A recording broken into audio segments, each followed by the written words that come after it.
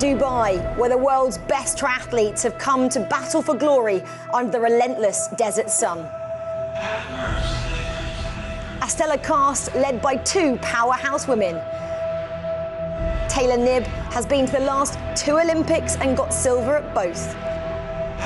After 3 wins from 3 T100 races this season, can she top it all off and become the T100 World Champion? First or second will do. In her way is the queen of the 100K, Australian Ashleigh Gentle, who must first beat Taylor and then hope for divine intervention. Welcome to the T100 World Championships. Well, this is it. 6 of the most brutal triathlon races on the planet are behind us, and we now find ourselves here amongst the glitz and glamour of Dubai, where the time is now for one woman to be crowned the first ever T100 World Champion. Well, let's find out how our inaugural season has played out and what's at stake here in the desert. Well, only 3 women have been on the top step in the T100 races this season. It was India Lee first in Miami, Ashleigh Gentle 2 wins, first in Singapore and then in London, and Taylor Knibb, well, she's won 3 times this season in San Fran, Ibiza and Vegas.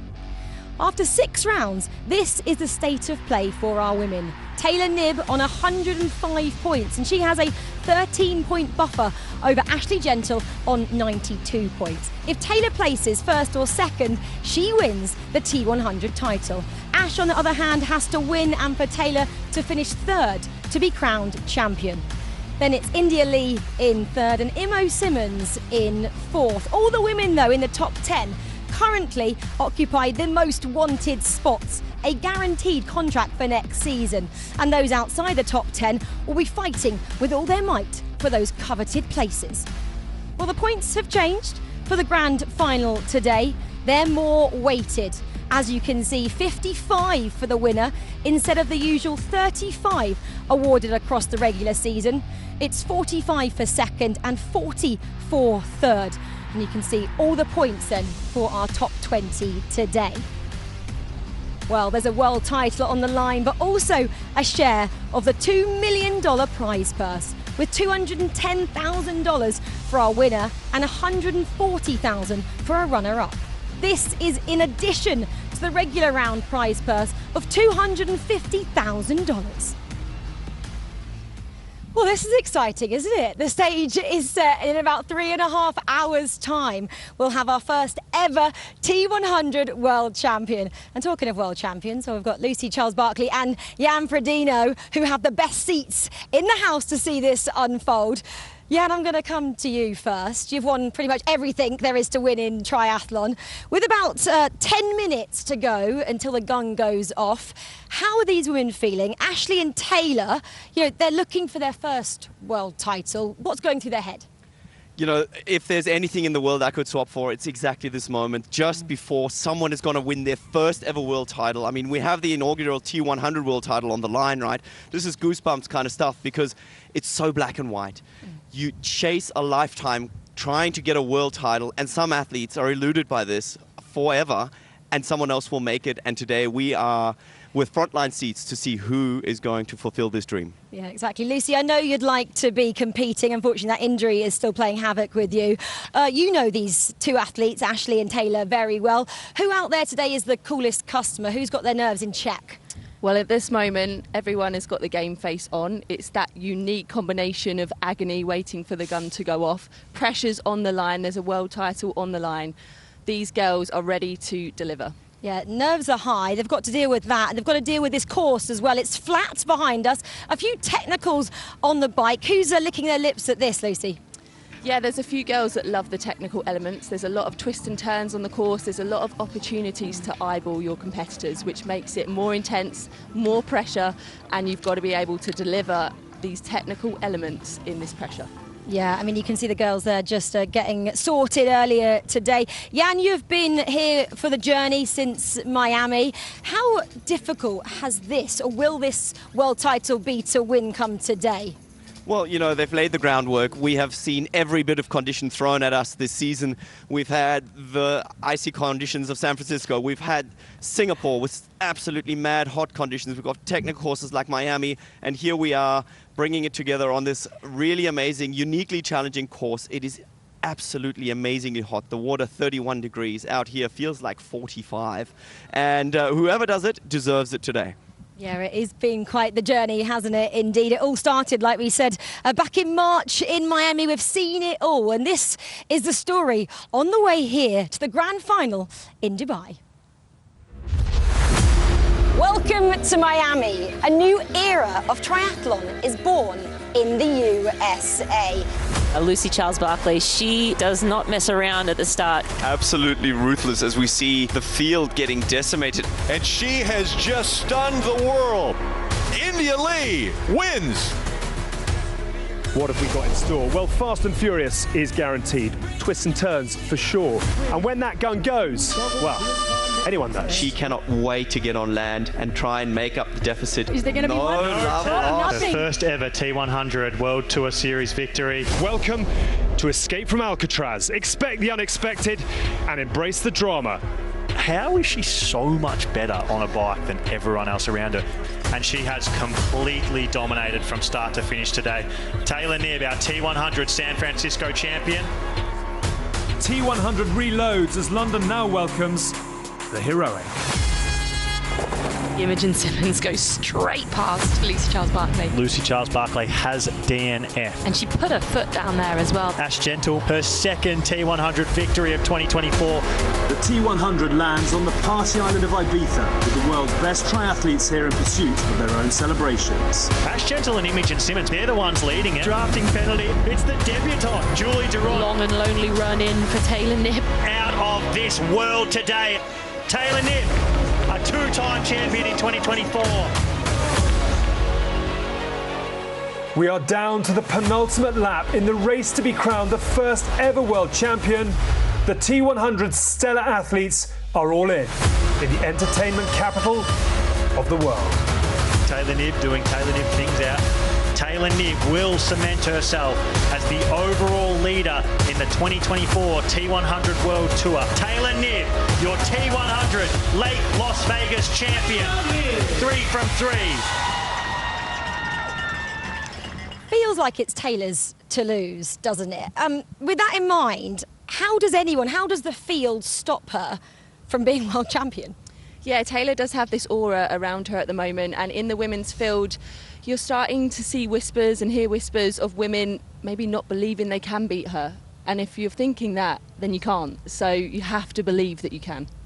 The only time, Jan, that Ashleigh has beaten Taylor was Dallas 2 years ago. That was the only chink we've seen in Taylor Knibb's armour there. We can see her on the screen now. What went wrong that day for Taylor, and why was Ashleigh able to capitalise? You know, I think the conditions were quite similar to what we have here today. It was extremely hot. Taylor Knibb wasn't as good as she is now, perhaps. You know, I mean, she has developed tremendously as an athlete. She's worked extremely hard on her weaknesses. And even now that she is in such a dominant position, she has coached the little details and made sure she gets everything right. And that's why she's building this aura. And that's why for many athletes, it's a race to the start line, whether at the start line they believe they can get one up on her. And I have to agree with Lucy here that there's quite a few women who don't. Do you think Ashleigh believes that she can beat Taylor? She's only beaten her once. That was Dallas. She's lost, obviously, every time she's been on the start line with her this season. I believe Ashleigh could be one of the only athletes that does believe she can beat Taylor. She's obviously won a T100 title before, twice actually. So she knows what it feels like to win. And yeah, she really copes well with the heat, and the heat is definitely here in Dubai. So we could see her come through on that run and take the win today. What's it like, though, when Ashleigh goes past you? How demoralising is that if it was to happen to Taylor as well? The way Ashleigh overtakes on the run, she's very tactically astute. She charges past you. She almost is hiding behind you, and then she sprints, and you just think, I can't go with that. Yeah, and Ashleigh's also leaving no stone unturned. She's now got a cycling coach as well. She's bought the cycling coach here this weekend. Do you think this has made enough of a change so far heading into Dubai? You know, I would argue the biggest change she's probably made is that she's gone home, and she's somebody who's very close and feels very comfortable at home. And that is normally a position of, you know, happiness to a certain extent that you can get your best performance out. She raced at a home race, which she's won for a record number of times, been immersed in that community. And, I think you just need a bit of positive backwind. People just saying, yes, you can. And if they say it often enough, you start to believe it, and that's where we find ourselves today. There are 20 women in this field. We've just spoken about 2 of them. Can anybody upset this race, Lucy? Well, this is triathlon and anything can happen. We've got a bike involved, mechanicals can happen. We've seen it in some of the races. The heat is also going to play a factor. And if you haven't managed that correctly, there could be cramps, there could be all sorts. But I imagine there's going to be some blow-ups on the run today. Names I'm looking out for, maybe India Lee, she's won one of these. Julie Derren, been on the podium in the last 2 races. And Flora Duffy, I've heard she is looking good. Absolutely, and we have to think about, there's the overall world title, but there is a single championship race here, and this, the running for this is definitely very exciting. I think Julie Derren, somebody who's come up very strong, who would have been working on it. Flora Duffy also doesn't like being on a podium unless she's being on the top step, and all these kind of things. You just hope it gets that little bit of an edge that, we're going to see a great race today. Final question, who's going to win, Lucy? Who's going to take the crown? I'm going to go with Ashleigh. Jan? I'll balance it out. I'll go with Taylor. Ashleigh, Taylor, who are you thinking? Well, the time is now. I can't believe I'm saying this after a very long season. Only 100 kilometres separates our women from a world title. Well, let's get down to our starter to start our T100 Grand Finale. Here we go.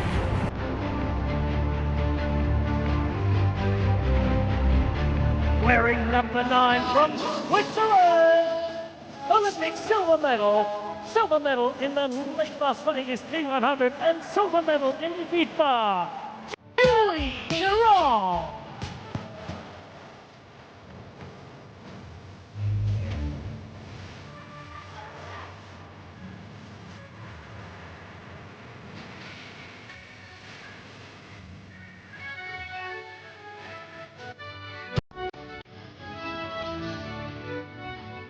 Wearing number 5, representing Germany, she is the world champion.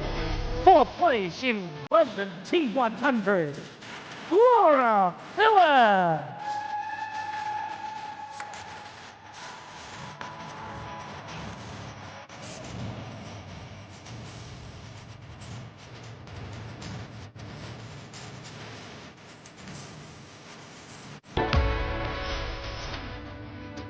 Wearing number 4, representing Switzerland, 2nd place in T100 London. Give it up for Imogen Simmons.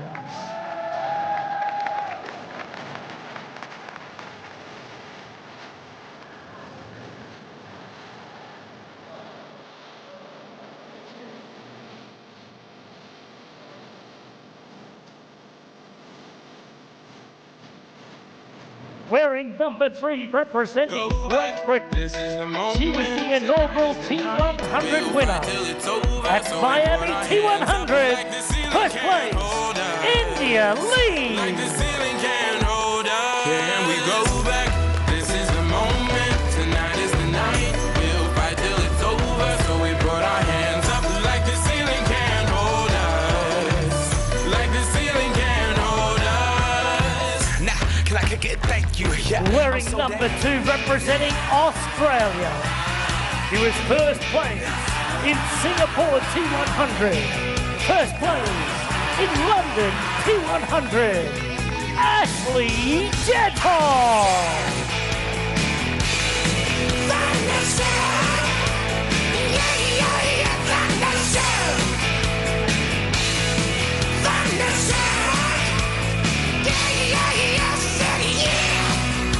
And wearing number 1 from the USA, she is a 3-time T100 winner and undefeated in 2024, Taylor Knibb.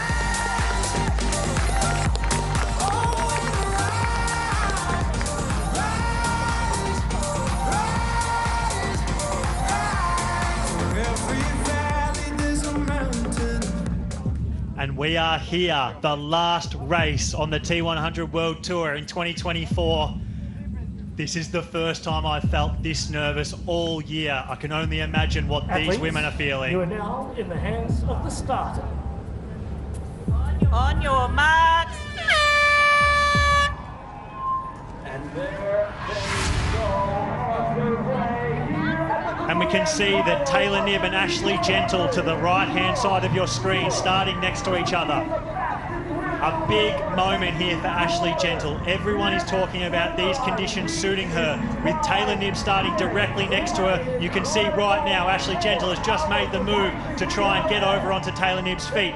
Rest assured, Taylor Knibb will be trying to swim away from Ash Gentle right from the start of this race. Worst case scenario for Taylor Knibb is that she gives Ashleigh Gentle a ride on her feet today, so you can be guaranteed that she will be swimming super hard from the start, and you can see that she has taken the lead. Taylor Knibb not always the kind of athlete who is going to lead the swim from the start, but this gives you a sense of just how important this swim start is today with Ashleigh Gentle starting next to her. My name's Jack Kelly and I'm joined by the one and only Vicky Holland in commentary. Vicky, what do you see so far? Thanks, Jack. Yeah, we've had a fast and furious start as we expected. Out onto the left of screen, I think that's Sarah Perez-Sala. She's leading that first sort of line of athletes, I guess you could say, and then in the middle, can't quite see that. I think that's the white cap of Flora Duffy, and then as you said, over on the right hand side of screen we've got Taylor Knibb and India Lee just trying to tuck in onto her feet with Imogen Simmons right behind her. So you can see that Taylor Knibb in the orange cap closest to your screen leads the swim. On the far side in the blue cap, that's Sarah Perez-Sala. Interestingly enough, behind Taylor Knibb, we have India Lee in the red cap, the Miami champion. Imogen Simmons, a strong swim biker, in the green cap. And fighting for her feet in the purple cap, that's Ashleigh Gentle. This is a massive moment in today's race. The reason why is because this bike course, it doesn't suit Taylor Knibb like every bike course does. We just assume that if Taylor Knibb gets out on the bike, Ashleigh Gentle, India Lee, Julie Duron, they're not going to be anywhere near her. However, this course is so technical that the one minor weak link in Taylor Knibb's armour is the technical ability, to the point that she's had to go and hire a technical bike coach. So if India Lee, Imogen Simmons and Ashleigh Gentle can stay with her on the swim, anything can happen here today. Yeah, that makes this a really, really exciting race. And as we've just panned out there, you can see that Ashleigh Gentle is holding on to Imogen Simmons' feet. Ashleigh Gentle's the purple cap. We've just lost her off the screen now, but that green cap is Imogen Simmons, and she's right in front of her. So we've got two distinct lines of athletes now, one being led in the teal cap on the far side by Sarah Perez-Sala, and one being led on the near side in the orange cap of Taylor Knibb. 4 people in that line. The fourth person, crucially, is Ashleigh Gentle, and this can set her up for the race that she needs today. If she wants to win the first ever T100 world title, she has to win today, and she has to hope that somebody else comes between her and Taylor Knibb. We saw Kat Matthews was the athlete on the feet of Ashleigh Gentle as well. So all of the heavy hitters, Taylor Knibb, Ashleigh Gentle, Flora Duffy, Kat Matthews, Imogen Simmons, are right at the front of the swim. One of the highlights of the Women's T100 World Tour in 2024 has been the rivalries that we've seen. Taylor Knibb, Ash Gentle, Kat Matthews, Julie Duron. And today, here in Dubai, these rivalries, they come to a head. I'm definitely going into this as an underdog to take that world title, but I look at it as a race, a one-off race, where I'm like, just give it everything. It's the end of the year, it's the grand final. I just need to finish second in order to win the world title, and so I feel like I have a bit more in control because she could beat me, and as long as I just get second, that's a big ask still. It still secures it up, but at the same time, it's also almost a benefit, I guess, if I don't win and Ashley doesn't win, for someone else to win, because then I can finish even lower and still win. Yeah, so for me it's interesting. There's, obviously lots of different scenarios that could happen, and obviously at the start of the year everyone's, vying for that world title, and we get to Dubai and I'm realistic with myself. The odds are absolutely stacked against me. I feel like I have a bit more wiggle room, and I've done everything I can to set myself up to be in the best position possible heading into this race, but at the end of the day you have to perform in the grand final, and that's what makes it exciting. I've just got to really make sure I look at this race and just see it as like a standalone World Championship title race where I'm not going to think about the points too much or what's happening. Of course it's going to be at the back of my mind, but I'm just going to make sure I can put all that hard work in training that I've done the last 6 months and try and nail my absolute best race. It's a race, and who knows, on Monday we could be sitting here and neither Ash or I are the world champions. Like, it could just happen that way, so you never know. The battle for the T100 World Tour in 2024. The two main rivals this year, Taylor Knibb and Ashleigh Gentle. Ashleigh Gentle, she's won 2 races, Singapore and London, but Taylor Knibb has not been at either one of those races. Taylor Knibb, she's 3 from 3. When she shows up to a T100 race, she wins it. Today we are seeing something quite crazy here in the swim though. It could be because of the conditions here in Dubai. The water temperature, a staggering 31 degrees Celsius. For those playing at home who haven't swum in temperatures like that, that's like going to your spa at your local wellness resort. It's a very, very brutal thing. You really overheat quickly when you swim, and that can mean that the women either can't swim as fast as what they can in colder water, or they're choosing not to. And one of the big results of that, Ashleigh Gentle is still here in the front group. Well, something I'm noticing right now is that Sarah Perez-Sala at the front of the race, I don't think she's got a swim skin on. I also think that Taylor Spivey, who's swimming in third, I don't think she has a swim skin on either, whereas most of the other girls do. Now, a swim skin, it just gives you a little bit of extra buoyancy and therefore makes you a little bit faster in the water. But with that incredibly hot water temperature, some of them are choosing to take that layer off and try and keep a little bit cooler.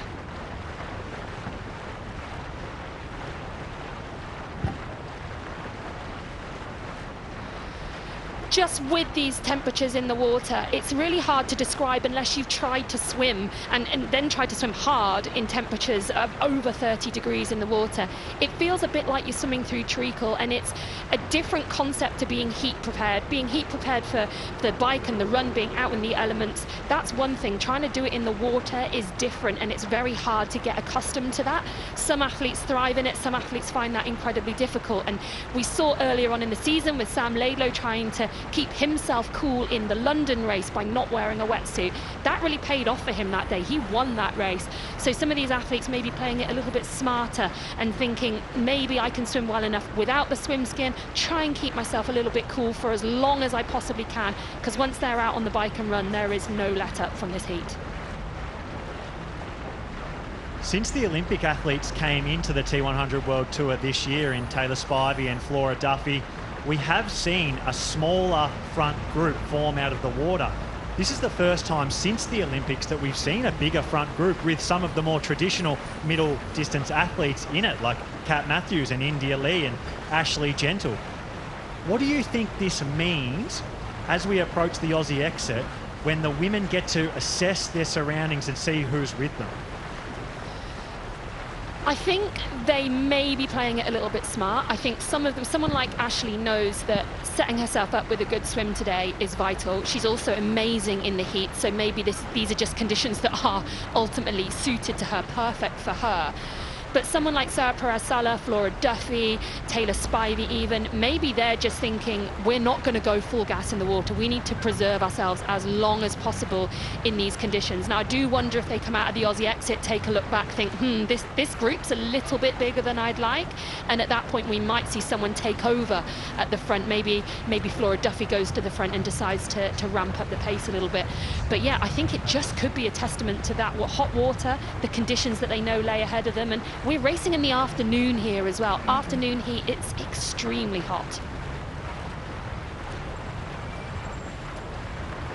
Sarah Perez-Sala, your early swim leader. With the absence of Lucy Charles-Barclay here, Sarah Perez-Sala is the one who's assumed control of this race. And we are joined in commentary, like always, by the 5-time world champion, the great, the one, the only, Jan Frodeno. Jack, Vicky, it is good to be with you on this extremely exciting day. What a day of firsts, a world title, a new world champion. I'm excited. I'm really looking forward to this. We can see here, it looks like the pace may be picking up a little bit, maybe like a little bit of a move by Sarah Perez-Sala, because that green cap of Imogen Simmons, that's Ashleigh Gentle behind her in the purple cap, and it looks like she's really struggling to hold on. This is a huge moment in today's race. Can Ashleigh Gentle hold the feet of Imogen Simmons in the green cap, or is she breaking?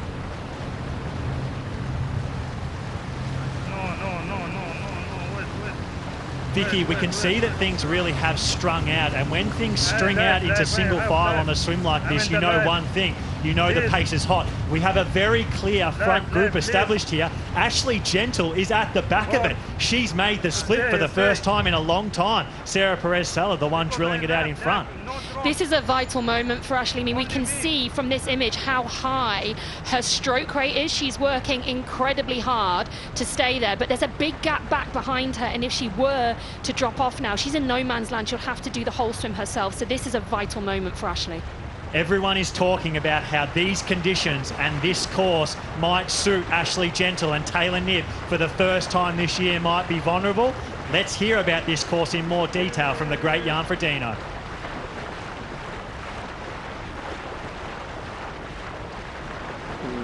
We find ourselves at the Dubai T100 with a 2-lap Aussie exit swim course as usual, and then a fairly long transition that is a time trialist dream. This is where Taylor Knibb is going to try and put in some time, where we make the transition out to the maiden center and then head for a very technical 7-loop bike course where athletes will be facing off against each other. This will favor the technical bike handlers before they head for transition 2 out there, and another 7 laps of running where athletes will face off and see each other for the T100 World title.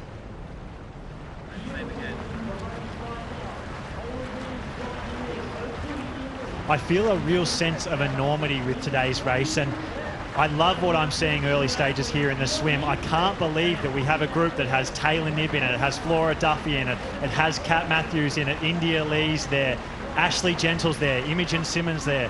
All of the heavy hitters in the T100 World Tour are in this select front group. Did we see Julie Deron? Oh, yeah, I was just trying to see that. I'm not sure if she's there. Kat Matthews actually might be leading that third group back there. It's not actually her in that lead group like we got told by the spotters. So it seems like Kat Matthews is actually back in that third group. So it's Sarah Perez-Sala out in front. That's definitely Flora Duffy on her feet. Taylor Knibb there as well. Taylor Spivey there in that pink cap. We've got India Lee, we've got Imogen Simmons, we've got Ashleigh Gentle. That could be Julie Deron on Taylor Spivey's feet. I can't quite tell at this moment, so we're going to get a time check as they come out of the water. We're going to get splits.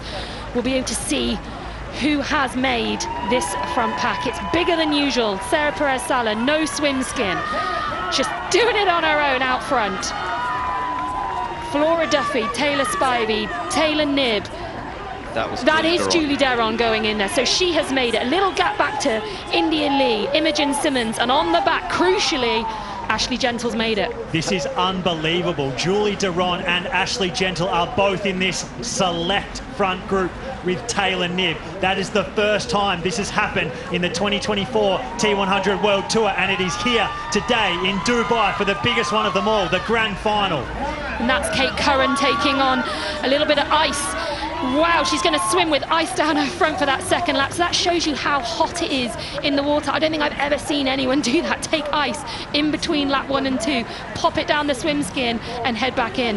And that was a whole lot more timid from that chase group. The first group felt like it was attacking. You saw Ash Gentle actually make up 2 places, running back into the water. But that second group was a whole lot more defensive, taking on ice and just trying to survive the second lap.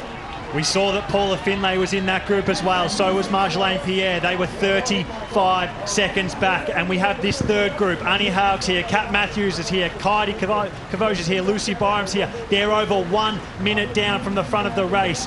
This is truly incredible what we're seeing. This shows just how much a grand final and a world championship title can mean to the best athletes in the world, because we have Ashleigh Gentle, we have Julie Duron there at the front of the race, and our Miami champion Indy Lee is there too. All of the T100 2024 race winners are in this select front group. We have not had a race this exciting at this point so far on the World Tour.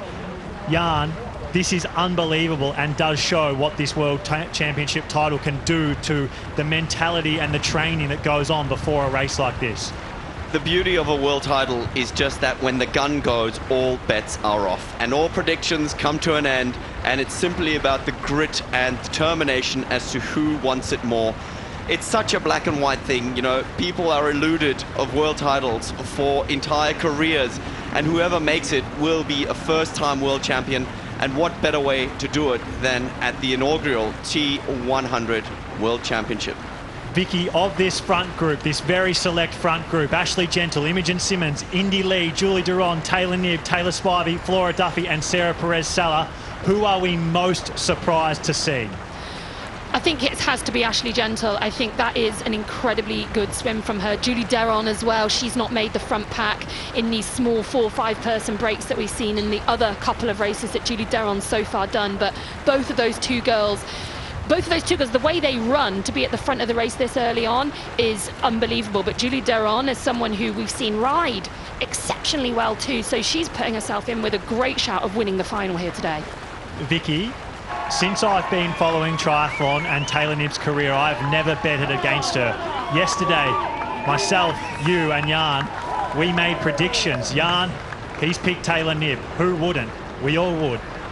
But for whatever reason, you and I picked Julie Duron. We sensed that there might be the potential for an upset here because of the conditions and the course. And what we're seeing in the swim, it's almost set up perfectly for someone else to challenge Taylor Knibb for the first time in 2024.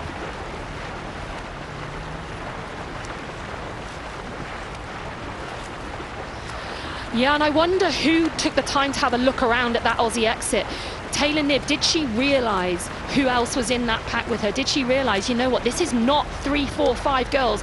We've got a big group here, and the people I don't want to be here, Julie Duron, Ashleigh Gentle, probably her 2 biggest rivals on the day today, they're right with her. She has moved around both Flora Duffy and Taylor Spivey to put herself in 2nd position.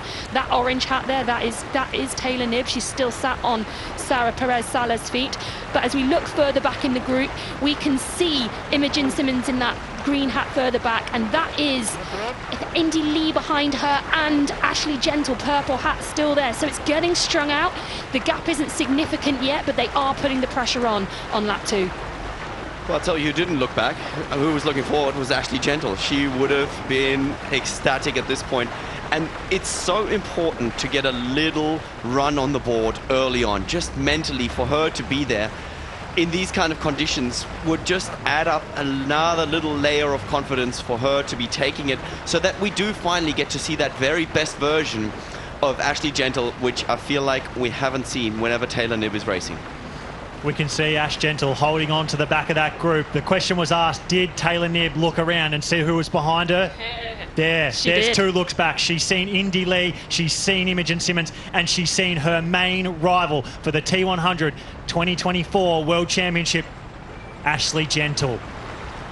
And coming back to the front group right now, we can see that Ashleigh Gentle is fighting for dear life to hold on to this back of this group. It is strung out. Sarah Perez-Sala is absolutely stinging it here, and Ashleigh Gentle is only just holding on. And once again, you can just see as we look at the very back of that pack, that purple cap that we keep catching a glimpse of Ashleigh Gentle, that stroke rate she's putting out is really high. That's something that is important, because a higher cadence, whether it's swimming, whether it's cycling, whether it's running, it tends to elevate your heart rate a little bit, and that's almost what you don't want. I mean, there is an element here that could just be Ashleigh's style. She has a high cadence.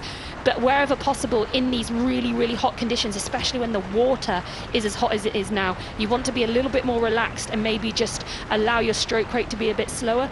Ashleigh doesn't have a choice. Right now, if she wants to hold on to this pack, and she desperately does want to hold on to this pack, she's just got to give everything. Sarah Perez-Sala, your early leader here at T100 Dubai. And you can see over the course of this second lap, the select front group has established an even further lead to the chase pack behind. Sarah Perez-Sala taking charge at the front of the race in the absence of the world champion, Lucy Charles-Barclay.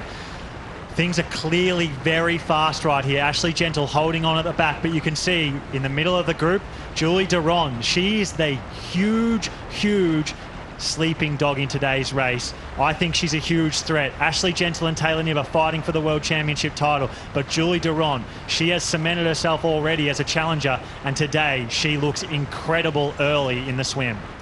And maybe we can add to that. I mean, talking about high-stakes races, this is about as big as it gets, right? And if you look at the other race this year that was as big as they get, it's the Olympics. And Julie Duron knows how to deal with pressure. She knows what she's capable of, and her coach would have prepared her to the very, very best of his and her ability. And that is, again, something that she will get to take as a rolling weight to go and carry her onto the bike course. You can see, looking at the percentage of max heart rates on your screen, Ashleigh Gentle, she's in the orange zone, 91% of her max heart rate. Compare that to Taylor Knibb, her main rival, 75% of max heart rate. Clearly, like Vicky talked about, the effort required from Ashleigh Gentle to hold on to this group is immense. Indy Lee the same, our Miami champion. She hasn't won since the first race of the year. Can she bookend the T100 World Tour? Julie Duron, the other incredible runner, potentially the fastest runner in the field, which is crazy to say when Ashleigh Gentle is in the race. She's also at 91%. So Julie Duron and Ashleigh Gentle, they're just early on in the race. They're potentially burning matches because they realise how important it is to stay in this front group with their main rival, Taylor Knibb. So here's a question. If you are that experienced in these kind of conditions and you're confident because you have performed well in the past, are you just more or less reluctant to go and push yourself closer to the edge? Are you just more happy to play with that very fine line? Whereas, you know, other athletes who perhaps have had setbacks in this kind of heat would be reluctant. They'd be holding back. They'd be trying to pace themselves and not go on the attack. Definitely. I think there's got to be an element of experience and knowing how you perform in certain conditions. And someone like Flora Duffy, born and raised in Bermuda, she's always excelled in hot and humid conditions. I mean, she won her Olympic title in Tokyo. You've got someone like Ashleigh Gentle, who's always done incredibly well in hot and humid conditions. Again, from Brisbane, she knows exactly how to pace herself in these conditions. She knows how hard she can push and how close to that line. Someone like Julie Duron has done very well, again, in hot and humid conditions. So these athletes who know that they can do that, they will have a huge amount of confidence going into a race like this and knowing it suits them. Whereas those who've ended up, you know, on the sidelines, they might be a little bit tentative.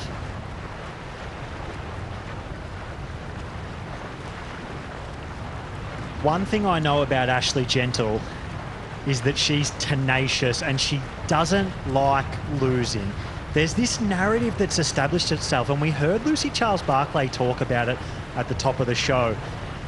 Some rumours that women don't believe they can beat Taylor Knibb, and there's so much talk that Ashleigh Gentle has been mentally defeated by Taylor Knibb, and the fact that Taylor Knibb just keeps beating her and beating her and beating her every time they've shown up to a start line together in the last 2 years. And I got this real sense from Ashleigh Gentle during the week that she wants to change that narrative and do everything she can to win today's race. And to answer your question, Jan, I think if anyone in this field is prepared to end up in a hospital at the end of the race, I think it's Ashleigh Gentle. Well, let's hope she doesn't, but I'm certainly looking forward to her laying it out there. I do agree that she's gone about it slightly differently. She's gone back home, being a homebody. She's somebody who gets a lot of energy from being there in her community, having raced her kind of, you know, all-time, long-time favorite race down in Noosa, and just being immersed in people who back her. And again, it's just, you know, when somebody keeps saying you can, you're great, you're the best, that affirmation will get to you and will just build you up eventually. You'll just believe it. And yeah, that is obviously why she has pulled out the swim of all swims that everybody's been hoping for this season and is about to go and join this first group on the bike. She went home to Brisbane, and when she was there, it was going through a really hot patch. It was probably as hot, if not hotter, than what we have here at Dubai. She's the only athlete that was training in conditions that brutal in the lead up to this race, and we know that these conditions already suit her. So talking to her, you can see that the longer this swim goes, she's actually moved up. She's gone past Indy Lee, and she's actually, she's not the last woman in this group now. She's clearly settled in, and he's going to exit the water in this front group by the looks of it. So Ashleigh Gentle, this tenacious, I'm going to show everyone attitude, it's showing itself here at the swim.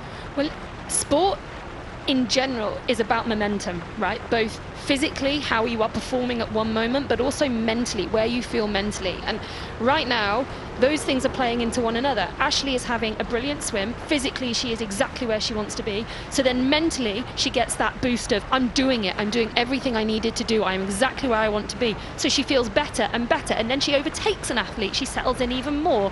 That's how momentum builds in sport and how it swings at times. And right now, the momentum is with someone like Ashleigh. Another important thing, I think, is the fact that you start running out of alternatives and it becomes a has to.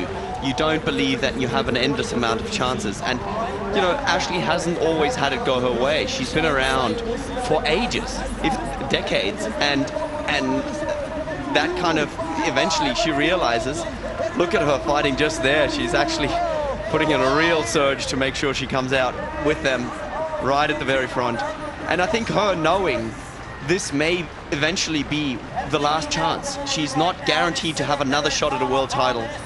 Is just another way of pushing her to the front and making her extra motivated. And Ash knows that this course suits her, not only because of the brutal heat in the water and out on deck, but also the technical bike course. It's at this point in the race, T1, where we're used to seeing Taylor Knibb do Taylor Knibb things and ride away from the front of the field.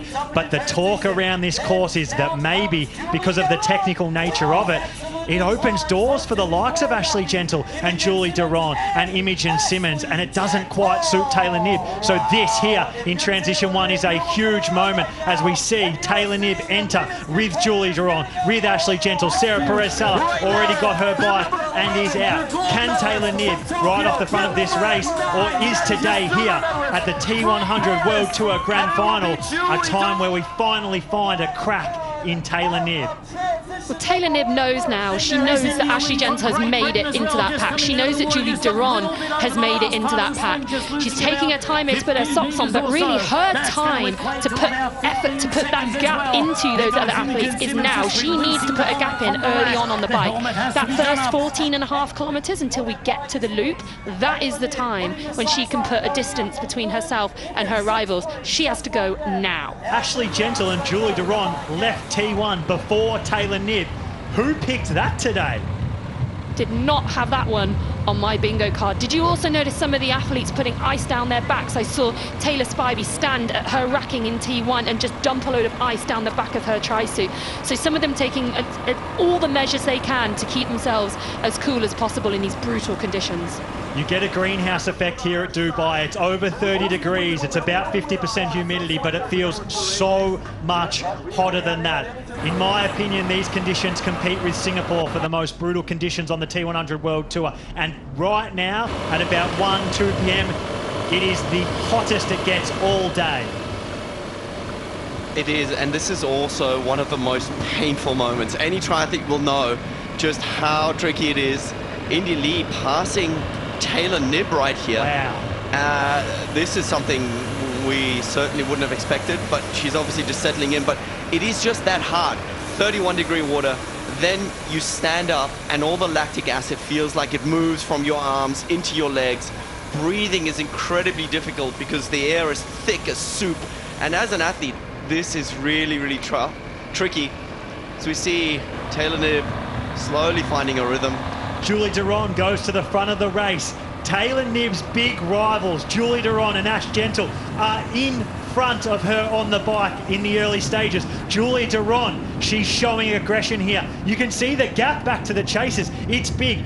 Jan, Vicky, I don't believe I'm saying this, but we have a race here today. Taylor Knibb doesn't have everything going her own way. Julie Duron and Ashleigh Gentle, Flora Duffy, India Lee are here to steal the show. And it's on the biggest stage of them all, the T100 2024 Grand Final. The very first Grand Final in T100 World Tour history. Whoa, this is a race. We've got Lucy Byram there just going out of transition. She also had some ice stuff down her back. You could see it on her tri-suit. Laura Madsen coming through now as well. These girls have got a bit of catching up to do as we zoom in on Annie Haug. Annie's just had, feel like some pretty rotten luck this season. Oh, as we see Kat Matthews reverse back in, tidying up her box there at T1. She had to make sure her swim skin went into the box. Unfortunately, that would have been a penalty otherwise, so it was absolutely the right thing to do to go back. But yeah, to go back to Annie Haug, just had some rotten luck with penalties so far this season. We've not seen the likes of the racing we had from her in 2022 in Ibiza where she won, so 2023, sorry, Ibiza where she won, so let's hope we get her back. The gaps really blew out over the second lap of that swim here, and we could see it on screen, but Paula Finlay, she was only 30 seconds down after lap 1, 2 minutes down into transition. Marjolaine Pierre was there with her, Kate Curran, and then we see it's almost 3 minutes back to Lucy Byram and Laura Madsen. Annie Haug, Kat Matthews, Laura Phillip, 3 of the biggest names in World Triathlon. They're over 3 minutes down just out of the swim. So that front pack that Ashleigh Gentle and Julie Duron managed to be a part of with Taylor Knibb, they've blown this race apart early. Well, you mentioned Laura Phillip. You know, it is definitely something. She's one of the veterans out on scene, and she has won a world title this season. And for her to build up the tension to come to this race, honoring the T100, shows you how important it is in the calendar.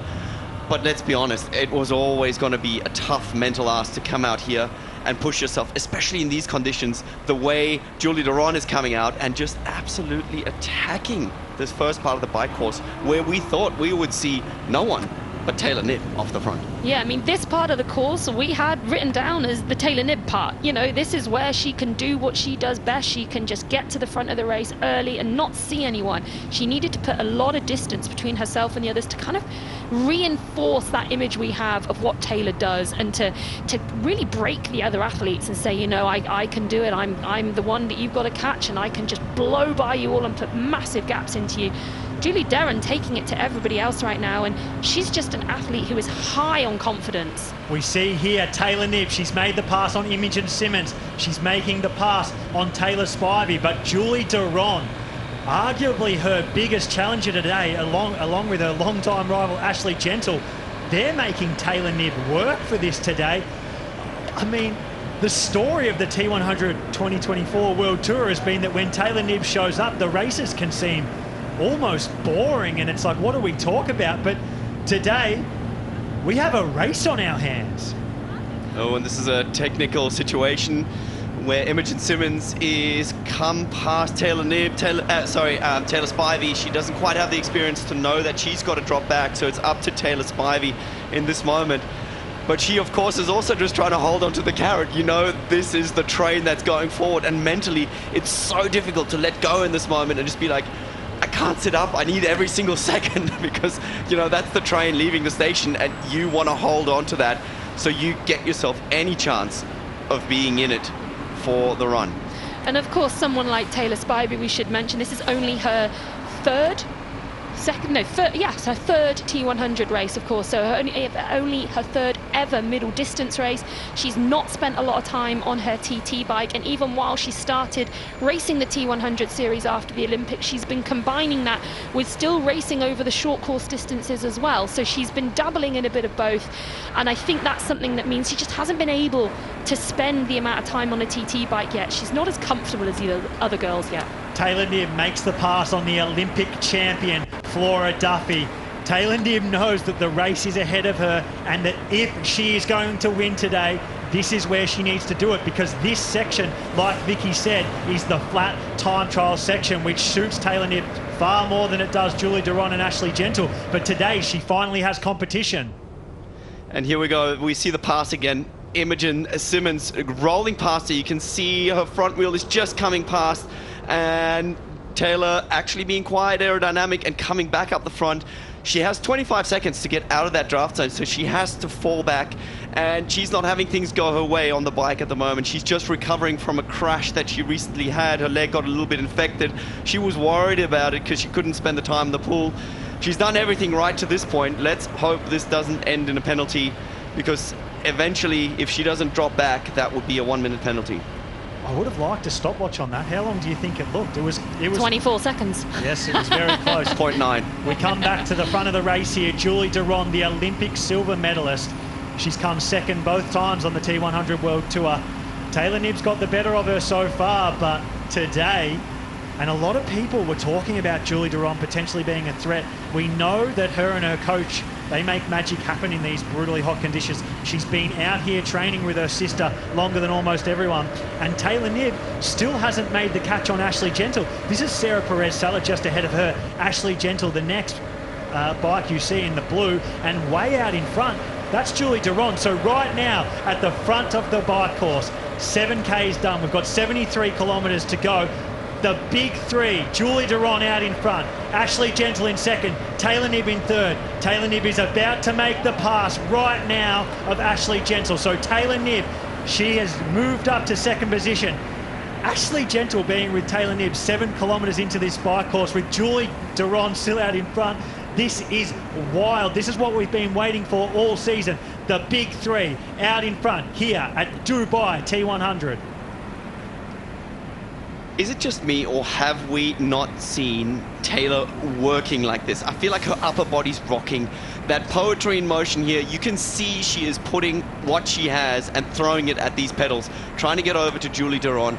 We saw a side shot, beautiful side shot of Julie just a minute ago, and she looked like she tremendously improved since at least Ibiza. And I feel like Taylor is throwing everything and the kitchen sink at this just to get to the front. And I wonder if for the first time we're seeing a little bit of panic from Taylor Knibb. We never really see that, but I wonder if she's thought everything that we've said here in commentary, I have to go to work and I got to do it now. And I think she's giving absolutely everything right now to get to the front and to try and distance herself from these girls. And that's the image you're talking about, Jan. Julie looks great on a TT bike right now. The gap from Julie Duron to Taylor Knibb still looks like it's about 80 to 90 metres, and Ashleigh Gentle is right on Taylor Knibb's wheel. Ashleigh Gentle has not just been blown away by Taylor Knibb, she's holding on and she's fighting. And Taylor Knibb is not having everything her own way today. Jan, you said it. Taylor Knibb looks like she's fighting for this too. Julie Duron out in front looks comfortable. She looks smooth.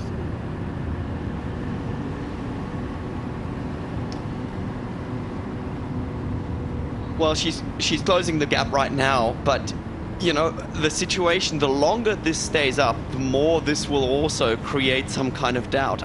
You know, there is obviously a tremendous amount of resilience these athletes have over time, but if you think back of the big target that Taylor Knibb has had all year, which was, of course, the Olympics, it was tough for her. It was a tough experience, how she went in, and especially the time trial, things didn't go her way.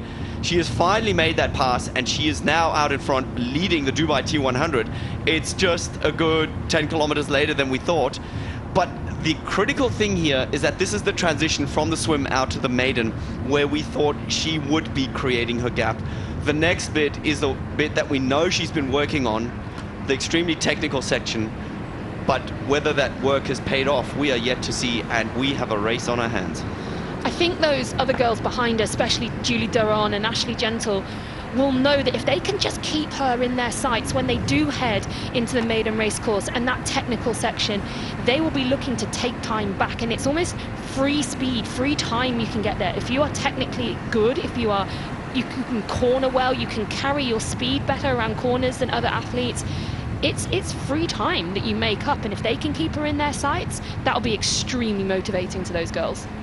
Taylor Knibb is a great runner, but she's not a runner of the caliber of Ashleigh Gentle and Julie Duron. And the differences in running in the heat really show themselves. The hotter it is, generally the better runners come to the fore. Taylor Knibb, she knows that she needs a gap. to Ashleigh Gentle and Julie Duron. She's experienced it at the US Open in 2022. She's seen what Ashleigh Gentle has done at both Singapore Opens. Taylor Knibb, this is a decisive moment for her, but it also is for Julie Duron and Ash Gentle, because if they can keep Taylor Knibb in their sights for that technical section, make back some time there, they know that they could probably come off the bike 2 to 3 minutes down and they would back themselves to catch Taylor. So a big moment right now on your screen. And again, Taylor looking back as she took that corner. Arguably, I think you could have taken that corner in the aerodynamic position, but this already brings us out to the maiden center where we are watching this race from. And this is where the technical bit starts. It's going to be really exciting because the T100 team have done a great job to put together a very, very exciting course. The technicalities of this means the athletes get to see each other various times throughout the lap, and it is going to be quite something, as we already see heart rates close to the max, heading for the first technical bits. These are the climbs, the turns. On one hand, they are the places you can get a little micro rest in when you go and lean into a corner. But we can see Ash Gentle here sitting very close to 100%, happy to play with that line as we debated during the swim. Seeing Taylor Knibb asking for some advice on where to go in this technical section coming up ahead.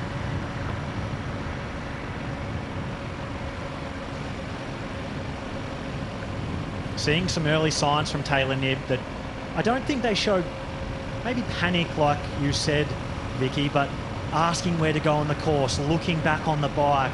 I think they're signs that Taylor Knibb knows this is a very crucial moment and this is where she needs to go to work. Showing signs that at the very least she's maybe concerned. Is that what you're saying? I think so. I don't think she thought she would be coming out of the water with Julie Duron and Ashleigh Gentle, and I don't think she thought that she'd only have 10 seconds on those athletes, less than now we're seeing on our latest splits. I don't think she thought that that would be the case as she approached the maiden race course. I think by this point she would have liked to see a minute plus. You can see the rankings of Taylor Knibb relative to today's field. She is the #1 ranked swimmer, the #1 ranked cyclist, and I'd say but only the #7 ranked runner. She's a great runner, like I said, but not to the level of Ashleigh Gentle and Julie Duron. So rest assured, this is where Taylor Knibb needs to make her move. We're coming closer and closer to the technical sections. We saw in Ibiza that Taylor Knibb didn't handle the technical sections as well as she would have liked. She even joked that maybe her technical cycling coach may have been wanting to fire her after her efforts. So this right now on this course in Dubai will show, has all of the work that Taylor Knibb's been doing over the last part of the season on her technical ability worked? Has it been worth it? Or will she let Julie Duron and Ashleigh Gentle and Imogen Simmons back into the race on this technical section? Yeah, she's coming right in front of the maiden race course here as we saw that beautiful image. She rode up the ramp there, now onto the blue carpet. So that is the long straight section of this course done. That was her best opportunity to put time in as she glanced back. Julie Duron clawed some time back through that technical section. You could see that Taylor Knibb sat up. She took it very, very tentatively. Julie Duron stayed in the aero position and she's right back up to that 20-25 metres behind Taylor Knibb. This is so motivating if you're Julie Duron and Ashleigh Gentle. I spoke about it earlier. It is all about momentum, and right now the momentum is with those two girls. Not only have they had fantastic swims, they put themselves right at the front of the bike. Taylor Knibb can pass them, but they're still there. We look out over the beautiful skyline here in Dubai, home of the world's tallest building, the world's only 7-star hotel. Something I was amazed by about Dubai is that it's actually surprisingly green as well.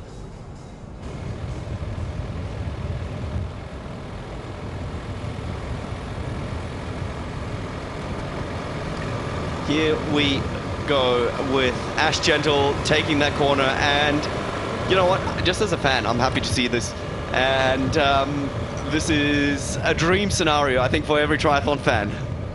Ashleigh Gentle, Julie Duron, they have made their way back up to Taylor Knibb. I almost don't believe what I'm seeing, and it's happening right here at the T100 2024 Grand Final in Dubai. Finally, someone is competing with Taylor Knibb, and it's her two main rivals, Ashleigh Gentle and Julie Duron. We're joined by Rachel Stringer, who's with the world champion, Lucy Charles-Barclay.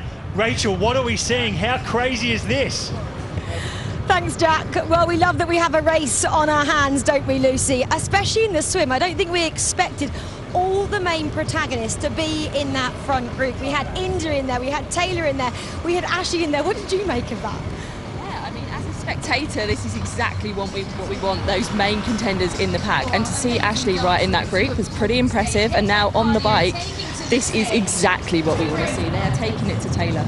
The swim, do you think it was because it is so hot out there, 31 degrees the water temperature? Yeah, I think everyone probably had to dial their pace back just a little bit. That heat just saps it out of you. As soon as you exit the water, it's like all of your energy is gone. So, yeah, I think that did keep the group a little bit more compact. I know the guys in commentary were saying it's like a spa, that kind of water temperature. What exactly is it like swimming in temperatures that high in the water? I mean, yeah, you can imagine just if you sit in a hot bath at home for too long, you just feel like your energy is sapped out of you. These girls are going flat out in the water and then they're getting out onto a bike. So they need their energy to be up and they don't want to be cooked. Dubai put a party on just now because we're about 10 seconds away. The bike is there from the athletes coming through transition where we are standing. This is exactly, Lucy, what we wanted to see, okay? Taylor is leading. Then we have a race on our hands between Julie and Ashleigh. Ashleigh, we know, has been working with a cycling coach coming into this. Taylor has been working on the technical sections. Did you expect them to be so close at this stage? I really didn't. Here they are. Make some noise as they come through. Yeah, so we've just seen Taylor coming through. We've got Ashleigh and Nina who are just chasing her will.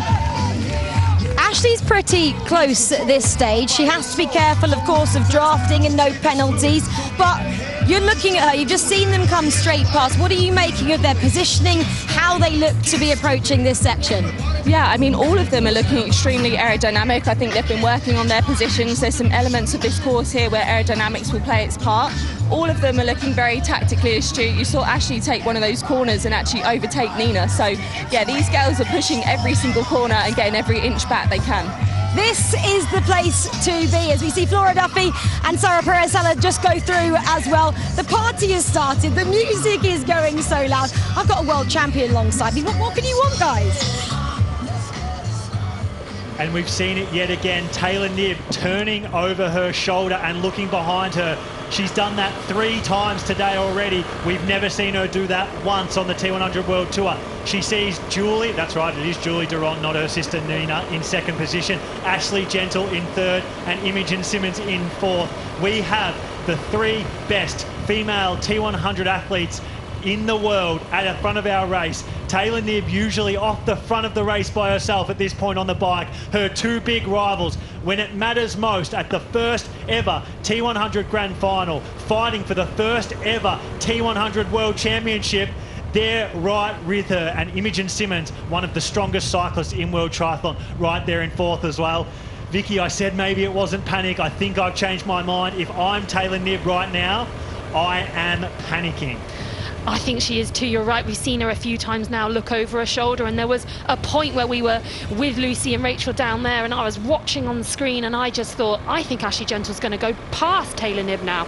She was keeping her so close in her sights there, and Julie Durand and Ashleigh Gentle have switched over the lead a few times, well, switched over for 2nd place a few times now, both of them really trying to be the person who is staying as close to Taylor Knibb's wheel as they are allowed to do.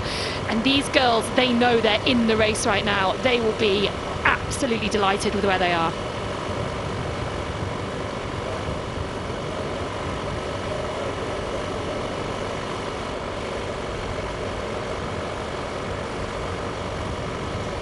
All right, not to rain on your panic parade here, but what about the idea that Taylor Knibb is simply fed up with everybody saying she's not the best runner? And she is somebody who, you know, she lives off that motivation. She reads a lot, she studies a lot, and she's been working on her run tremendously, and she hasn't been able to show it. This was one of her big sore points from the Olympics. We know that she's able to run with the fastest because she showed that in a much shorter distance over the sprint race. And maybe she's just out here trying to prove herself as a runner. It's a theory, Jan. Do you believe that, Jan? I believe it because that's what I used to do. Honestly, there was a stage in my career where somebody was labeled the best runner, and I waited for him in one race just to prove my point. And you know what? I believe in Taylor. It's early days, but for sure we have one heck of a race on our hands. Jan holding on very tight to his prediction from yesterday. I can see Vicky quietly cheering for Julie Duron. I'm going to change mine just so that all three of us have someone different. I'm team Ash Gentle. If we had a fourth commentator, they'd be Imogen Simmons, but it's just crazy that we have a race on our hands, 20 kilometres into the bike. Taylor Knibb's not by herself. That's the first time that this has happened this year. It's finally happened. We finally have a showdown at the front of a bike with Julie Duron, Ashleigh Gentle and Taylor Knibb. So we have a showdown, but we have a showdown for the world title as well, because we need 4 athletes to create enough distance between Ashleigh and Taylor Knibb, theoretically, to go get a world title. Let's not go into hypothesis, but the fact is that this can really shake up the race for the world title. We've got everything here. Ash Gentle is praying that Julie Duron stays there with her, praying that Imogen Simmons stays there with her and has a good run, because as you can see, as the leaderboard stands right now as to who will be our first ever T100 World Champion, because Taylor Knibb's out in front, Julie Duron's second, Ash Gentle's third and Imogen Simmons fourth, Taylor Knibb would win the World Championship. Ashleigh Gentle, she needs to win it, and she needs somebody else to beat Taylor Knibb. If Taylor Knibb finishes second, no matter who wins, Taylor Knibb will be your first ever T100 World Champion. We spoke a lot about Ashleigh's riding when we were in Ibiza, and at the time it just wasn't quite up to the standard that she needed to even compete with the likes of Taylor Knibb right at the front of the race. And also at that time, Indy Lee rode a lot of time into her, Julie Derham rode a lot of time into her. But today, she's done everything right so far. And I mean, I know we are only 20 kilometres into this bike, but that is a quarter of the way through the bike, and she is exactly where she needs to be. Technically, she was already brilliant before, but what she's done now is show that she's got the mettle to stay with these girls as well. I think something that shows just how strong Ash Gentle and Julie Duron are riding is the fact that India Lee, our Miami champion, came out of the water just on the tail end of that front group, and she's 1 minute and 11 seconds behind these leaders. And keep in mind, India Lee's bike is extremely strong. Someone else who's falling back is Kat Matthews. She came second to Taylor Knibb and is probably the closest to beating Taylor Knibb all year outside of Julie Duron. Kat Matthews and India Lee, they're the best of friends, but also the best of rivals. Yeah, I'd say it's a pretty easy friendship. We just get on really well. We've got the same sense of humour. Just to clarify, come race day, as soon as the gun goes off, we're not like friends as such. Like, we're not like racing together. It's not like, oh, I'll cat after you. Yeah. You're my friend after you. I probably would do. Yeah, I approached the T100 season as a whole, which is why I had a strong start to the year, and then I was a bit flatter in the middle of the year, and then hopefully the end of the year is going to be a bit stronger for me. Coming into this year, I think that's been a strength of mine, that I've got the perspective and I've got the ability to be able to take the step back physically when I need to, so that I'm able to keep my body in a place where I have got the energy physically and mentally to be able to get out the door each day and do the training. For such a long season, we started in March, and even though you're not racing every weekend, I'm still thinking about the next race like every day for how many months is that? 9 months? It's pretty exhausting. Indy's coming out tops at the moment, so like she said, the main aim of this weekend is to clarify who's going to come out tops in the series. And at the moment, I haven't got a great. I wouldn't be betting on me right now. I just want to beat Kat. Sorry, that was a joke. Indy Lee and Kat Matthews, two of the very best T100 athletes on planet Earth. Indy Lee, no one predicted her to win a T100 race this year. She came out and won the first race of the season. She beat Lucy Charles-Barclay, who at the time was probably considered the favourite or second favourite to take out the T100 World Tour this year. India Lee certainly shown that she is a force to be reckoned with, and Now she's a name that everybody talks about, and Kat Matthews down in 12th. A big season for her. She's come second at San Francisco, struggling with the early pace here today at Dubai T100. You can read between the lines, though. There is a serious rivalry there, right? It's all friendly and everything's great, but they're keeping score. There's no doubt.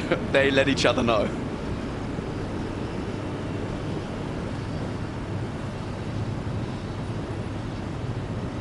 India Lee looks great to me, but it does show just how fast these women out in front are riding. You can see that Taylor Knibb has extended the gap to 20 seconds from Imogen Simmons, Julie Duron and Ashleigh Gentle. So the big question is, was the pace too hot early, and have Julie Duron, Ash Gentle and Imogen Simmons overextended themselves to hold on to Taylor Knibb? Did they find themselves in a position they didn't expect to be with Taylor Knibb out in the front of the race, and now they're starting to suffer?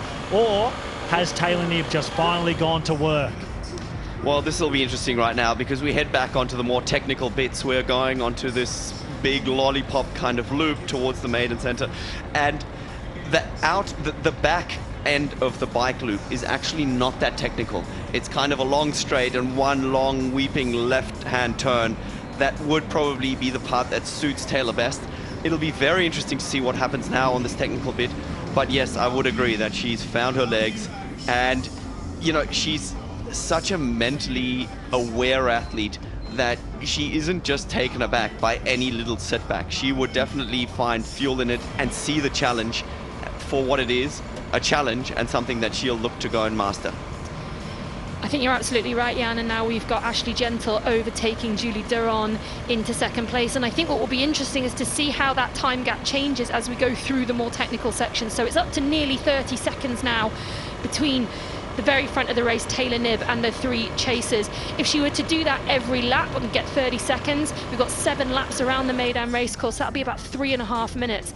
I still think at 3.5 minutes, we have got a race on with Julie Duron and Ashleigh Gentle coming from behind Taylor Knibb. So that would be quite the race if that were to happen. But I wouldn't be surprised if we just see that lead dwindle a tiny bit as she goes through this technical section, and then probably extend again as she goes out onto that slightly longer, flatter part of the course. Well, also that corner, Julie certainly went the widest she could possibly have gone on that turn. I mean, Ash Gentle was just riding a straighter line. I don't think she needed any effort. And that's going to be interesting as it gets hotter. Athletes start to fatigue more. And of course, to be aggressive on a technical course, you need to be mentally fresh. Taylor Knibb now doesn't need to turn around. She can just look across the bridge to see who's coming. And that's the beauty of this course. If you get a little bit of a gap, you can measure up against it, and you don't need any splits handed from the outside. You can just have visual marks, and that's really important if you're trying to find some comfort in your position. I wonder if she'll just feel a little bit more comfortable now that she'll look over her shoulder and they're not there anymore. She's had to ride with people for 20 kilometers that she didn't really want to have to see at all in the race. You know, we know that Taylor Knibb's game plan would have been to never see any of those three athletes at all. But she did have to see them, and she did have to race with them. And I do think that looking around was indicative that she was a little bit uncomfortable. Now, she doesn't have to see them anymore, and she can just relax into her own rhythm, do her own thing, and try and extend that lead.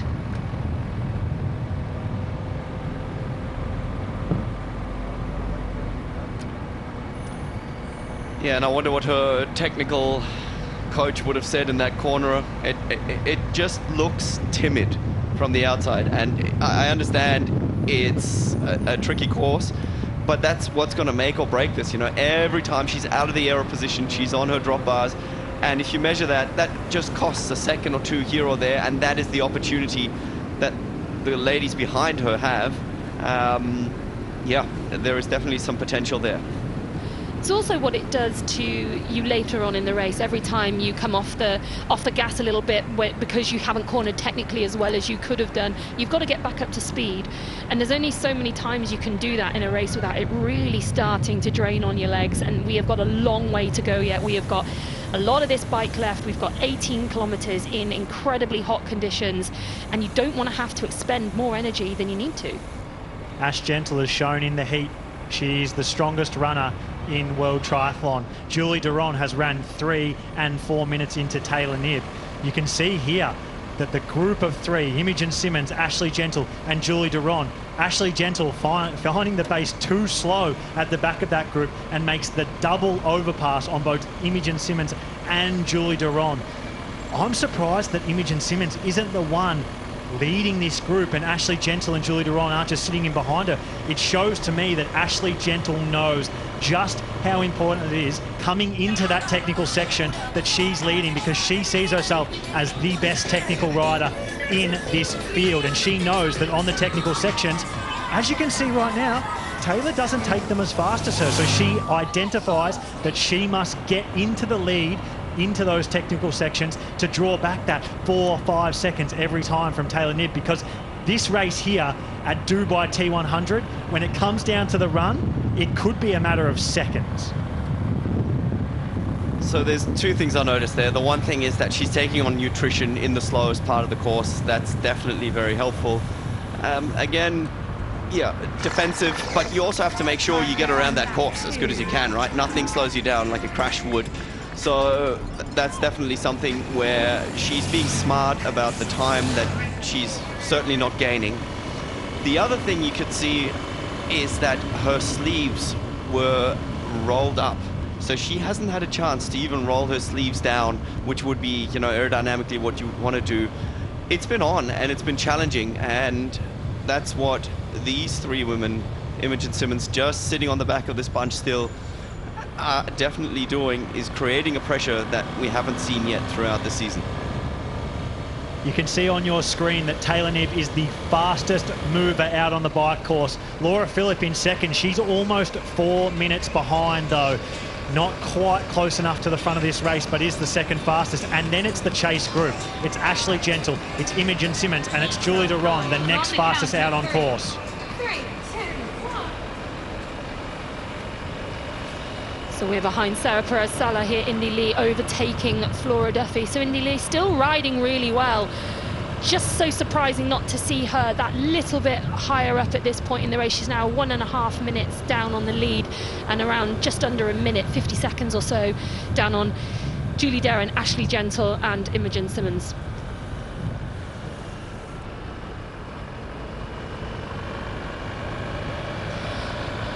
I have to say, I don't think Taylor Knibb actually did lose any time in terms of she didn't get time pulled back against her from Julie Darron, Ashleigh Gentle, Imogen Simmons through that last time of the technical section. It probably didn't extend very much during that section, but she definitely didn't lose any time, and that's encouraging for Taylor to know that she's going to still keep eking out time every single time she goes through that technical section. Half a minute in a lap is certainly not what we would have expected. You know, obviously testament to what she has been preparing for. But again, this is something interesting. I was recently reading Legacy, the coaching book of the All Blacks, and one of their mottos is that if you're at the top of the game, change the game. And I feel like that is something that Taylor Knibb is living and breathing, as we get the shot of Sarah Perez-Sala holding on for dear life to Flora Duffy and India Lee, who's just gone past these two. And they're showing us in a little bit more human way just how hard these conditions are. Yeah, I think what was interesting in that shot for me was looking at the positions. So Sarah Perez-Sala, having done this a long time, sorry, it's just on screen there. Yeah, we've just seen Taylor Knibb go past the 3 nearest competitors coming in the opposite direction. So she will have had a time check there. She's probably got it on her own bike computer. She probably had a little check when she went round the U-turn at the far end, and then as she came back, will have just checked to see what that time gap is. So she'll know she's putting in good time now over each lap. It is still only 29 seconds. We saw it got up to about 34 seconds. So that does show that there was a few seconds eked back from Ashleigh Gentle, and we saw on the replay that Ashleigh Gentle went to the front of that group through the technical section and led Julie Duron and Imogen Simmons all the way through it.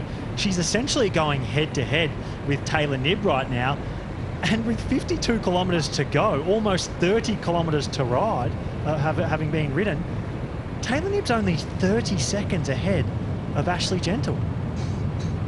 Well, the question is here, is Julie Duron also thinking, look here, if you want to win the world title, you go ahead, pull some work, and I'm focusing on winning this race and saving my energy.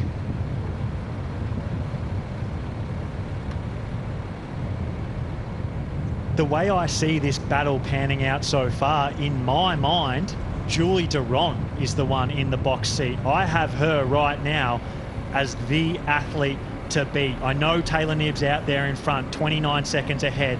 I know Ashleigh Gentle looks good, but to me, I'm seeing a very composed and patient Julie Duron. Every time I've seen her, I think she looks incredibly good. I think she's just staying exactly where she needs to.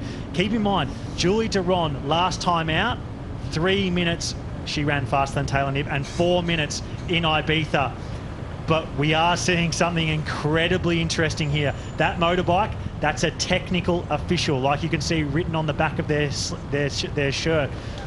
This could be a penalty incoming. Anytime you see the technical official that close to athletes, keeping an eye on them, you know that they are looking at something. Is there a penalty coming? Are they just keeping an eye on things? This could be a massive moment. A penalty to either of these athletes in Ashleigh Gentle or Julie Duron would be heartbreaking, because they are both in the best position they've been in a race with Taylor Knibb to finally challenge her. But again, being aware of the situation, Julie Duron would have seen the lights flashing, which is her indication that she is too close, and she went past and did the only sensible thing that, you know, technical officials actually have a reason. Okay, well, you know, she was too close, but she made a pass. They can let that slide. Yeah, I was sat here with my heart in my mouth for a moment there. I mean, we've talked about endlessly, I feel like, on these broadcasts, how we want to see fair racing and penalties given when they are deserved. But at this moment, with the way this race is panning out, I desperately, desperately did not want to see a penalty given, because I feel like it's so exciting right now. I don't want that to take away from it. And it's only been given to 2 athletes, is that right, throughout the series? 3. 3? Okay, well... Alistair, who has 2, Julie and Flora. Oh, Flora, okay, all right. I didn't have Flora on my list, but you know, Julie's definitely played with fire. But this is the thing. She's been able to get some experience, and she looks very composed. Seeing that technical official motorbike drop back, yeah, that was hard in your mouth stuff for a bit there. You mentioned Flora Duffy. She has got a penalty. She's one of the few athletes who have got a penalty in 2024. She's an Olympic gold medalist, and she's talked about the only thing really keeping her in the sport, rather than just retiring as one of the greatest of all time, is the fact that she wants to race in the T100 World Tour in 2025, and not only race it, she wants to become a world champion. It's been a mixed year for me, with having the Olympics and then switching over to the T100 after that. So, I mean, yeah, coming back from a big injury that I thought maybe I wouldn't come back from, preparing for my final Olympics, going into that Olympics as a defending Olympic champion, the race not quite going as I wanted, so dealing with those emotions, but then also the emotions that was my final Olympics and possibly my final short course race, and that's been the majority of my career, so that was a huge emotional sort of moment and journey for me. And then quickly having to pivot to the T100 and sort of learn a whole new sport. It's felt like that. I mean, it's on a different bike, the distance is pretty much double. It's a different set of women that I'm racing. The dynamic's completely different. So in one sense that was great, because it really distracted me from sort of like my Olympic feelings that I still need to process. Also trying to enjoy just being a beginner and learning a new sport, whilst, you know, having the outside voices of people saying, oh, she's not as good as we thought. So it's been interesting, but I've tried to control my narrative, and I've enjoyed just being in a completely different space and learning. And I said when I was coming into these 3 races, I just want to learn as much as possible, see how they go, get a contract for next year, and then that's when really I could invest fully into this distance. Interesting what's going through her mind. She's obviously also been around. I remember racing alongside her in 2006. I mean, she's been around forever. Well, here's a stat for you. Flora and I raced together at World Junior Championships in 2005 in Japan, and I think we finished something like Gamagori 36th and 39th or something. So yeah, we didn't start off covered in glory, but we made it through in the end. Yeah, as we see the groups that are starting to form on the left of your screen here, a few alone strugglers, and Yeah, back in 2005, I don't think anybody would have seen Flora Duffy riding with a helmet that big on a spacecraft of a bike machine racing around the beautiful backdrop of the Dubai T100, part of this amazing series.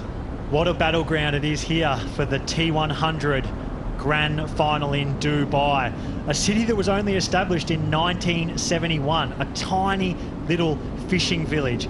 Now one of the biggest cities in the world. Almost 4 million people live here, home of the world's tallest building, the Burj Khalifa. For only 50 years of existence, this city is something special and full of marvels, and like I said, what a battleground for the first ever Grand Final on a T100 World Tour. Well, you want to know something funny? Full of marvels. The reason this section here is carpeted, because on the left of your screen you can see the floor is actually covered in marble. And there's probably nothing more daunting than riding on marble with a time trial bike. Yes. But that is the fact why this is carpeted, so that we make sure the athletes are safe.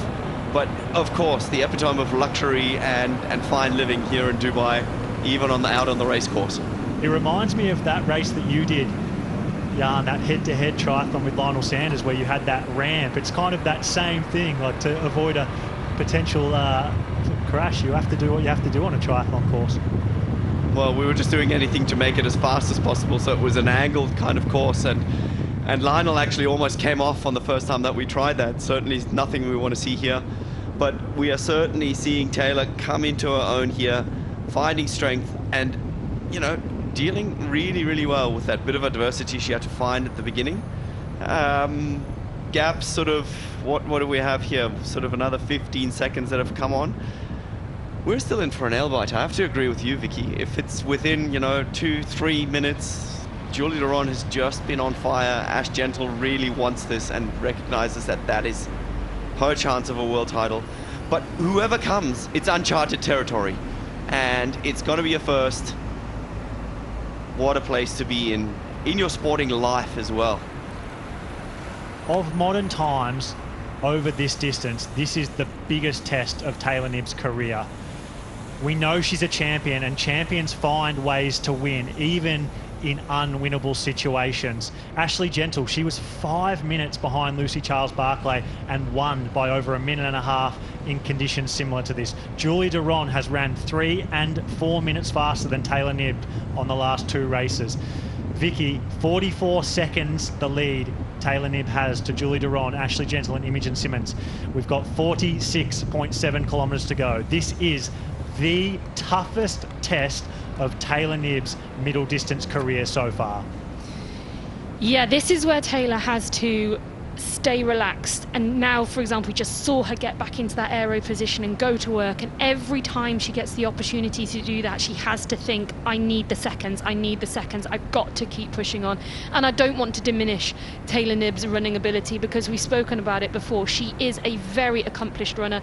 She's ran with the very best short course athletes in the world. She's had podiums in the World Series. She's won World Series racing in short course racing. She's been on the Olympic podium twice through the Olympic relay. She can run, but the way that Julie Duron has been running in these T100 races, and the way we've seen Ashleigh Gentle run in these T100 races, especially in the heat, Taylor Knibb knows that she does not want to go head-to-head with those girls out on the run course. She wants that buffer, and ideally she wants a big buffer. She does not want to have to be watching over her shoulder the entire run course, and right now she needs every opportunity to take time out of Julie Duron and Ashleigh Gentle.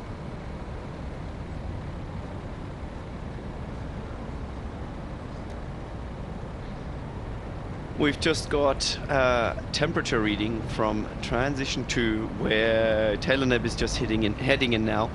And of course you have to remember there's some reflective heat going on here, but we've just hit 50 degrees from what our spotters are saying. I mean, that is remarkable. We're sitting right next to the course in an air-conditioned kind of studio, whereas these athletes, the pictures are hard to do justice as to how hot it is. If you have a long shot, you could sort of probably see everything running out of focus in the background, but it is extremely tough. As Imogen Simmons comes up the bridge that Taylor Knibb was just going down on the other side, so she is certainly working hard.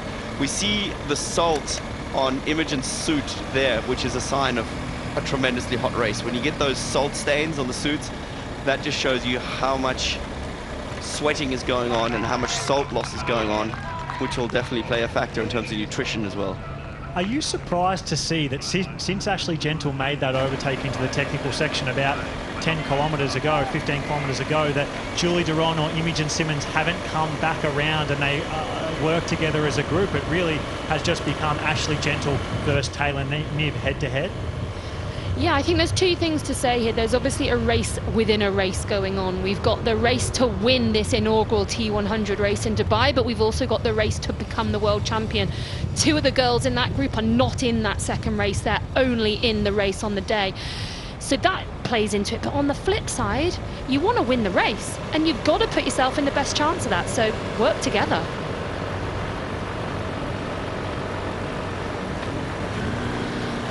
Working together is their absolute best opportunity, as we see Imogen Simmons hit that ramp at quite a bit of speed there. She didn't lose any bottles, thankfully, but I think that one gave her a little bit of a shock. So, yeah, you know, working together will give these girls the best possible opportunity of keeping Taylor Knibb as close as possible going into the run course. And right now they're leaving it all down to Ashleigh Gentle, and so far Ashleigh Gentle has shown herself to be the best through the technical sections, but I still think that coming through, someone like Imogen Simmons coming to the front or Julie Darren taking a turn, I really think that will help them to keep that gap as small as possible. Well, there's one thing to be said for riding fair, but this is a little bit more than riding fair. This is quite a way off, as we see Taylor Knibb's bottle cage. She has, oh gosh, she's lost both her bottles. A little bit of drama, as though her day hasn't been tough enough yet. She does still have one more bottle between her arms, but she has lost some of the nutrition. She's just having one thing thrown at her after another, and maybe that's exactly what she needs, just to get that little bit of anger, right? Because some athletes just get motivated on happy days and everything flowing perfectly. We can still see a great shot right there. Her sleeve's still not pulled up, so she has had no calm moment to even adjust the suit to make it fit perfectly along her arms. And I think this could just be the thing to be like, okay, well, today everything is kind of stacked up against me, and now I'm going to show you who's the best in the world. Well, I think what it says to me is that if Taylor Knibb does win today, if she does become the world champion, you have to say that she's done it the hard way. This has not been the day where everything goes Taylor's way. This is not the Taylor show in the way that we have seen, as we can just see coming into shot from the far side now. That is Ashleigh Gentle coming head on towards Taylor Knibb. So right now, both these athletes will probably have a quick look at their bike computers and do the maths, work out how far behind or in front they are. If you're Taylor Knibb and you're seeing 50 seconds, I don't think you're satisfied with that. I think you know you need a considerable amount more time to feel comfortable going on to the run course, and she will get her head down and go to work. But yeah, you know, I don't think she's having everything her own way today. This is not how she probably would have thought, or definitely not how she would have wanted the day to go. And if she wins from this position here, I think that will be probably the most impressive win that we've seen from her.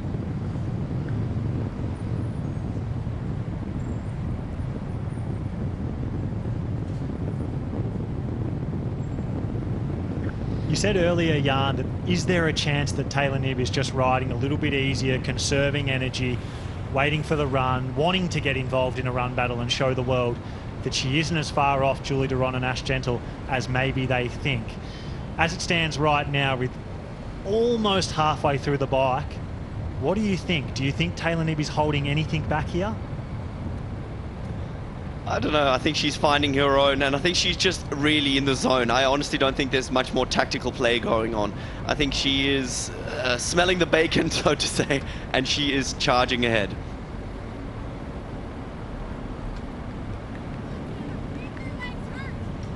And really, I mean, this is the part of the course where she's able to put her head down and ride power. This is where we sort of would have expected her to go as strong as she is. But per lap right now, she's, you know, only gaining 5 to 10 seconds. It's not blowing out as we've seen it. Again, it's just the beauty of a race. The gun is gone, the bets are off, and we're just going to have to wait and see, especially in these kind of conditions where things can just happen really quickly. You know, your digestion works slightly different. You need to make sure you get on enough nutrition. She's just had a hiccup and has lost both of her bottles. I'm assuming one of them would have contained gels, another one liquids, so she's got to wait for the aid station. She's got to pick up something that she's not used to. That can be trickier in the heat. Cramping plays a bigger factor. We saw the salt marks on Imogen Simmons' suit, but right now, you know, she's still looking a lot less easy on the bike than what we're used to. She's moving back and forth, her head is up and down, she's bobbing a little bit. She's working hard for this. Yeah, just feels like she just hasn't quite had the opportunity to really get into her smooth rhythm. It just, when we see Taylor at her best, she is just poetry, and seeing her sitting up there as well, she's not having everything her own way. Speaking of the bike battle, it's head-to-head right now. Taylor Knibb versus Ashleigh Gentle leading that chase group, and Rachel's joined by Ashleigh's brand new triathlon coach, Jordan. I am indeed. Thanks very much, Jack. Yeah, got Jordan Kirby alongside me, a world champion cyclist himself back in the day. Joined the Ashleigh Gentle camp just after San Francisco. Jordan, tell me about his relationship. Was it Ashleigh reaching out to you? Did you spot something that Ashleigh maybe needed help with and you contacted her? Tell us all. Well, Brisbane's a pretty small place, so I think, yeah, Team Gentle ended up reaching out to me. We'd had a little bit to do together for the last year or so before we started the coaching relationship. But yeah, since San Francisco this year, we've been going after it. Yeah, I think we saw Ashleigh in London was cycling incredibly strong. So is there something that you can tell us that you've been working on, whether that be position or something specific in training? Yeah, I still don't think there's a magic formula yet. I know we're putting a lot more emphasis on the bike itself and like higher volume on the bike, and you know, I think if you're not working on position, you're probably just falling behind. So yeah, I wouldn't say it's anything out of this world, but we're just trying to do the big things right. Was there anything glaringly obvious when you first started working together that you thought, okay, this is the first thing that's easy to address, and you've done that and we've already see that reaping the rewards? Maybe. It's been a bit of trial and error as well, though. Like being like from a cycling background, I'm always like, let's do more bike. Like I love riding my bike. I hate running. I'll probably drown in the pool. So yeah, it was nothing in particular that was wrong that she was doing, but it was just like, let's just tweak things a little bit and see what we can get out of it. Lucy, that's a fine margin as well. Jordan just said, you know, he wants obviously Ash to do more cycling. You've got to find that balance, haven't you? Yeah, I think it's unique with every athlete. So like you were saying with the trial and error, you've got to do that because one athlete probably doesn't need to do as much run volume, and maybe that is Ashleigh because she's such a strong runner. So the bike is where she can improve the most, is the longest part of the triathlon. So it really does make sense to work on that area, and it's clearly working. The gap to Taylor is smaller than it's ever been at this point. Yeah, it's a very exciting race so far, and yeah, I am very excited that it's so close. You know, there could be a few different pacing strategies going on out there as well, but it's going to be a very exciting grand final. At this stage, a minute under, Julie Deron is very much battling with Ashleigh Gentle, your athlete. Was this where you hoped she'd be? What was the plan at this stage in the cycle? I think just the closer to the front of the race at this point that you can be, the better. Sounds easy, right? Yeah, just pedal harder, run faster, swim quicker.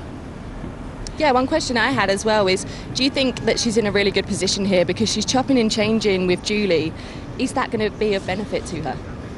Yeah, look, I don't think pushing the pace all by herself, trying to chase down Taylor's probably the smartest idea, but like, oh, she's so, you know, such a mature athlete, and I think very capable of making her own decisions based on how she feels out there. Well, Jordan, the race is on. Your athlete, Ashleigh, looks like she's in a great position so far. And guys, back in commentary as well, this is Jordan's first big triathlon event as well, so we really hope you're enjoying it, and good luck to Ashleigh. Guys, back to you. Great insight there from Ashleigh Gentle's new triathlon coach, Jordan Kirby. While we were on that interview, we also saw that Julie Deron made the pass on Ashleigh Gentle, so she is contributing. I don't know whether that's because Ashleigh Gentle is slowing down or Julie Deron has just decided to team up with Ashleigh Gentle, do her fair share of the work to keep this athlete, the best middle distance athlete in the world right now, male or female, the most dominant middle distance triathlete of 2024, Taylor Knibb, in check. Right now the gap is 1 minute and 1 second back to Julie Deron, the Olympic silver medalist, and Ashleigh Gentle, nicknamed the Queen of the PTO, but that title is on the line today because whichever one of these women win the debut, the first ever T100 Grand Final, they are officially the Queen of the T100 World Tour. I had to laugh during that interview. I mean, swim a little faster, pedal a little harder, and run a little quicker. I mean... Simple, right? Yeah, that reminds me so much of one of the early mottos that I heard, KISS. Keep it simple, stupid. And that's oftentimes what just works in a championship race. You just got to think of it as another race and just not overcomplicate it. It's not about watts and temperatures and all these factors all the time. As we see Imogen Simmons here holding onto a bottle that she's obviously struggling to store because she's not allowed to put it down her top, and she must have not gotten rid of it in time, and now she has to hold onto this bottle in order to not get a littering penalty. That's not great, going over the bumpy technical sections. Oh, she's lost it. That is actually big in these conditions, Jan, and it's big for Imogen Simmons because you can see that sweat you talked about on her suit, the salt that you can see, it's doubled or tripled since you talked about it. She looks like the heat might really be taking its toll on Imogen Simmons, and it will be interesting to see what the TOs do about that because you are not allowed to litter in that zone technically, but it wasn't intentional littering, so it looked like an honest mistake for sure. And we know it's a TV motorbike. It's not necessarily the technical official that was there. Let's just hope for her because again, this kind of thing is not really why you want to see an athlete penalized. Oh, she's talking. We knew this could be coming though. Are they giving her a warning? They can give warnings.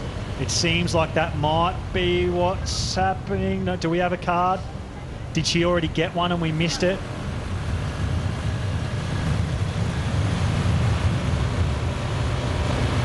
Oh, we just need to know what happened before the Very camera difficult came. to understand in that situation, the conversation going on.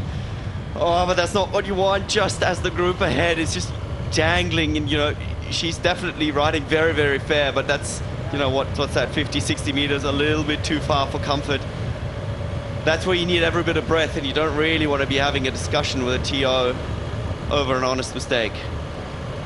Let's just talk about what we're seeing here in this race. Imogen Simmons, who has been one of the strongest middle distance cyclists over the past 2 to 3 years, she's getting distanced by Ashleigh Gentle and Julie Duron, particularly since Julie Duron made that pass on Ashleigh Gentle. But Ashleigh Gentle is holding on, and Imogen Simmons is fighting, but that shows just how fast Julie Duron is riding.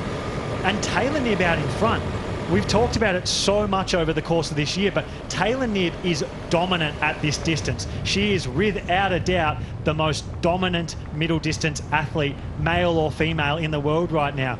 She wins races so decisively that they become boring, and there's been so much talk this week that Ashleigh Gentle was almost mentally beaten by Taylor Knibb, and if Taylor Knibb is in a race, then Ashleigh Gentle can't win it. But that's the big dynamic battle happening out on course right now. Taylor Knibb is finally involved in a fight, and it's these three women. So I'm just going to be quiet here while we hear this. Not sure. We still need to find out whether that is an intentional littering penalty or whether it was just a hard warning. But Julie Duron leading this group. Imogen Simmons has found her way back up into second. Ashleigh Gentle in third. Taylor Knibb's out in front.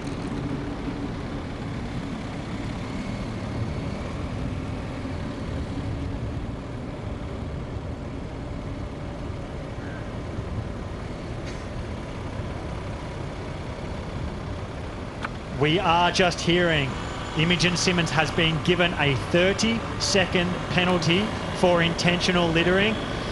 Not sure about it. That's a questionable one, but you are not allowed to drop your bottle in that zone. And if, I guess the thing there is it's completely discretionary, and we're going to see Imogen Simmons here. And she has to take it now. She has to take it in the lap that she gets it, and she now has to tell them which one it is. It's on the athlete to let them know that what kind of penalty they have, or whether it's a 30-second or a 1-minute penalty. It is a 30-second penalty that Imogen Simmons has, so she will have told that official there as she now waits for that countdown. Jan, does Imogen Simmons being dropped from that group of Julie Duron and Ashleigh Gentle help or hurt Ashleigh Gentle and Julie Duron's potential to stay within striking distance of Taylor Knibb? Well, she went to the front of that group in order to lose as little time as possible. And we saw how hard she was breathing. So you never know, a 30-second breather can actually also be somewhat helpful. Just to regather your thoughts, especially in this kind of heat. I don't think she was helping Julie or Ash necessarily. She was just a little bit too passive off the back. And you have to be very frank here. If Imogen Simmons gets on the podium, that would be a massive win for her in terms of, you know, this being the final. The stakes are up. It's every race, of course, at a T100 event is fully stacked, but you know, the final just always has that little bit more grandeur. And as much as it is about a world title, she's not in that race, right? So for her right here, it's not great, but I think it's also not the end of the road. So we see that Imogen Simmons has served her standing 30-second penalty for intentional littering. Vicky, that is controversial. I think there will be a lot of people who disagree with that call. There'll be some people who agree with it. What do you think? I think when I watched it back, my initial thought was that it was completely unintentional, but I'm then not entirely sure. When we watched it back, she was holding that bottle quite high up. Then she sort of moved her hand, put her bottle down by her handlebars, and then it either just slipped or she just let her grip go on it a little bit. Yes, she's going to have very sweaty, sticky hands right now, but there was part of me that wondered, was it a deliberate, I'm just going to let it go here and they'll think it was a slip? I don't know, and I think that's what the technical officials have had to decide on. Let's be honest, it's a black and white rule. It's not like we're debating a drafting zone, a timing or something like that. It's unfortunate. I think we can talk about whether it's fair or whether it's this or that, but the penalty, the technical official did exactly what he had to. That's what the rule book says. Get on with it. It's 30 seconds. It's not the end of the world. The pragmatism from Jan Frodeno that we have grown to love in 2024 here at the T100 World Tour. Hard to disagree with the champ. Julie Duron there just locking eyes on Taylor Knibb. Taylor Knibb for the first time will see that Imogen Simmons is no longer in that group. She will not know why. Because the gap's so big, you assume it doesn't look big enough. I think Taylor Knibb won't know why that gap has grown. She'll just think that Julie Duron's gone to the front, Ashleigh Gentle's in second, and Imogen Simmons has been dropped, because she wouldn't be expecting a littering penalty. If anything, she would expect a drafting one, which would be 1 minute and much bigger. So I think that's a little sign to her, hey, they're only about a minute behind me still. They've dropped Imogen Simmons. They must be riding extremely strong. Well, just seeing that Taylor Knibb went past Indy Lee. She was the athlete coming the other way. So Indy Lee is currently in 5th place to Imogen Simmons 4th. There's currently about 35 seconds between those two athletes. And right now in our overall standings for the whole series, they're sitting in 3rd and 4th place with Indy Lee 3rd, Imogen Simmons 4th. So that is another battle that is happening out on course today. Those two athletes know that they are the person standing in each other's way of getting on the overall podium for the T100 Tour.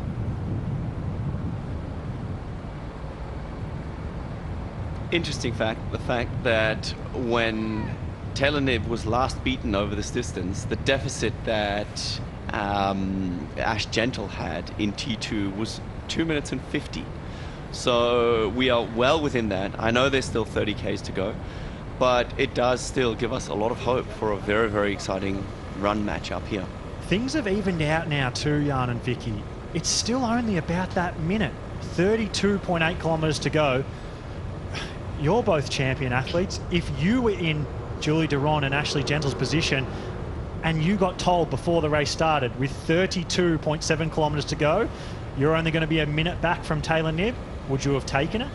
With bells on, absolutely. I think, of course, we've still got that 32 kilometres still to go, and on this part of the course, Taylor has been slowly taking time out of those girls, but I think they're going to be delighted with where they are. What is yet to be seen is have they overbiked?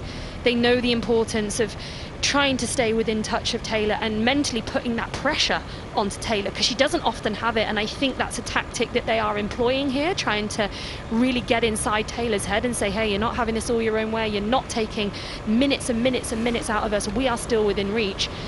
But have they gone that little bit too deep? And when we did see the heart rate stats, we saw that Ashleigh Gentle especially was way up in the 90% of heart rate. She was really, really working hard. I know she loves the heat. She loves these conditions. She wants that world title but is she going a little bit too hard? And you know, the beauty of this sport, we're just going to have to wait and see how it pans out. And that's what it comes down to. I mean, a world title is just the pinnacle of a dream, right? Achieving a first ever world title isn't just a victory. It's the culmination of years of sacrifice, dedication, relentless pursuit. And it's the moments where dreams become a reality. And that's just really where athletes can find that extra gear. And that's what these athletes are all trying to do right here. But someone like Ashleigh Gentle has certainly had a long inroads trying to make this her reality. You simply could not have scripted this. You couldn't have written this. We have the 3 best T100 athletes in the world. Taylor Knibb, Julie Duron, Ashleigh Gentle at the front of the race. It's teetering at a precarious position now where Julie Duron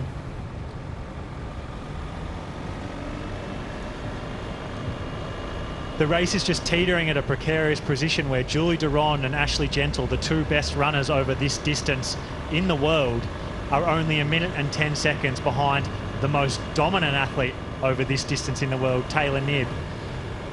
The sport had almost gotten to the point where Taylor Knibb is impossible to bet against. You can't pick against her. She's been that good over this distance for the last 2 years.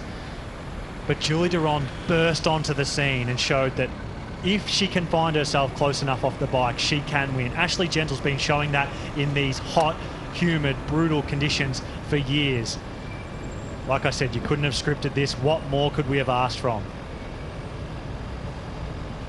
First shot of Kat Matthews that we've seen since T2.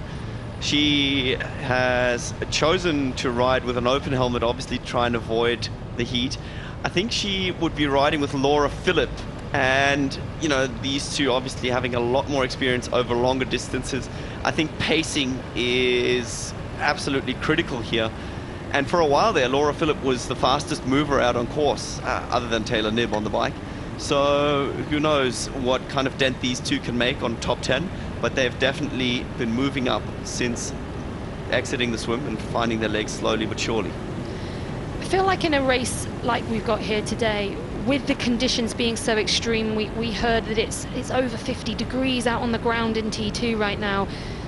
There's going to be a lot of movement in those positions as we head on to the run, and 18 kilometers is going to feel like a very long way for these athletes. And some of the girls who are currently, as you said, Laura Philipp in 10th, Kat Matthews in 11th, they've got scope to really move up that leaderboard if they can hold it together, and both being incredible full iron distance athletes, the first and second best in the world right now, they could really take advantage of that strength that they have and move up that leaderboard to a really solid result by the end of the day.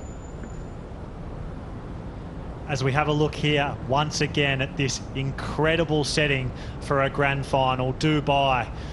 It's just unbelievable what these people have been able to do in only 50 years. 1971, Dubai first formed as a tiny little fishing village, and now it's a city that you look at, you go up into one of the 150 tall buildings they have and look over it, and you just, yeah, it sort of boggles belief how they've managed to build this in such a short amount of time. So much beautiful architecture, stunning scenery. And it's still developing. Everywhere you go, you just see so many buildings being built, being put up, you know, more skyscrapers. This is an ever-evolving city. It really is at the forefront of innovation as well. And these shots here, as we can see them spin round through the Maidan racecourse, that in front of us right now, the Burj Khalifa, the biggest building in the world at over half a mile tall, about 840 meters or something. It is incredible to see up close. And yeah, that skyline in front of you I mean, it looks like it's fake, but I assure you it's not.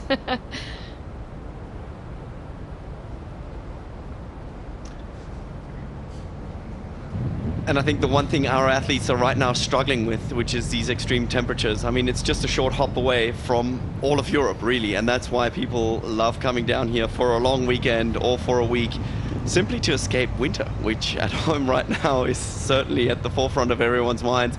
It's getting grey, it's getting dark, it's beautiful sunshine as we see Taylor Knibb edging her way one step closer to that much desired world title.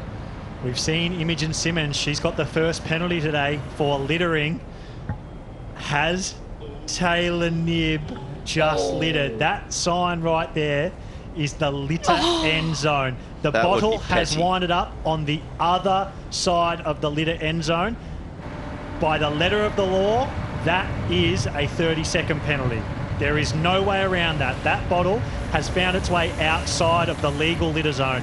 If things are even, we saw it with Imogen Simmons, our leader, both of the overall standings and today's race, should be getting a 30-second penalty. Oh, that would be petty, though. I mean, Imogen, that was clear. I mean, that was like, what, a kilometre away? I mean, that was at the top of this bridge, actually, where she would have lost it.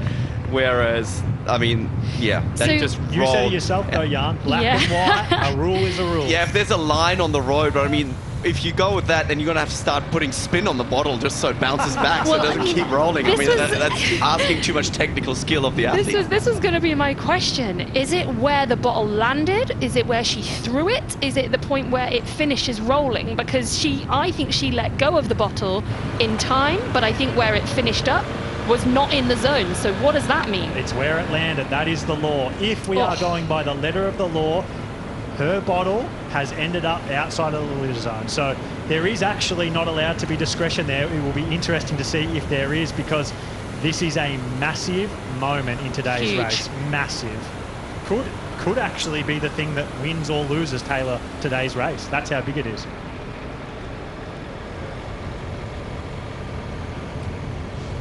Those average speeds up on screen there, incredibly close, but over the full 80k distance, that little distance, that discrepancy there of what we've got 0.8 of a kilometre per hour, that is what makes the difference of a minute and a half. Or we're not even quite at a minute and a half right now, sort of a minute and a quarter. Was that Taylor's dad at the bottom just giving her a split out on a board so she knows? Because remember, all these stats that we get so perfectly presented here, all these technical details, she does not have. She has no idea. She's going past the penalty 10, so technically also, if she would have gotten a penalty, she has to serve it in the lap that she got it.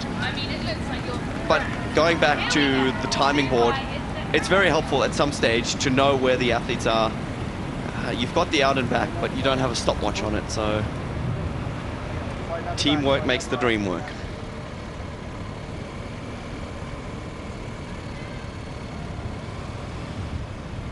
We're back with our chasers, Julie Duron and Ashleigh Gentle. We can see the lead has changed again. Ashleigh Gentle back in front, so clearly Julie Duron and Ashleigh Gentle are working together to maintain this gap to Taylor Knibb with only 27.2 kilometres to go. This is the closest that Julie Duron and Ash Gentle have been to the front of the race. The most dominant athlete in the T100 World Tour in 2024, Taylor Knibb.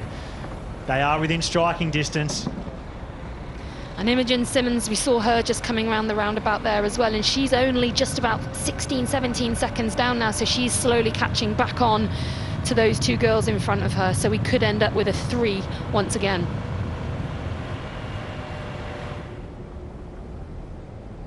Another replay of what could be the most critical moment in today's race. Taylor Knibb, she's been out in front all day. Ashleigh Gentle and Julie Duron closing in behind. Imogen Simmons got a penalty just up the road for littering. That bottle has technically exited the legal litter zone, so we need to keep our eyes on this. The technical officials will have seen that on the live broadcast, so if we see them right up to Taylor, we'll know what's happening, but if we don't, it means Taylor Knibb's gotten away with one there.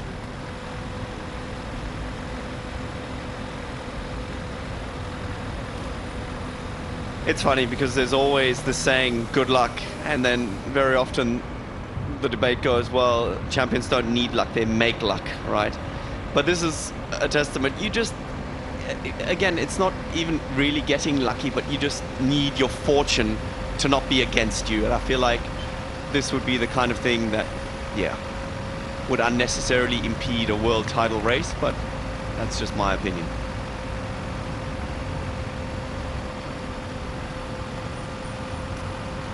Laura Philipp, as we see the heart rate statistics on the left of your screen here, going to the well, 95% of her max heart rate.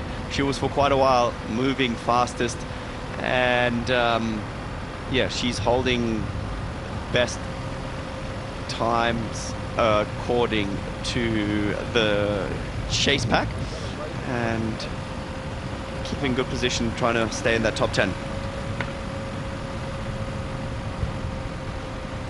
The reason why we're so interested in the situation with Taylor Knibb, probably the most grey littering decision you'll ever see. It's so hard to know whether it was a littering penalty or not, is because of this moment where Imogen Simmons did get a littering penalty. So she, what looked like accidentally dropped a bottle, but it's so hard to tell outside of the littering zone, got a penalty.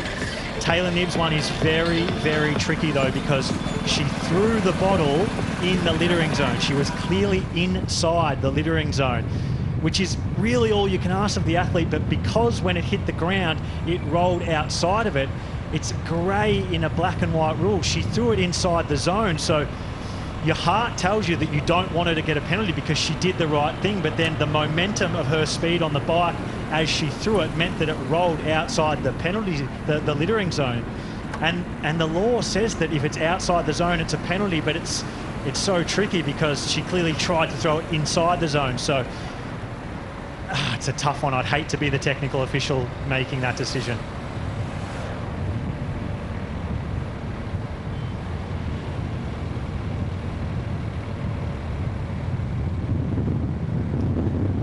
We see Taylor Knibb lapping out our last athlete. That looks like Tamra Jewett, according to the left of your screen.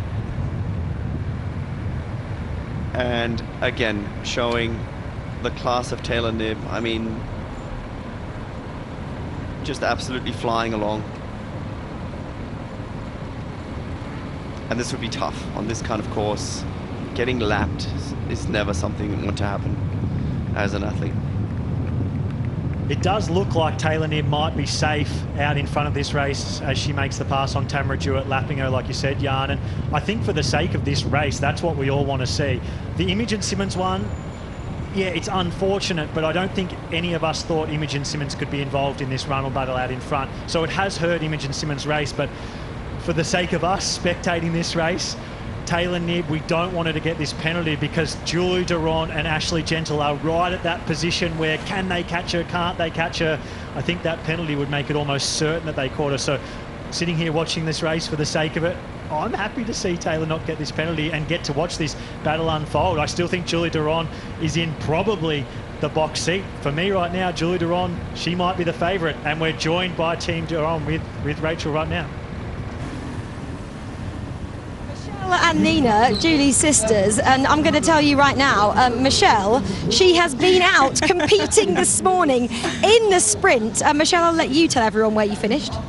I went first. She won. She's very modest. She won the race. Was this tactics come into play so you could tell Julie exactly how to manage the course? Of course, it was all together intel, like nothing else. So I could tell her which corner to take and which mistakes not to make, because I made a lot. So is she doing exactly what you told her out there? She's looking pretty good, isn't she? Yeah, I think it's going quite well. So I think I helped this morning. Yeah, I mean, it's really clear triathlon is definitely in the family. 3 sisters, all doing the sport and clearly loving it. How was Julie looking this morning?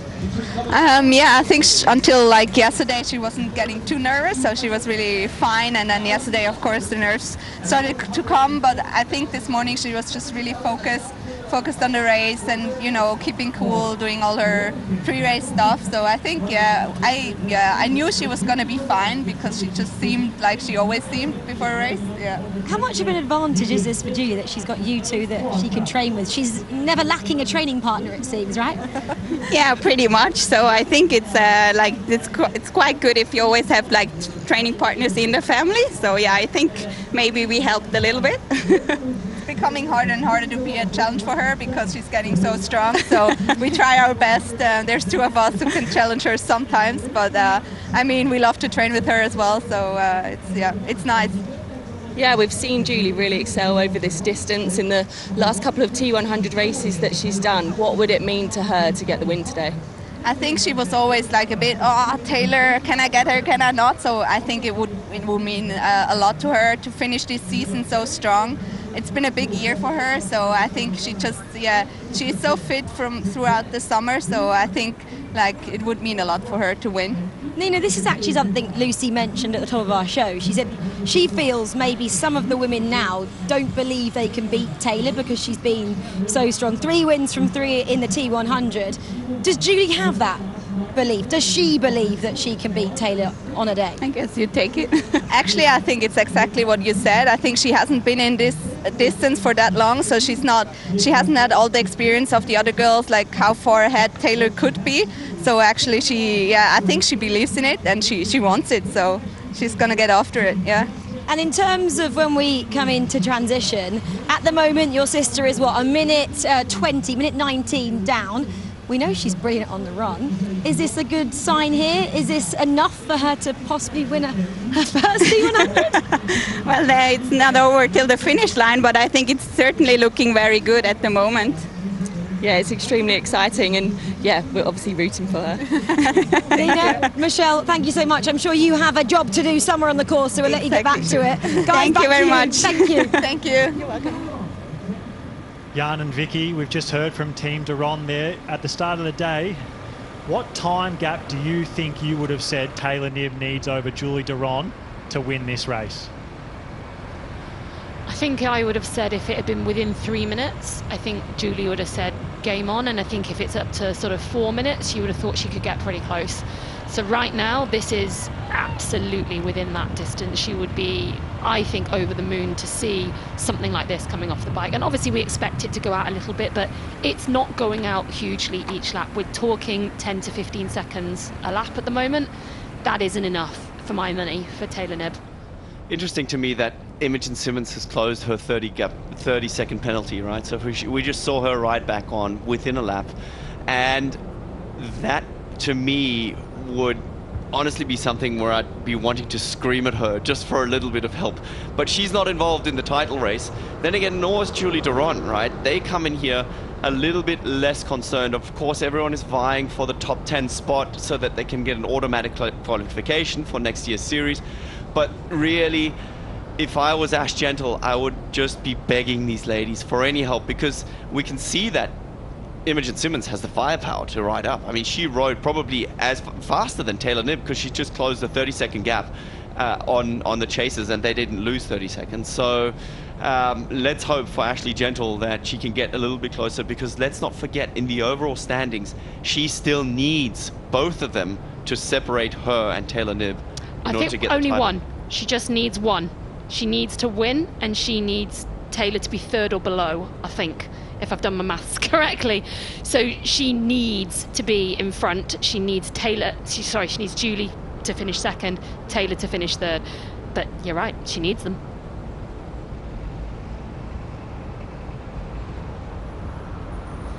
I think what it shows again is that there are races within the race here. So you've got that race for the title, which right now looks set to be between Taylor Knibb and Ashleigh Gentle. They had a huge lead on the other competitors coming into this final. And the way it's set up now with them in first and second, that is exactly what we're seeing. Ashleigh needs to really win the race, but she also needs other athletes to come in the way. Then you've got Julie Duron, who wants to just win today. She wants to win today, and right now at this time gap behind her, she thinks that's okay too. Looking at this overhead shot, you just saw Taylor Knibb exiting the bridge while Julie Duron and Ashleigh Gentle came up on the other side. That gap, 1 minute and 30 seconds. We've got the battle that we've been waiting for all year with Ashleigh Gentle, Taylor Knibb and Julie Duron. Clearly the 3 best T100 athletes this season. It's little things now. Who's going to deal with the heat better? Who's overextended themselves on the swim and the bike? I think this year you would have said that Julie Duron has shown herself as the strongest runner in women's T100 racing. It's the conditions that makes you wonder. Ashleigh Gentle's been heat prepping back home in Brisbane. She's been doing targeted heat training, something that she's done for years now. That's why she's so good in these conditions. She really does train for it. But Julie Duron, she came out here early to also do her final few weeks of heat preparation, and she's been doing daily heat prep to make sure that she is prepared for the run. That's the big question. And has Taylor Knibb done the same work? I'm not really certain. I don't know, but she looks good at this stage. It's just, can she run fast enough at 1 minute and 26 seconds? It's really tight right now, and Taylor Knibb has shown that if she's in a race with Ashleigh Gentle and Julie Duron, that she beats them. But are we seeing today that things are about to change at the T100 Grand Final here in Dubai? Pick it up, boys, let's go! There we go. We just heard a little bit of encouragement shouted from the side. You've got to pick it up now. Let's go. And that's exactly what we're saying here. We don't think that this gap she's got right now is enough. Or we are questioning whether it is enough. And something we should mention is this has been a really long season for Taylor. And she alluded to it in that VT we saw earlier today. She was racing in March, just down the road in Abu Dhabi. The race actually ended up being cancelled, but she was here ready to race. And she said she landed here feeling ready. That was in March, and we're now in November. This is an incredibly long season with the Olympics in the middle of it, which Taylor has always said was her #1 aim for the year, and this being a very close second. Again, getting that encouragement from her dad there on the sidelines. She knows it's now. She's got to push, but how much has she got left in the tank? A year like this, a season like this, it takes so much out of you. And Taylor's already said before, she doesn't love the travel. She doesn't love to be away from her home environment that she really thrives in. So to do as much as she's done this year, I just wonder what it's taken out of her and what she's got left to give. How good is having Dad on the course?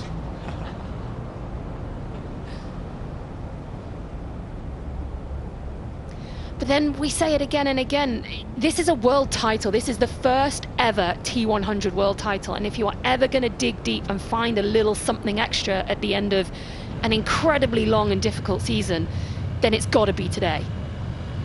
The cream always rises to the top, and that's what we're seeing here in Dubai with the 3 best athletes of the year, Ashleigh Gentle, Taylor Knibb and Julie Duron out in front. But Lucy Byram, one of the young guns on the T100 World Tour, she burst onto the T100 World scene last year in Milwaukee in America, showing that she's one of the strongest cyclists right now in middle distance triathlon. And here we see she is one of the only riders out on course keeping up with the likes of Ashleigh Gentle, Taylor Knibb and Julie Duron. Second fastest split on the last lap too, so she is pacing herself well towards the end. It's always a good sign when everybody would start to be fatiguing. She's actually making up time, and that is a very funky, reflective aerodynamic construction she's got in the middle of her frame there. I wonder if that's actually just a very strong kind of aluminium foil, which you sometimes make as an aerodynamic flaring. That does exist, but it looks a little bit like those metallic dancers they've got at the final here, which we will see as the athletes come just making her T2. Her spaceship look even more like a spaceship there with a little bit of something on it. But you're right, she's been performing incredibly well over the T100 series. She's one of the athletes who's really committed to it, and in fact the only female who has been at every single T100 race. So she's the only one who's completed 7 out of 7 races here, and she had the fastest bike lap on lap 4, she had the second fastest bike lap on lap 5, and she's once again showing why she's in for another contract next season. Ashleigh Gentle and Julie Duron still working together. Imogen Simmons, after getting that 30-second penalty, she has made her way back to this group. So clearly she can ride a little faster than what Ashleigh Gentle and Julie Duron are. It will be interesting to see whether she stays at the back here and conserves energy, or whether she goes to the front and potentially helps Ashleigh Gentle and Julie Duron. And look at the salt on the side of her red suit. I mean, it is building up. It goes with the writing, because she's got a lot of white writing. You almost can't tell it apart now, as they also start to lap the last athlete. Great pacing back with Lucy Byram here. We can see the rankings relative to today's field. Lucy Byram, the 11th fastest swimmer, 12th fastest runner, but 3rd fastest cyclist, and she finds herself in 6th position ahead of a champion athlete like Paula Finlay. And Paula Finlay, a national champion on the TT bike, shows just how strong Lucy Byram's riding, also shows how strong the women out in front are riding too, and speaks to the depth of cycling in women's triathlon right now. It's crazy strong, because in any other era, maybe apart from Daniela Reef, Paula Finlay would be pretty much as strong as it gets on the bike. But yeah, with a young gun like Lucy Byram riding just ahead of her, it shows how strong the level is right now. Yeah, not to take anything away from Lucy, who we've said has time and time again on this series shown how good she can be and is on the bike. But with Paula, I've got to wonder about her preparations for this race. She's one of the few athletes who didn't choose to bring themselves out very early to Dubai and acclimatise to these conditions. She was over in the States for a long time and also visiting family in Canada. And so it's only dropped in quite late. I know she had an incredibly long travel. I think she said it was the longest travel she's ever had to do to get to a race. And I know historically as well, she said she doesn't really love the super hot conditions. She chose to skip Singapore earlier this year because of those conditions. So she's having to put it out on the line on a really, really hot day. And either I would say that the conditions are getting the better of her, or she's playing it smart because of those conditions and not putting her all in on the bike today. In 2022 at the PTO US Open, where Ashleigh Gentle beat Taylor Knibb, Taylor Knibb hadn't done much run training before it. She'd just been coming off an injury. She'd been doing a walk, run, return to training program, just getting back into it. And I always looked at that race and thought, oh, well, if Taylor Knibb was fit, she clearly would have beaten Ash Gentle there. I thought that she only blew up because of that training. But maybe we are seeing today that in these brutally hot conditions that Taylor Knibb does suffer just a little bit more than on a cooler climate. Because I truly think that in cool climates, I don't think anyone can beat Taylor Knibb over this distance. If you look at San Francisco, conditions like that, Taylor Knibb is just so far and away the best athlete in the world. But these hot climates, super humid, maybe we're showing it, just pull her back to the group just a little bit, just takes that 3 or 4% off the top of Taylor Knibb's game. And Taylor's not someone who's super transparent with everything she does online. You know, she doesn't put tons and tons of things on her Instagram, and we don't know what she's up to in terms of her heat prep. Has she spent a lot of time in a heat chamber, or what has she done in preparation? And I don't doubt she has prepared, but what has she done to prepare? And we just spoke about Paula Finlay and how strong she is on the bike. You can see how consistent she is across the board. The 4th fastest swimmer, 7th fastest cyclist and 9th fastest runner relative to the field. It speaks to the depth of women's triathlon. Like I said, to be the 7th fastest cyclist relative to the field, given she's a national champion. And look, let's be honest, she should have been sent to the Olympics if her country did things right. She in my opinion, deserved that spot on the Olympic time trial start line. And yeah, only the 7th fastest cyclist on this course. Women's middle distance triathlon is in such a great spot right now. And even being 7th fastest cyclist, she actually managed to go a touch faster than Taylor in lap 5. So as much as Lucy Byram has just flown past her, if the two of them can get some kind of dynamic where, you know, they work together, they're probably a bit too far apart for it. But both of these athletes actually riding just a touch faster than Taylor Knibb on lap 5. And she's doing that, as we can see here, without an aero helmet on as well. So she's another athlete who's chosen to go with a normal road cycling helmet. That'll be because there's a little bit more ventilation with those to keep yourself a little bit cooler. As we can see now on screen, Taylor Knibb is trying to cool herself down with a bottle, throwing it over her face. But she's got that full face, full head helmet on, and that will be so much hotter on her to operate in those conditions. And this is a really strange place to do that, because that was a head down, flat, fast section. In the beginning, I did comment on how she used the technical bits, but this is a out and back kind of long stretch where she used her water that she had. She didn't take any on, so it wasn't at the 1 aid station. They've only got 1 aid station per lap, simply because of the technical nature of the course. And she is suffering in the heat. Taylor still looks good here to me though, Jan. Maybe not quite as good as what she looks on some cooler courses like Lake Las Vegas or San Francisco. I don't think she looks bad though, and she's just extended that gap to Ashleigh Gentle and Imogen Simmons and Julie Duron by 15 seconds, so she's 1:46 ahead right now, so clearly still riding extremely fast. It's just the lofty standards we have for Taylor Knibb, right? We almost have come to expect the norm being her looking unbeatable and alien-like, whereas today she looks just a little more normal, albeit still ridiculously good. No, don't misunderstand me. Just the fact that she's suffering in the heat, I mean, that doesn't mean that she's going slow. It just means that it is hard. She's struggling with the conditions, and she's struggling through the conditions. I'm not saying that she's going backwards or suffering more than anyone else. It's just the nature of these kind of temperatures that are that extreme. And we see Julie Duron about to make the pass on Ashleigh Gentle again. I think this is a really smart thing that Julie and Ash has been doing. They have started to share the load. We've seen them swap the lead 4 times now over the last 3 laps. So that could be working into their favour. Imogen Simmons just sitting on the back. No love from her. She's, I mean, let's be honest, closing a 30-second gap would be tough. Back at the aid station, she's already discarded the bottle, so she's definitely going to put that between her arms. She's got some space, taking no more risks. We know that the temperature does cool down at about 4 p.m. It really drops off and gets a little bit cooler. 1, 2 p.m. is the hottest part of the day here in Dubai.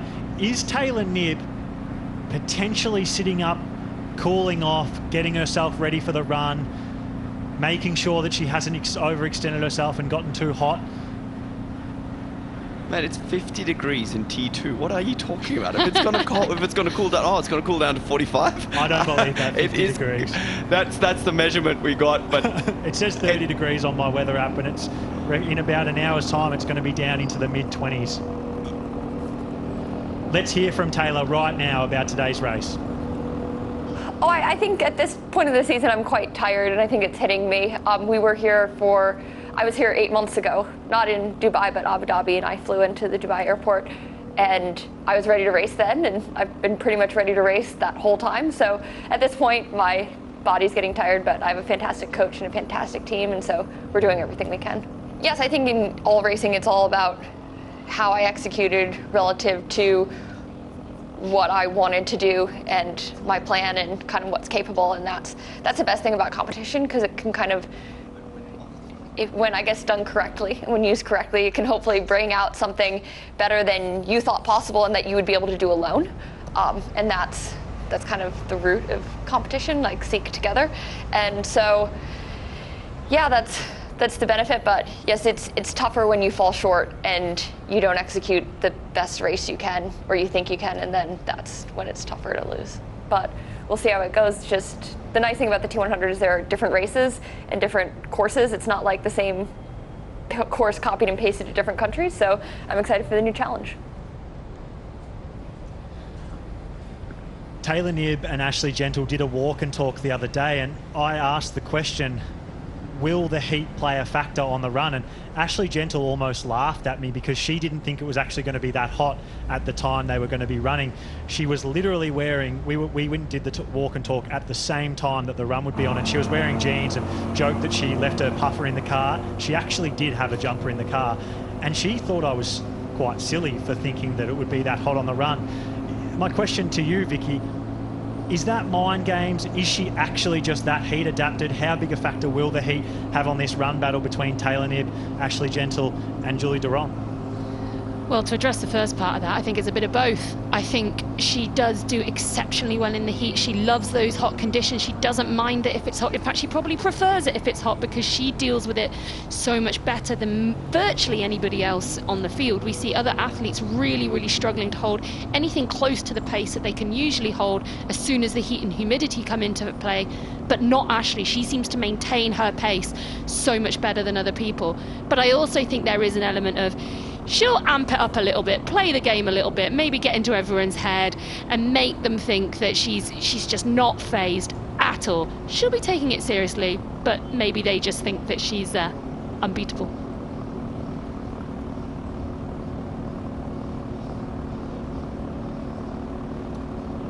Interesting enough, I thought in that interview, a lot of what we saw on the couch when we got the interviews for a lot of the athletes.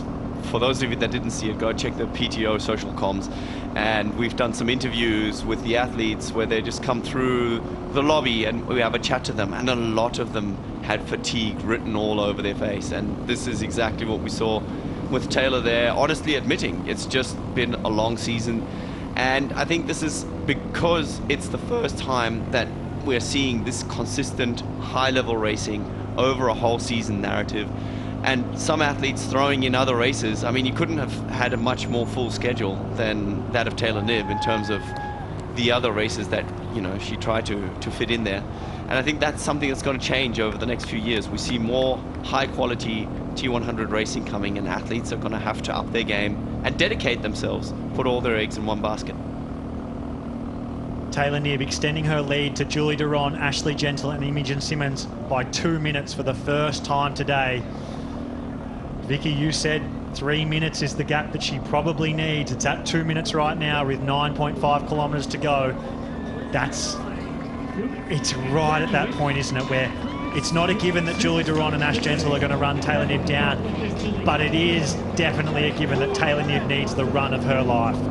Yeah, I mean, we should say it absolutely is not a given that Julie Duron and Ashleigh Gentle are going to run this time gap down, as we see it now go over to 2 minutes 11 and 2 minutes 12 back to Julie Duron and Ashleigh Gentle. But for me, the figure that I had in my head was around that 3 minute mark, and so anything under that, I think Julie and Ashleigh will be excited by, and I think Taylor will know she's got her work cut out for her.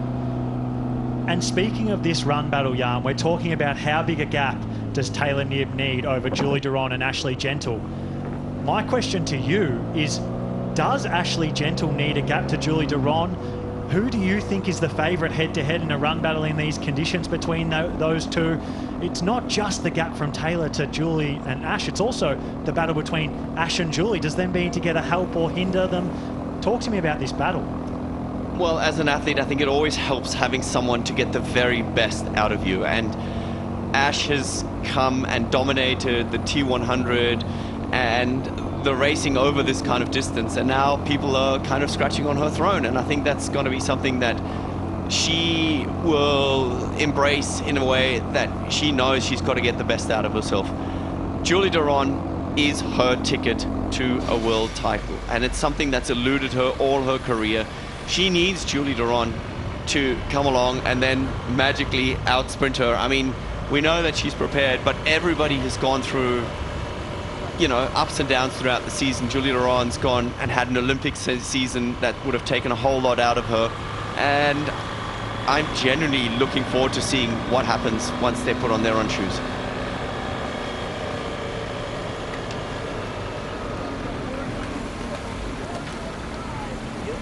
Ashleigh Gentle making the pass once again on Julie Duron. They really have been sharing the load. Very interesting to see whether this bike effort is going to be taking a toll on either one of these women. Have they ridden too hard, or are they within themselves? We've also gotten word, officially no penalty for Taylor Knibb. It was deemed as unintentional littering. I think that is a brilliant common sense decision. She did try to dispose of the bottle inside the zone. I think it was very unlucky that it rolled out of it. So in my opinion, the right decision was made. No penalty for Taylor Knibb. We love to see common sense technical officiating, and it hasn't ruined the race right now. 2 minutes and 15 seconds is the lead Taylor Knibb has over Ashleigh Gentle and Julie Duron. You talk about, you know, whether they've gone too hard for this ride. Quite honestly, I don't think Ashleigh Gentle could care any less. This is such a make or break situation. She's won plenty of these races. She's won 2 T100 races this year alone. I know it's a grand final, but this is about a world title for her, and it's make or break.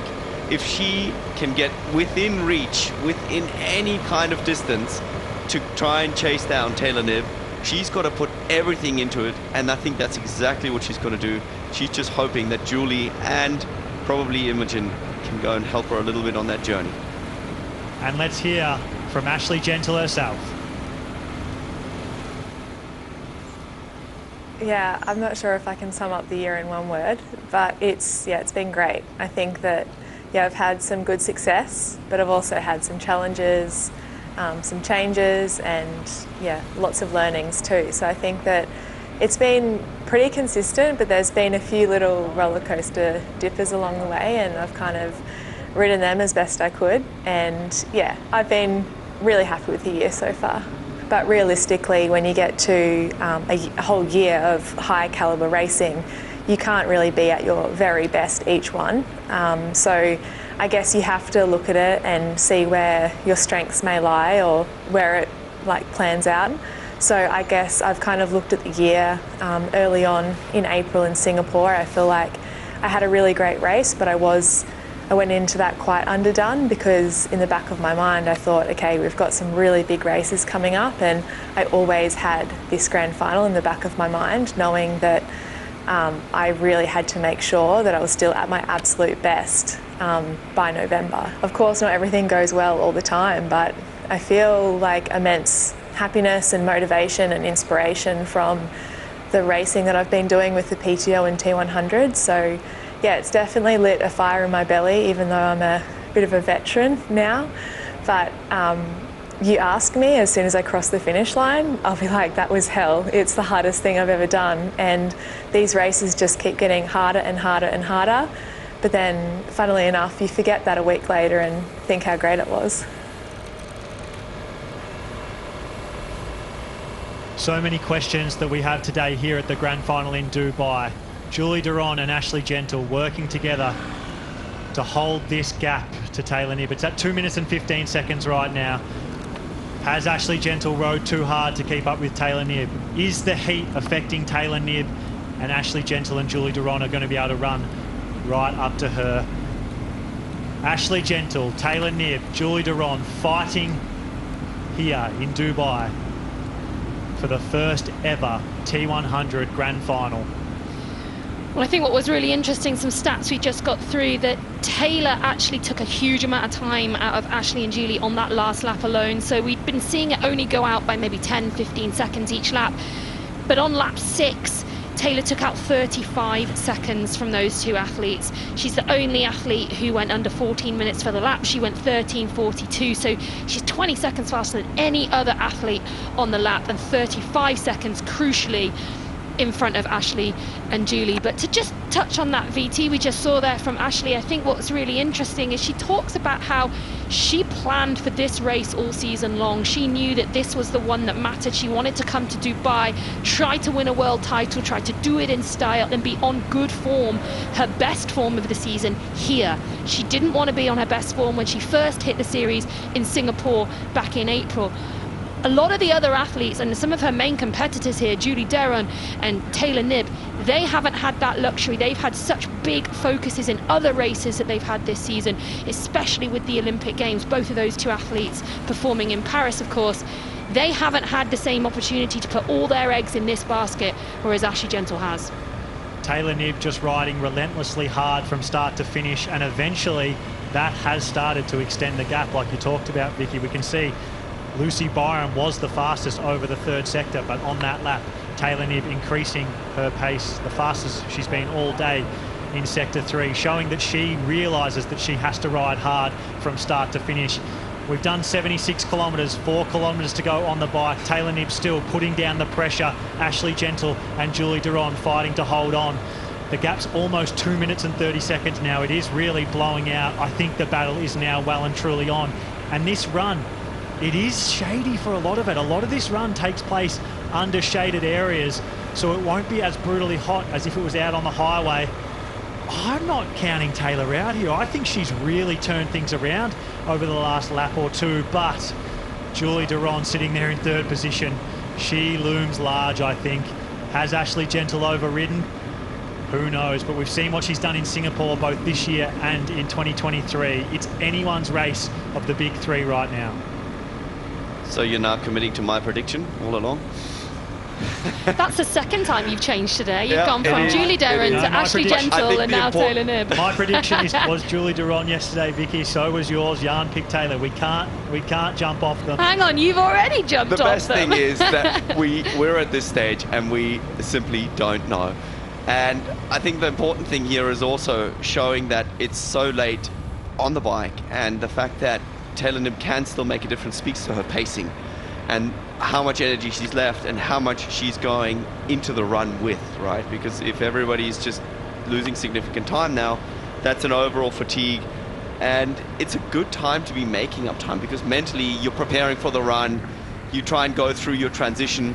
But you know, Taylor here, she's looking aggressive, she's making that move, and she's making sure until the very last kilometer she's collecting seconds, almost as though they were tokens out on the road. She's trying to make that momentum swing right. We've talked about how the momentum really has been with Julie and Ashleigh from the first strokes of the swim, where they made that pack that was unexpected, and they then took the charge on the bike and held on to Taylor for so much longer than we expected. They've had that momentum, that positivity, and as these seconds are coming out from there, that gap is going out and out and out, they'll be slowly thinking, right, this is getting closer and closer to the area I don't want to be heading into. And so now the momentum starts to swing to Taylor Knibb.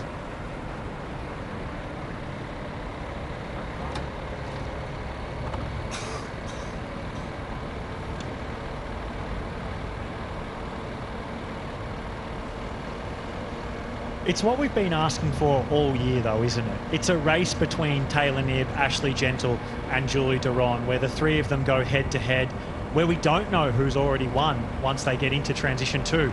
This is the first time this year that Taylor Knibb's been in a race where, at this stage of the race, we don't know if she's won. The other three races, I think it was pretty evident at this point that she was going to win. Even on a day where Julie Duron ran 4 minutes faster than her in Ibiza, it was still too far back that there was no chance Taylor was ever going to lose. So I think we should just be thankful that we're finally getting to see a battle between these three where the race isn't over on the bike, and it happens to be here at Dubai in the grand final.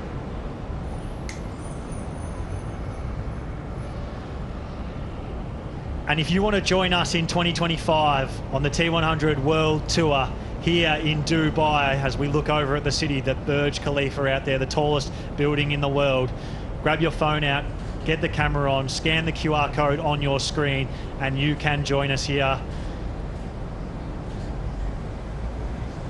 We have 3,000 amateur athletes here this weekend competing. The vibe is, it's actually really, really good. It has a big race feel, and yeah, it would just be great if we could make it even bigger next year. So please, by all means, come and join us here on the T100 World Tour in Dubai in 2025. Taylor Knibb just in the final meters of this bike course here. She's about to head up the slightly more technical section back into transition. And this is the race that we have been so excited to see. We are not in a dead cert situation for the first time when Taylor Knibb has been on the course, and that's exactly what we wanted to see as fans of the sport. That's what everyone wants to see. And from now on, is this gap big enough? What are we going to see on the run? Has Taylor paced it beautifully? Is she better in the heat that we've given her credit for? Have the other two overbiked? Have they all taken on the nutrition they need? Was losing that bottle decisive for Taylor Knibb? The answers are coming. So some interesting facts. T2 leads for Taylor in 2024. We've had 4:59 in Lake Las Vegas, 3:11 in Ibiza over India Lee, and 4:47 in San Francisco over Kat Matthews. So this is as close as it's been, and especially to these two ladies who are the strongest runners, nail biter. Yeah, that's it. I mean, this is for a start the closest gap that we've had, as Bob Knibb gives her one last cheer as she heads into T2 here. But not just that, usually the second person off the bike isn't one of the main competitors, and this time they are, and this is the race we wanted.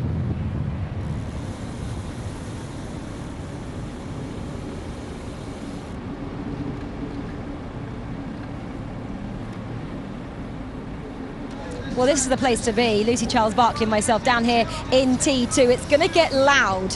Taylor Knibb is just a few metres away from coming into her final transition. 2:44 now, Lucy. It's not massive, but it's probably the closest we've seen her to other competitors the entire season. Yeah, for sure, and this is the first time that we've had two of the strongest runners right behind her. This is the first time we're going to get real close eyeballs on how Taylor looks and how Ashleigh and Julie look as well. So then going out onto the run, it's all to play for. Tell me how they feel right now. They've been out there for about 2 hours and 20. It's brutal, these conditions. Yeah, they're going to be relieved to be getting off the bike, but it gets hotter when you get on the run. They're going to have more opportunity to cool down with the aid stations, but they're also going to need it more. Okay, we're turning around now. Here is Taylor. She's just coming in right now. Dismounted that bike. It's got loud. What's she thinking about on this blue carpet? She's going to be thinking about executing that transition as best as she can, smooth, carefully, and then getting out onto that run, ideally before the other girls see her. Give us your opinion. What does she look like right now? Yeah, she's not looking too bad. She's still got that helmet on. Let's make sure she wants to get everything in the box. She doesn't want to get any penalties here. So, yeah, getting those shoes on nice and smooth. She's looking, she's focused, and she is out. That was quick. That was such a quick transition. Now we're just waiting. It's a waiting game to see when the next three athletes come in. We said it was 2:44. Let's see what it is when they come in to T2. Lucy, the fact that we've got these three athletes, we've got Ash, we've got Immo, we've got Julie, all working together, how much advantage is that? Yeah, it's definitely an advantage to be able to have that carrot out in front to chase. It just gives you someone to pace off. You want to win this race, so you are going with the front. And as we saw Taylor run out there, she looked incredible, so she wants this. What does the first kind of K or so look like for Taylor, knowing she's got that much of a gap? Yeah, I think she's going to be trying to settle into her own pace, her own rhythm. Like I said, she wants to get away so the girls can't see her. There's this kind of confidence in being away, being out of mind, out of sight. So, yeah, she definitely got out of here as quickly as she could. For Ashleigh then, she's right next to Taylor in transition. She comes in knowing Taylor's already got her running legs on, her bike's in. She's obviously at disadvantage. How do you change that into a positive coming into T2? Yeah, I mean, for Ashleigh, she knows the run is her strongest discipline. So coming into transition, it's almost like, right, this is my time to shine. Taylor's out in front. She's the only girl I want to try and catch. She's going to have Julie with her. The only thing they need to bear in mind is that them two don't wear each other out too much. They still need to focus on keeping cool, doing their own thing, using the aid stations, and then we'll see if both of them can claw back Taylor. Yeah, we're talking about, I guess, Ashleigh the most, but actually it's all about Julie. She's been maybe one of the standout runners this season at the Olympics and in the T100s. How much can she just help Ashleigh in the opening stages especially? Yeah, the great thing for Julie is she hasn't got as much pressure as the other two girls coming in. No one was talking about her in comparison to Taylor and Ashleigh, so she might have a point to prove here. She might want to be like, actually, I can win the grand final today, and we all know she can run. We saw her in the Olympics. And people always talk about Ashleigh's run, but Julie is a phenomenal runner. She is indeed. We're waiting with bated breath here, as are the audience. It's absolutely fabulous to see a lot of audience come down and cheer on these competitors as they come into the dismount now. We are seconds away from seeing them come into T2 and try and chase down not only the title, but Taylor Knibb, who is already down there. Lucy, I want just your thoughts on how the both women are looking at the moment. Yeah, all three of them had really smooth dismounts. So we've got Ashleigh here, getting through the transition, making sure she gets everything in that box. It's about taking your time here, being smooth, doing it all correctly. We don't want to get any penalties. Different strategy. Taylor socks on, Ashleigh has to put her socks on. What benefited you the most?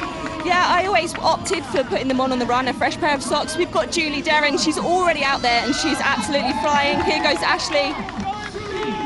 And Imo straight out there as well. Wow, Julie Derren, what a transition for her. Ashleigh saw her though, and now she has that marker ready to chase down. That must be quite a help. Yeah, for sure. She's actually probably going to be quite happy that Julie's there. It's going to really help her and assist her to catch up with Taylor. But that is the fastest transition I think I've seen in T100. We'll have to get the stats on the clock, but she has come from the Olympics. Transitions are so important in short course. They're becoming really important in T100 as well. It's that fourth discipline, and she's just smashed that. And a final word as well on Imo. You know, she's still in the standings. She was placed fourth in the World Championship. Coming into this, in terms of how you felt she approached that transition and looked on the run? Yeah, I mean, she basically was right behind Ashleigh there, so she's got that great runner to chase, and I think she looked great as well, so all to play for Imogen. Well, it's been pretty exciting being down in T2, watching the first four women come through. Game on! And here we go, the battle we've been waiting for all day, the biggest test on the run of Taylor Knibb's T100 World Tour career. She leads. Ashleigh Gentle and Julie Derron are hot on her heels behind, 2 minutes and 40 seconds down. This is the stage where Taylor Knibb is going to get eyes on Julie Derron and Ash Gentle for the first time on the run. She sees that Julie Derron leads Ash Gentle by about 5 seconds there. Going up the hill, Taylor Knibb would have been feeling like she was moving slow, seeing Julie Derron and Ashleigh Gentle looking like they were moving incredibly fast. That is an interesting mind game. And the big question here, can Ash Gentle get up onto Julie Derron's shoulder, and can they work together to catch Taylor Knibb? Julie Derron looks incredible right now. Yeah, I mean, that was something I was thinking about as we were watching the pictures while we were down with Rachel and Lucy there. Ashleigh Gentle did have a slower transition, taking that time to stop and put her socks on. Julie Derren flew through transition and straight out onto the course, but for Ashleigh, she needs to be with Julie. Those two need to work together. Here we can see her trying to close that gap and just really get back onto the shoulder of Julie Derren. Her race, her title hopes rely on her getting onto Julie Derren's shoulder right now. We see Paula Finlay entering T2. She's in 7th place, 5 minutes down. Paula Finlay, one of the classiest athletes in this field, to be 5 minutes down shows just how fast those women have ridden out in front. Kat Matthews almost losing her bike there in the background. She's locked horn on horn in a battle with Laura Phillip. They came first and second at the Ironman World Championships, and they find themselves entering another transition two together. Laura Phillip got the best of her last time. Can Kat Matthews get one back on her here in Dubai at the T100 Grand Final? The thing is, everybody talks about these super shoes and how fast they are to run. Nobody actually talks about how annoying they are to put on. They are extremely difficult to get on so fast. As we saw Kat Matthews fiddling with her socks, I think she can definitely talk to Mark about doing that a little bit better and preparing her socks. Well, what we saw when Ashleigh Gentle was putting her shoes on, those running shoes of hers, they didn't even have any laces in. So they're almost like slippers, but you have to then stretch them. As we see, she has made contact with Julie Derren, and this is the moment we needed to see. She's gone straight past Julie Derren. I was surprised to see that. Wow. Ashleigh Gentle hasn't just run up to Julie Derren, she's gone past her. It looks like Julie Derren is struggling to hold on. This is the battle. And as they make their way up the hill where they laid eyes on Taylor Knibb coming down the other side, Ashleigh Gentle takes the lead. This isn't just the battle for today here at the Grand Final in Dubai. This is the battle for the overall championship. Who wants to be crowned the first ever T100 World Champion? Can Ashleigh Gentle break Julie Derren? Can she catch Taylor Knibb? Can Taylor Knibb hold on, or does Julie Derren still have more cards to play? The battle is on here today in Dubai. It is absolutely nuts because she goes past Julie Derren. Once again, we see typical Ashleigh Gentle. No love lost, no tap, no encouragement. But she actually needs her. She needs to drag her along. This is tactically such a difficult situation because she needs her to come along, because she needs her to separate Taylor and Ashleigh in the final rankings, because she doesn't have it in her own hands to win this title. The winner of this race is not the winner of the world title, and that's why it is such a conundrum for Ash Gentle to be in right now. She wants to go away from her, but she doesn't. She wants her to come with her, but not right with her. You know, come with me, but could you probably be 50 meters behind me? I think that's what Ashleigh really wants. But what a situation we find ourselves in here. We've got Lucy Byron 5th on the course. She looks to have overtaken Indy Lee in 6th place there.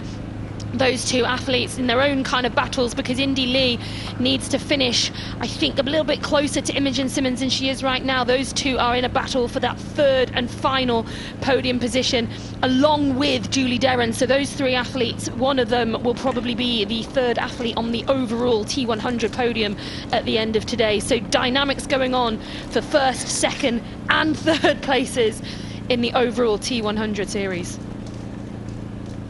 Lucy Byram holding off India Lee here. We saw in the background that Laura Phillip had established just a tiny little gap on Kat Matthews, similar to the World Championships over the Ironman distance. So there's battles all over the course here today at the T100 Grand Final in Dubai. But this is the battle that everyone cares about, the battle for the win and the battle for the World Championship title. Taylor Knibb is out in front.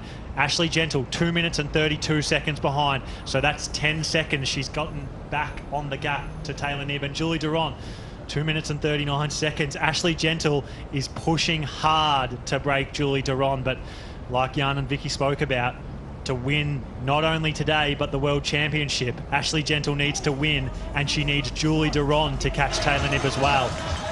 Everything to play for here today in Dubai.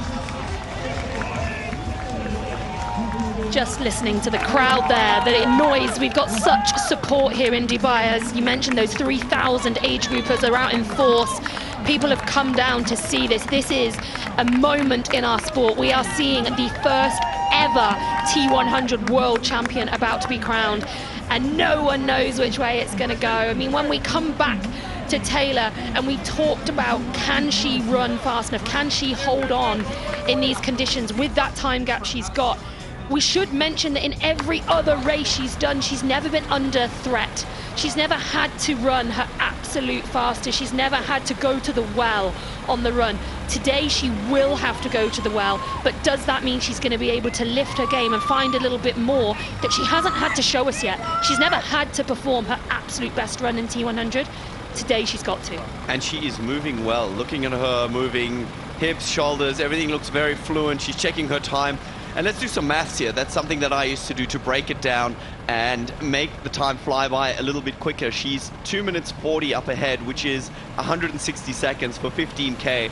So you need 11 seconds per kilometer to be outpaced. The first kilometer, I think, was roughly on pace for Ashleigh Gentle to catch her by that. And of course, that kind of blows up. But with every kilometer that Taylor Knibb is up the road, that statistic increases, and she needs to make a little bit more per K. She is in the driving seat right now and looking like $1 million. Taylor Knibb holds her own destiny in her hand right now. She is in front. If she can stay in front, not only will she win the first ever T100 Grand Final, she will be crowned the first ever T100 World Champion. Jan, you would rather be in this position, right? Out in front, holding your own destiny, all to play for, but you're the one in control rather than being the one chasing from behind? I don't know. There's obviously something to be said for both, and either way, to be in such an exciting position fighting for a world title is every athlete's dream. Of course, I did everything in my career to be right up the front and hold my own destiny, but it's safe to say that Ashleigh has broken the spell.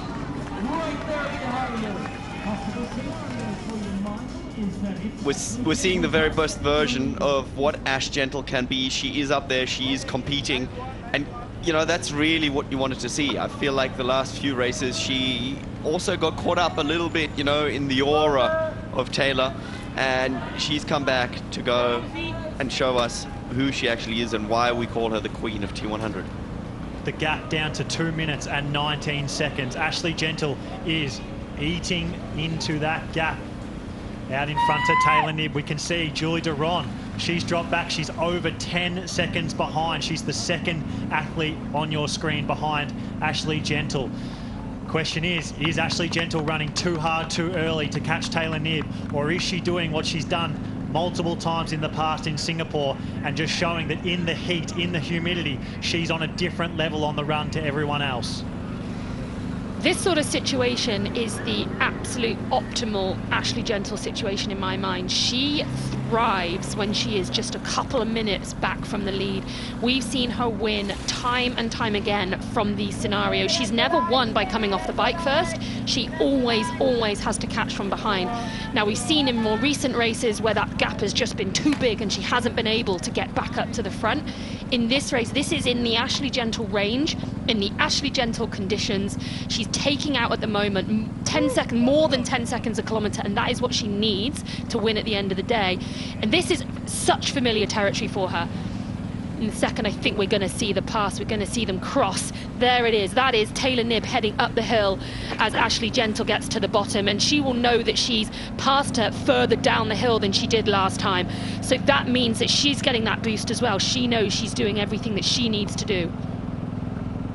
Often when you've ridden too hard, running downhill is extremely hard. It's where it can really show itself. But we saw Ashleigh Gentle running down that hill, almost losing control because she was running so fast her feet couldn't keep up. To me, that's a good sign that she didn't overbike and might be on one of those special days, as the gap is down to 2 minutes and 11 seconds behind her longtime rival Taylor Knibb. This is the battle we've all been waiting for. Taylor Knibb, Ashleigh Gentle, head-to-head at a T100 Grand Final, fighting for a World Championship in the brutal heat and humidity. And whatever happens, winning a first world title marks the start of a new legacy, right? It's a moment that forever etches your name in the sports history books and inspires generations to come. I don't think that's on the forefront of their minds, but right now that is what we're witnessing on screen. The start of a new legacy, and we have a nail-biter of a race to start it off. 2 minutes and 7 seconds now, Jan and Vicky. Taylor Knibb looks great. She looks like she's running extremely well.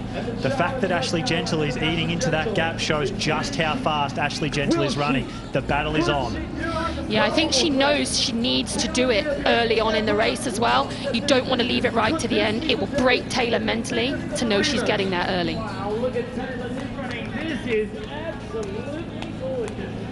And the gap between Ashleigh Gentle and Julie Duron, it's blown out to almost 20 seconds. So our predictions yesterday, Vicky, of Julie Duron running away with this and winning this race, Ashleigh Gentle looks like she's destroying that. How dare we question the queen of the T100, hey? How dare we question this woman on screen now, Ashleigh Gentle, that she would be back in her best ever form and putting pressure on the lead that Taylor Knibb has. But we talked about it earlier, we talked about it so many times. To win the overall world title, Ashleigh Gentle needs Julie Duron to catch Taylor Knibb as well. And right now, Julie Duron has only made a really small dent in that gap. She's only taken about 15 seconds out of Taylor Knibb's lead, whereas Ashleigh Gentle, who remember went out of transition behind Julie Duron, has now gone way in front of Julie. She's 20 seconds in front of her. She is taking out the time to catch Taylor Knibb. Julie Duron is not at the moment. The way she attacked that climb, so much more aggressive. You almost felt like Taylor was saving herself a little bit and making sure she doesn't overexert herself. Ash Gentle just doesn't have that luxury. She needs to go all in. She's currently taking out 15 seconds per kilometer, as we saw on the left of your screen, and that would be enough to catch her. Again, you know, I'm just really, really happy to see that Ash has kind of found her mark, that she can see, yes, it is possible. She's showing women's triathlon sport that it's possible to actually catch her.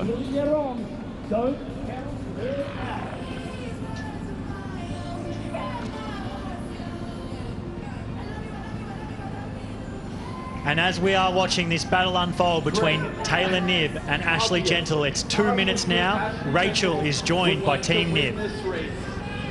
I am indeed. I've got Bob. Bob, this is getting very, very tense. Your daughter, Taylor, has been leading now since about 10K into the bike. What's your heart rate like? I don't think my watch can't calculate that. I'm not sure. Through the roof? Yes, through the roof, for sure. Give us a bit of an insight into what this morning looked like for Team Knibb. What was your daughter going through? She was in great spirits. I think concerned a little bit about the heat, but, you know, it's another race. Very, very, you know, matter of fact, it's another race. Got to win. Yeah, and we've got Ashleigh behind her, obviously such a strong runner. What are you going to be shouting at Taylor out on the course? Just hold the pace, and I think if you do the math, she should be good. I hope. You said she thought she was a little bit concerned with the heat. Obviously, we saw Dallas 2 years ago struggling in these conditions. Why do you think sometimes she struggles a little? Well, Dallas is a different situation. It's a lot cooler here than Dallas by about 15 degrees Fahrenheit now. And the other thing is she hadn't really done any run preparation. She was in a run-walk or walk-run work at that point. But I think, you know, you don't know. She hasn't raced in really hot conditions in a long time, so we'll see. Hopefully she can hold on. Yeah, I mean, we saw her come out of transition. She looks so determined, and this is her world title for the taking. I mean, even if Ashleigh does catch her, in theory, she's still going to get the world title, but I know she's going to want to get the win today. She wants 4 for 4. Yeah. Wouldn't you? Of course, yep. How much have you spoken about the world title as well? Does it come up around the dinner table? Not at all.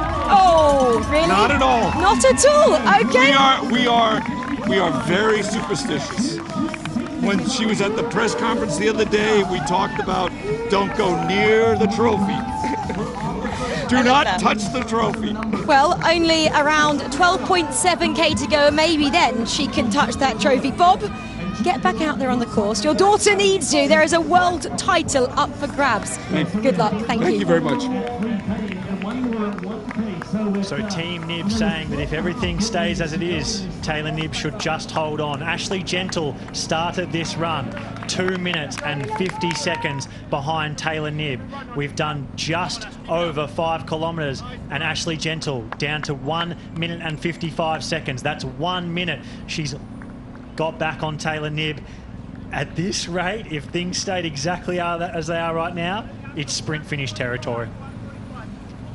That's what we all want, right? Everybody. I mean, we know if it was a sprint finish that Taylor Knibb would still win the overall series, but right now, that was a very near rolled ankle for Ashleigh Gentle there. But right now we want to see is just the battle for this race today. We want to see the closest finish we possibly can. Let's think back to that finish in San Francisco with the men.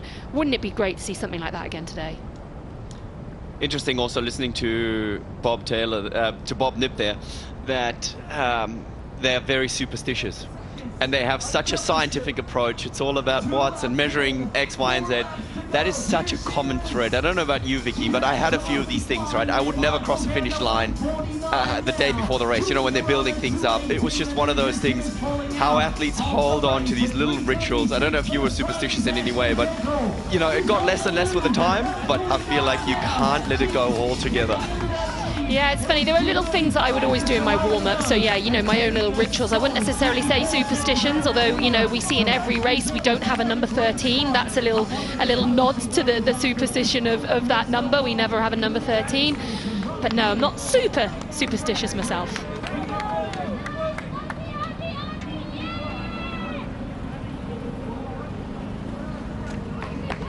6 kilometres ran here today at the grand final of the T100 World Tour in 2024. Ashleigh Gentle 1 minute and 45 seconds behind Taylor Knibb. She started the run just over 2 minutes and 50 seconds behind.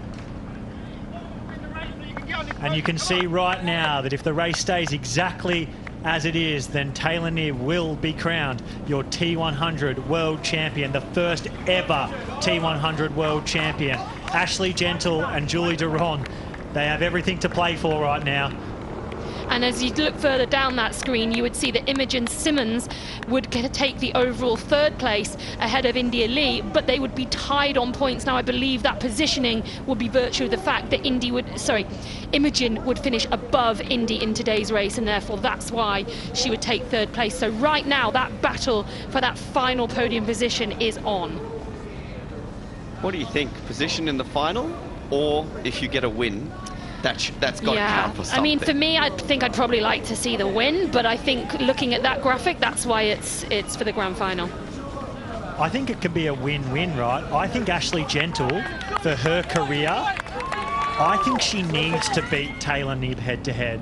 I think she needs it more than anything. If Taylor Knibb beats her here on this day in these conditions, I think it could really damage her confidence. But for Taylor Knibb, I think the World Championship title means just a little bit more than today, as we saw Taylor Knibb and Ashleigh Gentle cross paths right there. So I think it can be both. The World Championship title for Taylor, but Ashleigh Gentle, she needs a win head-to-head. I think you're right. We saw her take a little glance over at Taylor Knibb as they cross paths there, and she'll be noting that she has taken more time out of that gap. She'll have people on course telling her, someone giving her a yell there. She knows what that gap's coming down to. She knows she's on a good pace right now, but she has to keep pushing. Jan, you had some big rivalries over your career. What do you think it means for Ashleigh Gentle? Do you think that she needs this win to get confidence back? Do you think that if she did win the race today, but not the World Championship title, that she would leave Dubai happy and thinking that's exactly what I wanted out of this weekend? I don't know, it's difficult to look behind the curtain, but if I was in her place, I would be absolutely devastated and hating life, and at the same time being full of hope, knowing that it's possible. And that's maybe not the healthiest mixture, but it's a very, very powerful mixture to get you through a winter. And for us as triathlon fans, I think that would speak huge volumes for the rivalry that we could see stemming from this. I honestly think that her finding her feet, and she has already done this, just shows the hope that there can be a great rivalry. The conditions here, yes, they're perhaps not only just extreme, that she can only beat her in very extreme conditions. We're seeing a lot of shade, we're seeing the wind come up, you know, so it is kind of a fair race and everybody's race. But I definitely think that Ash wants it all, and she's desperate to have it all. And, you know, this is something that she'll be fighting for the very, very line. And she just doesn't have the capacity right now to think of Julie Duron. Well, for me, I think whilst you're right, and there would be that slight devastation at having come so close, but then not being able to take the world title, I think with, you know, a moment of reflection and a moment to be a little bit more rational about it, you'd have to walk away happy. You'd say, I have beaten someone who people have said I can't beat. People have doubted whether I can beat. I have doubted whether I can beat, and I've beaten her. The fact that she doesn't walk away with the world title is out of her hands. She can't affect what other people do. She can't stop Taylor Knibb still coming second. She couldn't affect Julie Derren and make Julie Derren come up to second place. So it's out of her control in that situation. And I think you'd have to then reflect back on that and say, I did everything I could do. I played everything right on that day. And that's the best result I could have hoped for. Yeah, but on that day, right? You've had a whole season to work it out. And that's the thing. I'm not criticizing her. I'm just saying in my own dialogue within myself, that is where I would go, where I'd be like, I need to work through the system, through the season, and I could have got it right a little bit earlier. Control 1:32 it is, running along at 3:23 average, doing 3:34. 10.8 kilometres to go here at the grand final in Dubai. That means we've ran 7.2 kilometres. Ashleigh Gentle started this run 2 minutes and 52 seconds behind Taylor Knibb. It's now 1 minute and 32 seconds. That means in just over 7 kilometres, Ashleigh Gentle has made back 1 minute and 20 seconds. With 10.8 kilometres to go, she only has to get back another 1 minute and 32 seconds. If everything happens exactly like it has already, Ashleigh Gentle would be making this close with a K to go, less than a K to go. It really would come right down to the blue carpet. Yeah, she knows she's getting a lot of information given to her out there on course. She will know what she needs to do and that she's coming closer and closer.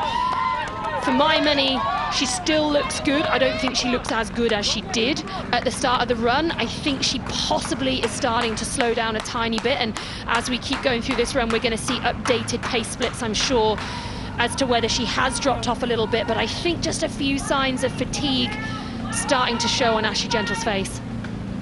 1 minute and 28 seconds. You can see Ashleigh Gentle running at 3:24 per kilometre. Taylor Knibb, 3:33 per kilometre. They've been running at about 10-second per kilometre difference the whole run, and that is exactly as it stands right now. Ashleigh Gentle did look like she was slowing down just a touch, just by 3 or 4 seconds per kilometre. It does look like Taylor Knibb is doing the same thing, albeit she still looks incredibly good. That's the thing with this battle. Both Taylor Knibb and Ashleigh Gentle look great for them.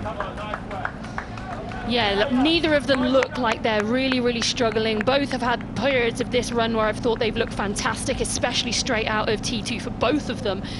But I'm not sure they look quite as good anymore. That's to be expected. You always run out of transition a little bit faster than you'll be able to hold for the entire run. But Taylor Knibb knows that now is the time she's got to press on. Now is the time when, if that time gap starts to bleed out, you know, she starts to lose that gap that she's got, then it gives a huge momentum swing back to Ashleigh Gentle. That confidence that Ashleigh Gentle will have that she can just keep closing her down, that will start to rise. If Taylor can stem the flow for a kilometre or two, she can just hold the gap, or even only allow it to come down by 5 or 10 seconds over the next 2 kilometres. That plays mind games on Ashleigh Gentle, and Ashleigh starts to think, maybe I can't catch her today. So this point of the run, this mid-section, is crucial. Well, Vicky, we were both fortunate enough to be a few meters away from Taylor's one and only sprint finish I've ever seen. And I'll tell you what, she didn't do bad in that relay in Paris. It was only, I don't know, a 1,200 meter run, and it was incredible what kind of speed she can produce. And remember, mentally, she knows the gap was at 250. So whoever closes 2 minutes 50 on you is tired going into that sprint. So I don't think she's panicking right now. Keeping it very steady, very cool. All for the win.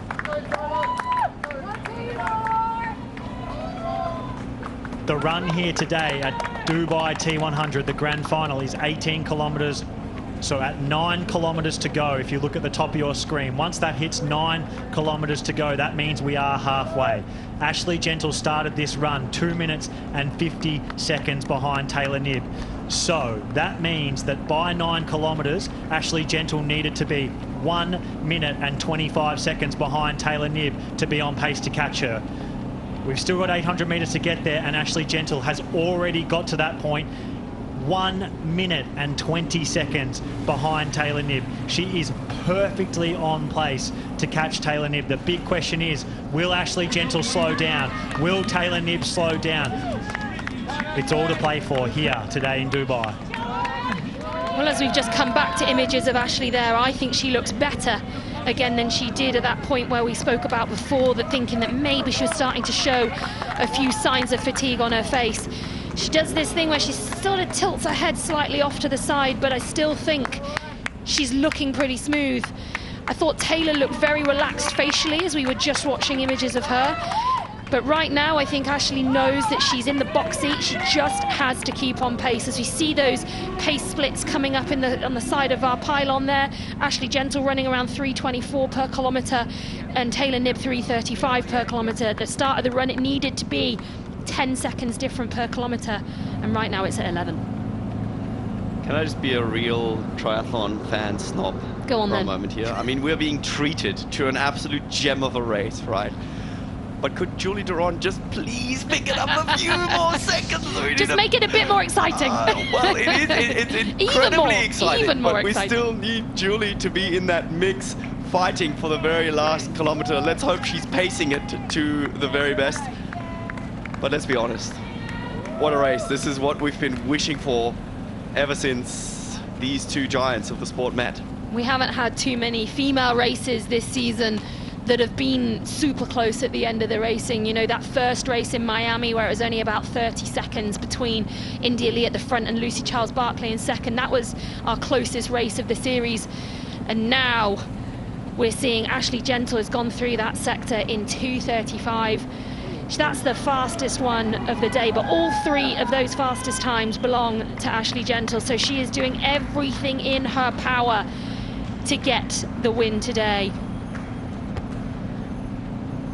We're about to see Ashleigh go into that underground section as Taylor Knibb comes out, and they are going to pass each other again. And remember, they passed each other at the top of the hill in the beginning, so they're both very aware, and visually, as they pass each other right there, that is a cue, and it's in terms of an inner dialogue, it's such a mind jingle to try and get out of. Well yeah, safe. sorry, I really put myself too much in the race situation there, because it's happened so many times where you almost start counting the cones and you're like doing all these maths in your head. Oh my God, this is taking me back to my past. Thank goodness I retired. The battle for the overall standings in the T100 World Tour are still on further down in the field. As it stands right now, with Indy Lee in 9th, she has actually lost that 3rd position in the overall standings. Indy Lee, our T100 Miami champion, you can see she's down to 5th overall after the incredible start to the year. And this lady on your screen, Imogen Simmons, who's played such a big role in the swim and bike, she's moved herself up to 3rd position in the overall standings on 101 points with as it stands right now. You can see Taylor Knibb out in front on 160. Julie Duron, she's been one of the big movers of the second half of the season, in 4th position. She needs to get a wriggle on the run here to, if she's any chance to catch Imogen Simmons for that overall 3rd position. We can see Marjolaine Pierre, probably one of the stories of the season, breakout performances over the Ironman distance. She's struggling in the heat and humidity, and at the end of a long season here today in Dubai, cramping on the side of the road, grabbing onto the fence. But Imogen Simmons, she looks great for her on the run in these conditions. I would have thought the heat and humidity wouldn't have suited Imogen, but she looks amazing. Well, we've seen the amount of sweat on her suit. I mean, I think we can't ignore the fact that all the other athletes will, of course, have been sweating hugely as well. It's just her suit and the way that we could see those salt stains looked as though she'd been sweating hugely from very, very early on the bike. But despite that, she is still performing extremely, extremely well here and having a brilliant race.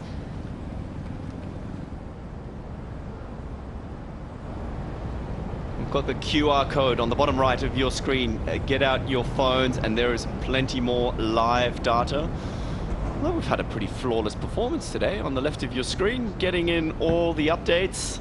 We still see Laura Phillips. She hasn't left those mid-90s of her max heart rate all day. Pushing, pushing, and pushing.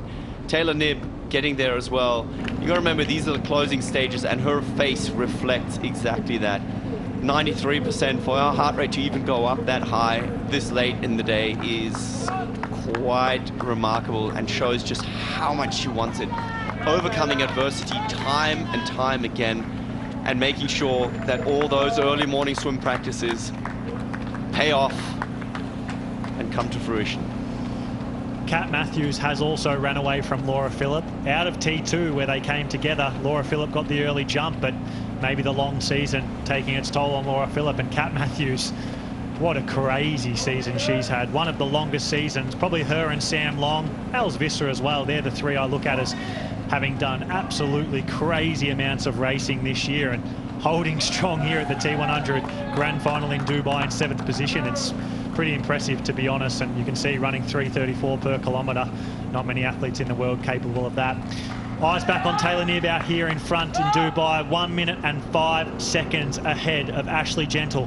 That gap about to get below 1 minute for the first time since very, very early on in the bike. Can Taylor Knibb hold on? She looks really good for her, showing yet again that she isn't just a swim biker. She can also run with the best of them. The problem is she has the very best of them running behind her in second in Ashleigh Gentle, particularly in these conditions. The heat and humidity that Ashleigh Gentle has lived in her whole life on the Gold Coast and in Brisbane in Australia have made her the perfect athlete for these conditions on the world stage. This is the battle we've all been waiting for. Taylor Knibb, the most dominant 70.3 and T100 athlete of the past 2 years, and Ashleigh Gentle, the queen of the heat and humidity, right here today in Dubai. Amazing. Also, Julie Duron is hardly taking much time out of Taylor, which shows you there are just some athletes that can rise for the occasion. It is a final. It's points and a half, roughly, of course, and it is all on the line.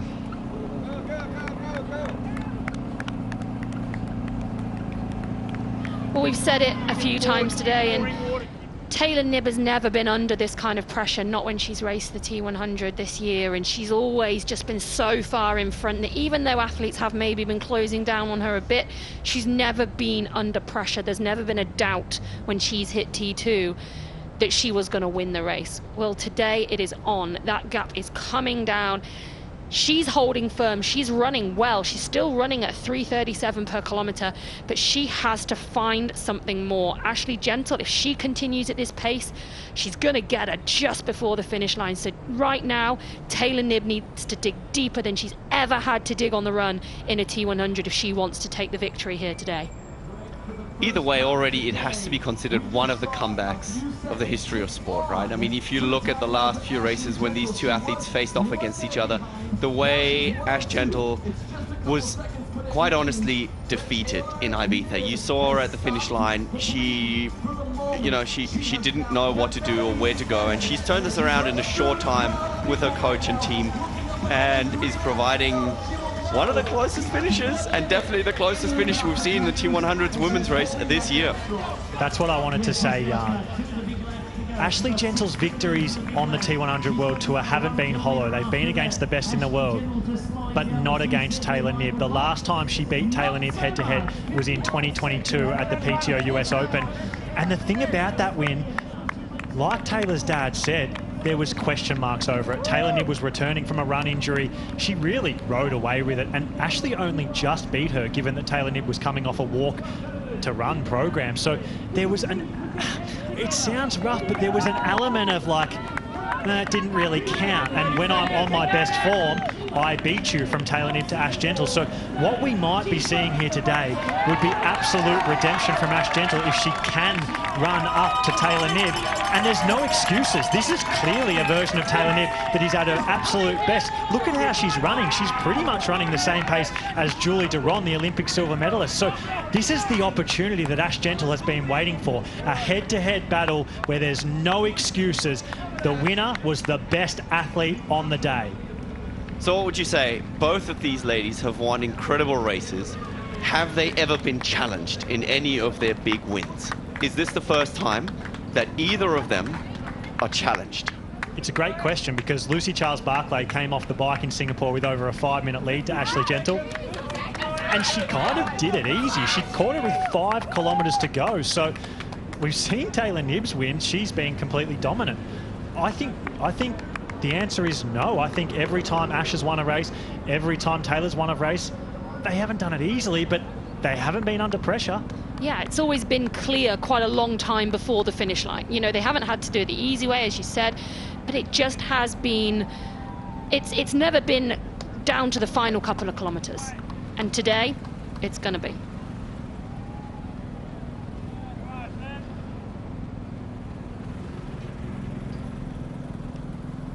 And looking back to that race at Dallas at the PTO US Open, as we get a split screen between Taylor Knibb and Ashleigh Gentle, we are seeing the exact same thing play out, except we have two women at the very top of their game here at the T100 World Tour Grand Final in Dubai. Taylor Knibb, 89% of max heart rate. Ash Gentle, 85% of max heart rate. At the end of the day, like this, sugar stores very low, hydration levels low, those heart rates are extremely high. We are seeing the evolution of the two best athletes in the sport right now since that last battle in 2022. Both athletes better versions than they were back then. Taylor Knibb clearly established herself as the most dominant athlete in middle distance triathlon. Ashleigh Gentle, she's been the next best, and she wins races when Taylor Knibb isn't there. But this battle is what we've been waiting for. A head-to-head battle in the heat between Ashleigh Gentle and Taylor Knibb. No excuses, both of them at the peak of their powers. And I think this is what champions do. They raise their game time and time again to be someone at the top of your sport, no matter what it is, and to continue to be at the top of your sport. You have to evolve. You have to move on, or move on with. You have to move it on yourself, or you have to move on with what's been shown in front of you. And that is something that we've seen from Ashleigh Gentle, particularly today, I think. Taylor Knibb moved the game. She moved the needle in terms of what middle distance racing was. Ashleigh Gentle couldn't seem to beat her when they were in the same race. Today she's staring down Taylor Knibb now, sorry. She is staring down that gap and thinking, I can get you today. And she's gone away and she has worked it out. She's worked out how I'm going to close that gap. How am I going to beat Taylor Knibb? And that, for me, is a sign of a true champion. Whether or not she becomes the world champion today, that is the sign of a champion, evolving to the standard. 8 seconds per kilometre faster than Taylor Knibb. That's what Ashleigh Gentle needs to run here. 50 seconds down, 6.4 kilometres to go. Right now she's running about 10 seconds kilometre faster than Taylor Knibb, so that would be 6 seconds different at the finish line. This is going to come down to the wire. And I think what speaks so highly of Taylor Knibb's run here today is this. Julie Duron started the run 2 minutes and 42 seconds behind Taylor Knibb, and she's only 2 minutes and 9 seconds. So not even 40 seconds. She was down to 2:03 a couple of K ago. So Taylor Knibb is now going and making time up again, which again, similar to the end of the bike, she's pacing extremely well and showing just how methodical and extremely well thought out her effort is. Her fastest 2 laps on the bike, fastest 3 laps were her final 3 laps on the bike. So that shows that she put the hammer down at exactly the right moment, like you said there, Jan. She knows how to pace this. But if we look at those stats on screen there, second fastest runner on course right now is Flora Duffy. Shouldn't forget her today. She came off the bike in around 10th position, I think, moved her way up to 6th and looks very, very close to, as I just say it there, swapping into 5th place, just overtaking Lucy Byram out on course. She could yet catch Imogen Simmons and end up in 4th place today.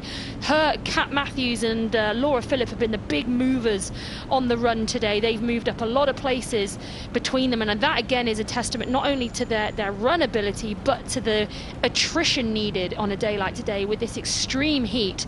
They've managed to battle these conditions and pace themselves that little bit better than everyone else. Ashleigh Gentle, she can see Taylor Knibb. The camera shortens it, but for the first time, they are on the same straight as each other. That would do wonders for Ashleigh Gentle's confidence to be able to see her. She's within distance. Ashleigh Gentle less than 50 seconds behind Taylor Knibb in the battle for the win here at the first ever T100 World Tour Grand Final. But Taylor Knibb is fighting. She is running the best I've ever seen her run in conditions like this. The growth in Taylor Knibb's run in 2024 has been phenomenal. 2 minutes and 11 seconds ahead of Julie Duron. She's ran another 2 seconds into Julie Duron, who everyone thought was potentially the best runner in this field. Julie Duron ran 4 minutes faster than her in a race this year, and Taylor Knibb is running faster than Julie Duron right now. The battle for the T100 Grand Final is bringing the very best out of Taylor Knibb and Ashleigh Gentle, and we are being treated to one of the best run battles we've ever seen here on the T100 World Tour between Taylor Knibb and Ashleigh Gentle. For the very first time, that run gap seems to have gone the other way. It's only a couple of seconds, but if you've been keeping an eye on that ticker on the side there, we will have seen constantly that it just keeps going down and down and down, that gap between Taylor Knibb and Ashleigh Gentle. But for the very first time, it's gone out by 2 seconds. Now, that might mean absolutely nothing, but Taylor Knibb she looks fantastic right now, I think. She looks like she's still in exactly the same rhythm as she was in 5-6 kilometers ago. Ashleigh Gentle had no choice but to run her absolute heart out from the first steps out of T2. At some point, she's surely going to get a little bit tired, and maybe we're just beginning to see that now. But she has no other way. She has to keep pushing on. If she wants to catch Taylor Knibb, this is far from over. She's got to keep pushing. And that's what I thought when we got that perfect camera angle from behind where we could see them on the long straight. Ash didn't look as good as she has been that whole time, and it's only natural, right? She's been running like a demon trying to chase down the lead, and there is so much going on here, right? Because there's a realization that yes, maybe I can get to her, but that world title is one place behind and it's not coming with me. And you know, there are all the little things. At this time, you need every little bit of hope to push you, to pull you, to get you to right to the front. Taylor Knibb showing the heart of a champion, the strength and determination and fight of a champion. 50 seconds this gap got down to, it's now out to 52 seconds. And are we seeing Ashleigh Gentle crack? I think this is the first time we've looked at Ashleigh Gentle and I've thought she doesn't look like she's motoring in quite the same way. She looks a little bit stiffer, and that stride seems to have got a little bit shorter. We have ebbs and flows in races, everybody does, and this could just be a little moment that she's having. But you're absolutely right, we are stuck at a 52-second gap, and it is not coming down. That hasn't come down in the last couple of minutes. That hasn't happened so far today on the run. And this is a massive moment. What a performance from Taylor Knibb. What a run from Taylor Knibb. If you don't respect Taylor Knibb by now, you're watching a different sport to us. Ashleigh Gentle, the fastest runner in the heat and humidity. She had been running the exact pace needed all day today to close that gap to Taylor Knibb and take the win here at the T100 Grand Final in Dubai. But Taylor Knibb has turned things around inside the final 6 kilometres of today's 18 kilometres run. This is incredible from Taylor Knibb. What a sign of courage and determination and fight. I mean, it's a real champion's mindset, isn't it? You know, if you're Taylor, she will know that Ashleigh is catching her, but she will know that Julie kind of isn't. At that point, she knows that she is going to win the world title. She knows that that's a given. But the fact that she doesn't want to let it settle there, and Bob Knibb indicated it in his interview, she wants 4 from 4. She wants to win the world title by winning in the grand final, winning today here in Dubai. And she is not willing to give it up. She is pushing on, and that gap has gone out again by another couple of seconds. 54 seconds now between Taylor Knibb and Ashleigh Gentle. And we can see here, Flora Duffy is about to make the pass on Imogen Simmons, the Olympic gold medalist. Flora Duffy, the second fastest runner out on course, about to make her way up into 4th. Imogen Simmons has been out near the front all day. She was in the front group in the swim, riding out on front with Ashleigh Gentle and Julie Duron. She got that unfortunate 30-second penalty. And the battle for 4th, Flora Duffy looks like she's about to take that.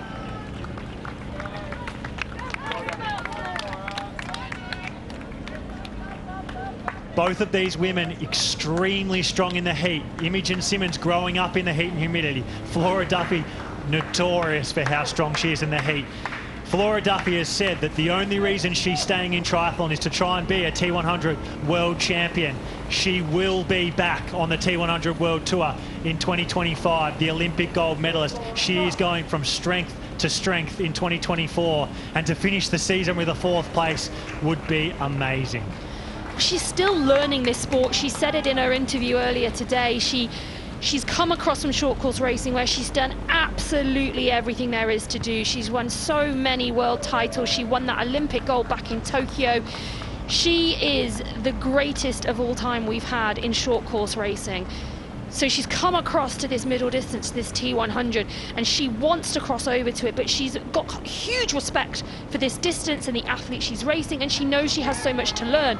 When we were watching her on the bike earlier, there was such a stark contrast between her position and the position of more experienced middle distance athletes, and for me that just shows how much room she's got for growth in this sport. She can be so much better than she is now, and she will know that too. But right now, having a brilliant race into 4th position, and likely 4th overall. Ashleigh Gentle looks like she's struggling here. That pace for the first 12 kilometres has really caught up on her. Oh, I'm in awe of how she ran that first 12 kilometres, but I'm equally in awe of the fight and determination from Taylor Knibb as she passed. And Taylor Knibb is without question running faster than Ashleigh Gentle. If you had have said that 5 kilometres ago, no one would have believed it. Taylor Knibb is running faster than Ashleigh Gentle with 4 kilometres to go in the 30 degrees, 60% humidity here at Dubai. Taylor Knibb, how can you not be in awe of the performance we're seeing from the greatest middle distance triathlon on earth right now? What heart, what champion mentality, what courage from Taylor Knibb. Simply incredible. Flawless, under pressure, leading the pack on the bike after, you know, she had a bit of a setback the first 10K where we kind of thought, oh, is this the chance? And she was really tested. The other athletes outgrew themselves, and still Taylor Knibb remains in a place of her own. Absolutely awe-inspiring. This journey towards a first ever world title. I think that's an important point, Jan. Taylor Knibb, 3 wins from 3 starts. Even if Ashleigh Gentle caught her in today's race, Taylor was still going to win the World Championship.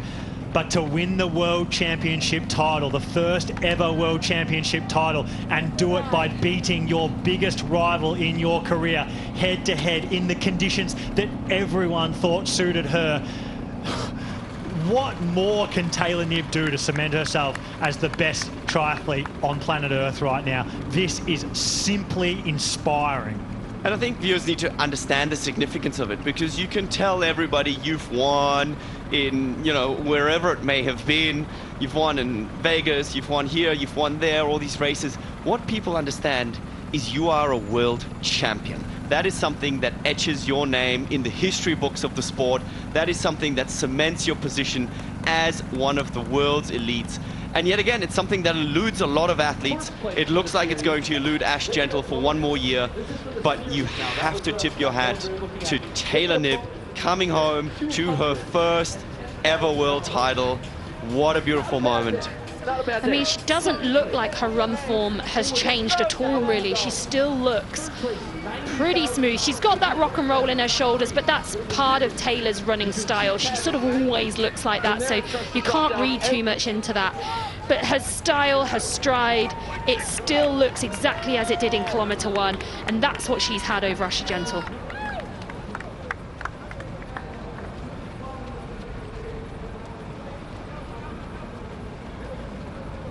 Ashleigh Gentle clearly hurting. Taylor Knibb back out to over 1 minute in front. Flora Duffy running as fast as anyone out on course right now. She's in 4th, 4 minutes and 50 seconds behind Taylor Knibb. An incredible performance here from our Olympic gold medalist in Flora Duffy. Is there anything Ashleigh Gentle can do now? You know, this is such a hard position to come back from when you started to blow, you started to feel the effort that you've had to put in there, you've gone as deep as you possibly can. Is there any coming back from this? Is there any way you can rally and find just a little bit more for that final lap on the run? What do you think, Jan? Again, honestly, I think this has really become the season of Taylor Knibb, where she is dependent on Taylor Knibb actually having a wobble right now. that is not to be excluded at all. The conditions are extreme, and anything can happen with the overpacing. If she gets a stitch, she has to walk for a few meters. We have seen it happen, not to Taylor Knibb, but it has happened. Once again, her fate is in the hands of Taylor Knibb, and quite frankly, that's one place you don't want to leave your sporting fate. She's pretty reliable hands, isn't she, Taylor Knibb, as we see her looking like she is going to take 4 victories from 4 starts in the T100 this year and become our first ever T100 World Champion, and what a deserving World Champion she would be. And what a comeback too, you know, from a difficult Olympic campaign where, again, you saw her father and what their attitude is about winning. It's very much American. It's all or nothing. You know, you want 4 from 4, you want a perfect performance, and I'm pretty sure deep down that was some of the expectation for the Olympics as well. So to come back after that kind of thing and not dwell onto it and feel sorry for yourself, which is a natural kind of thing to do. No, she's coming out and she is climbing to the top of the Burj Khalifa in sports, as high as you can go. A world title, by the looks of it, is only a few kilometers away unless this lady can provide some kind of magic. Ashleigh Gentle has given us all something to watch today. What a battle, what a fight, but Taylor Knibb looking like she was just too strong in the end. If you ever doubted Taylor Knibb, like we did, we doubted Taylor Knibb today. We thought the heat and humidity might have been too much. We thought Julie Duron might be too fast. Ashleigh Gentle looked like she was catching her, but I think the big lesson today is never doubt a champion. Triathlon teaches us that time and time again. Daniela Reef has shown us that. Our very own Jan Frodeno has shown us that. And Taylor Knibb reminding us all that champions are champions for a reason. She held tough all day, 1 minute and 7 seconds ahead of Ashleigh Gentle. This is what champions are made for. And big stages like this, grand finals, world championships, it is when champions show us who they really are. The thing is, arguably a champion is being made right here, right? Everyone came into this race trying to prove their championship status, and we had a world champion, Sam Laidlow, just there in the corner cheering these ladies on as, you know, this is history being made. It is the first ever T100 World Champion, but either of these ladies are now, for the first time, etching their name into the history of sporting greats. Ashleigh Gentle here still battling on with just a lap to go now, and she looks like she's struggling so hard.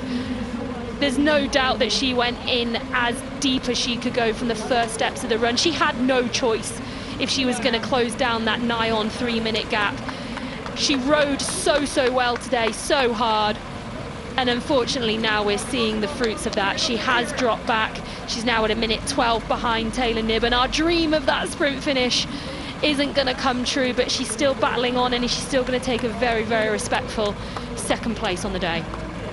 Yeah, you mentioned her stride getting shorter. It is getting shorter, but we can see both these athletes are on their very limit, and we just got such an honest moment, but it doesn't seem to be slowing this lady down one bit.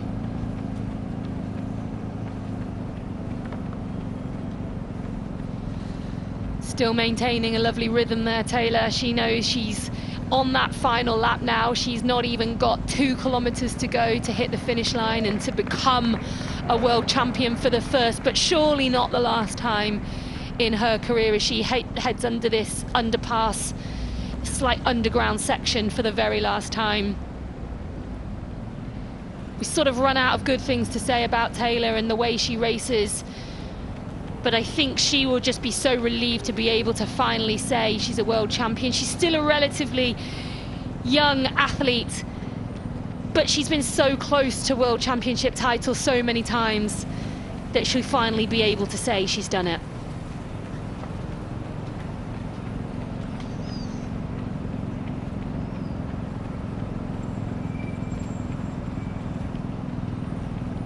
It's not all champagne and glories, but Taylor Knibb is just relentless. She just keeps going, keeps pushing. Last lap.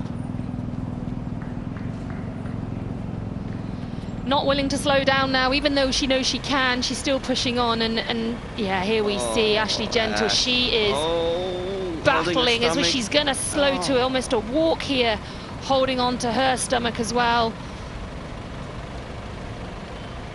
She looks like she's in real trouble now. She's just a couple of kilometers from the finish line, but is faltering with every step, and Julie Deron's a minute behind her, so she can't really afford to stop and walk. That would see her drop down the leaderboard, but she's got to give everything just to rally one more time and make it to the finish line.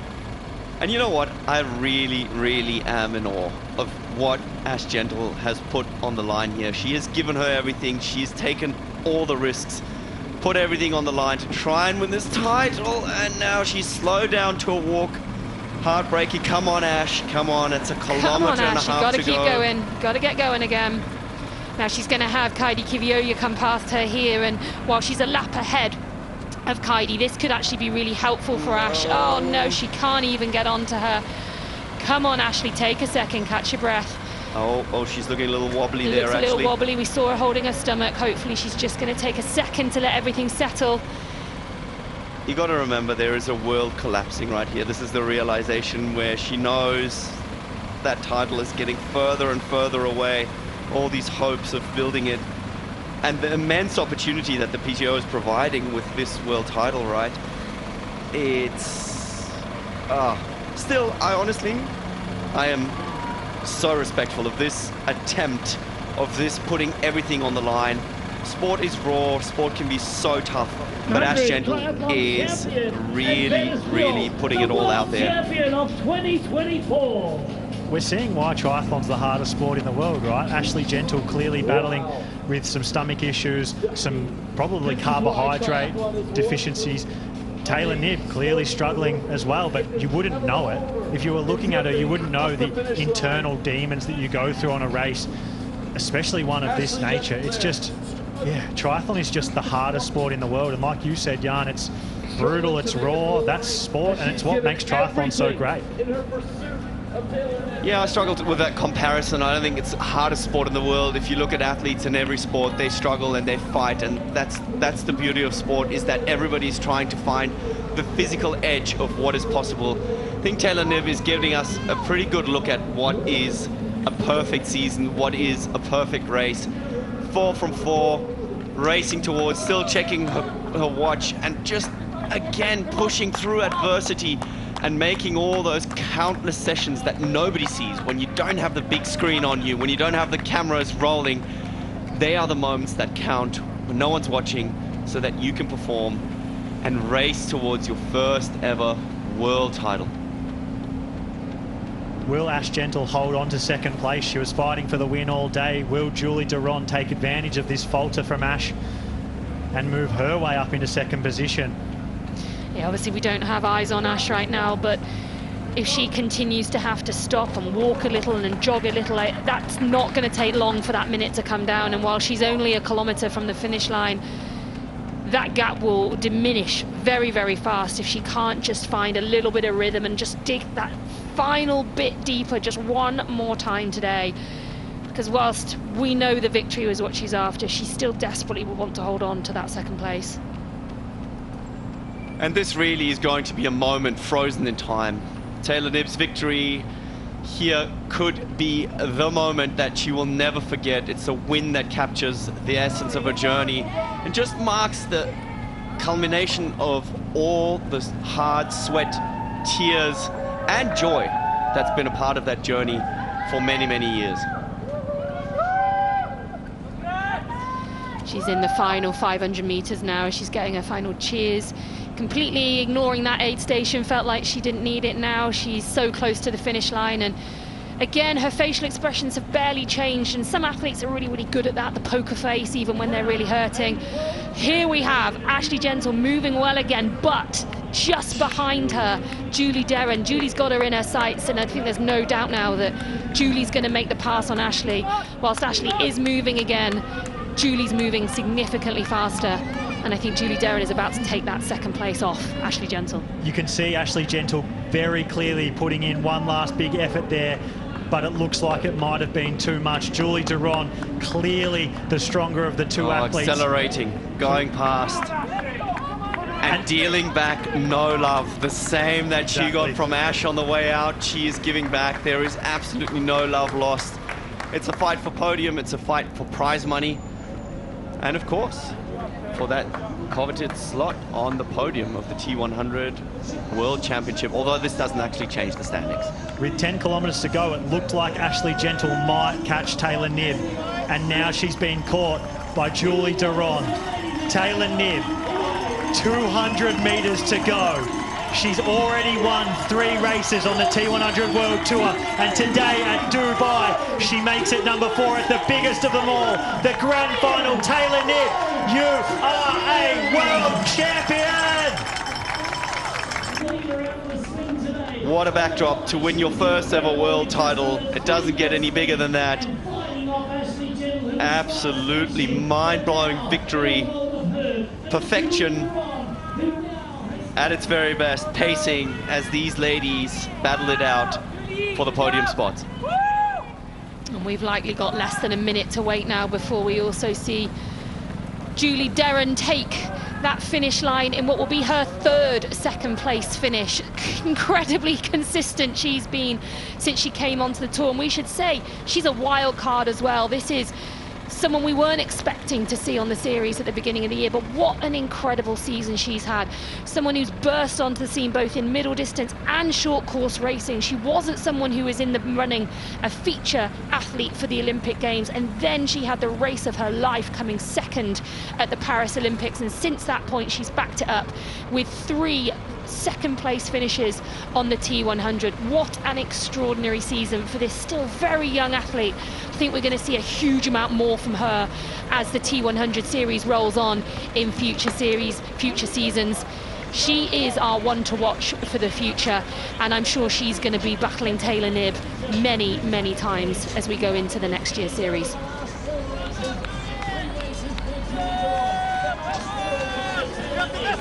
Just taking a couple of high fives as she rounds the corner here, and she's going to see the finish line. Julie Duron, 2nd-place finish here today at the T100 2024 Grand Final in Dubai. What a season from Julie Duron, another 2nd place, 3 second-place finishes behind the great Taylor Knibb. The best of the rest, yet again here today, Julie Duron, 2nd place. And quite rightly, she looked delighted as she crossed the finish line there. There was no remorse for any of the way she's raced. And now we have eyes on Flora Duffy. We haven't seen, here she is, Ashleigh Gentle. Courage from Ashleigh Gentle today. She put on a show. At one stage it looks like she was going to be the champion here today. In the end, fighting hard in the battle for the podium, finishing 3rd, collapsing across the finish line. What a race Ashleigh Gentle put on today. Thank you, Ashleigh Gentle. But Taylor Knibb and Julie Duron just a touch too strong here today in Dubai. Nothing but respect for the way Ashleigh Gentle raced that. That was everything. She put everything into that, and she really made it exciting for us. So what a day Ashleigh's had. She gave absolutely everything. You could see by the way she crawled across that line. Respect Ashleigh Gentle.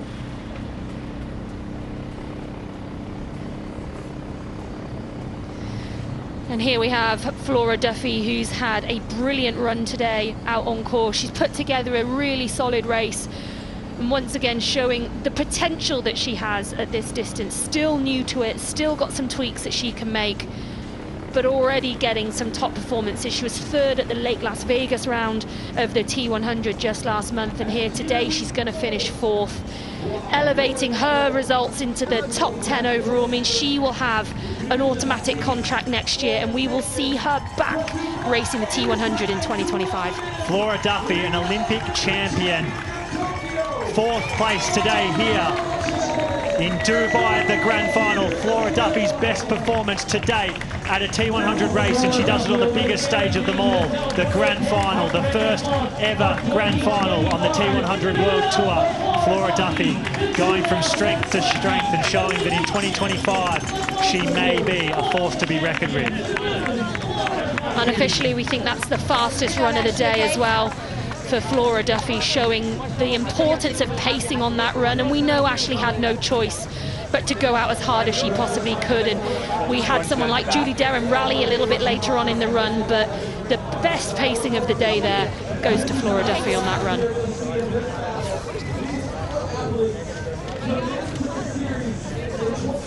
I think the next athlete to finish we're going to see is going to be Kat Matthews, who's another athlete who's had a fantastic run today.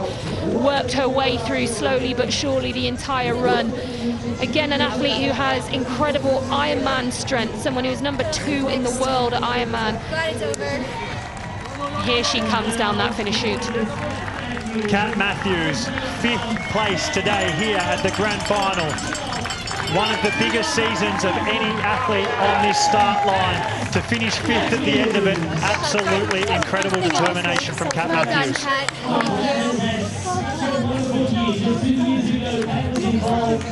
Another second.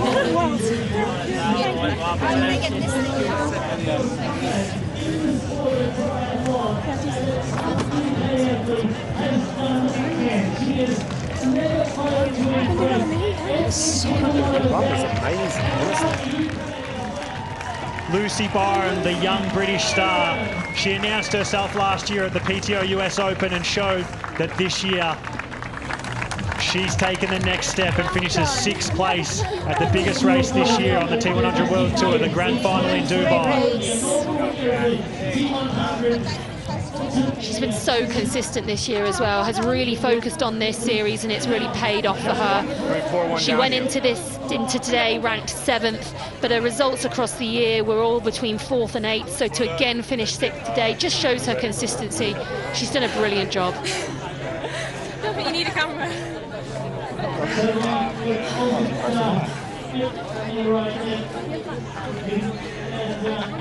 Showing a lovely bit of emotion there with her boyfriend. It's a real team effort for all of these athletes.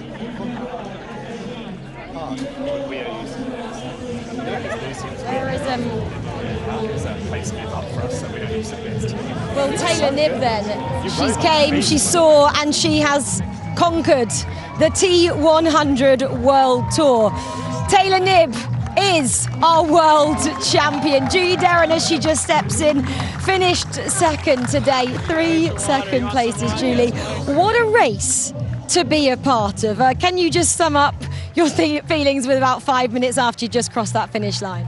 Yeah, I'm super pleased with my swim today. I had a perfect start getting onto Flora's seat, and I thought that's incredible. I just need to stay here, and that's what I did. And then the bike, I rode with Ashleigh. I think the technical nature of the course really suited me, and then the run.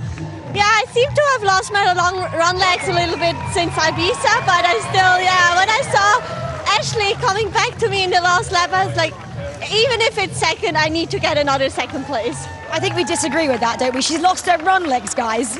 I don't think so. And a 2nd place on a grand final, that is what an amazing performance. Honestly, thank you for the show. I can honestly say we were nail-bitingly sitting on the edge of our seats. Congratulations. Thank you very much. Yeah, no, I'm super pleased, obviously.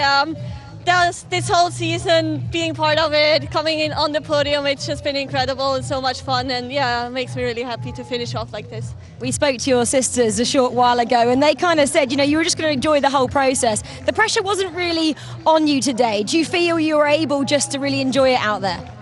Yeah, if you ask me during the race when it's really hard, I don't know if I'm enjoying it, but in the end, at the finish line, once you've done it in this incredible atmosphere, obviously I enjoyed it a lot.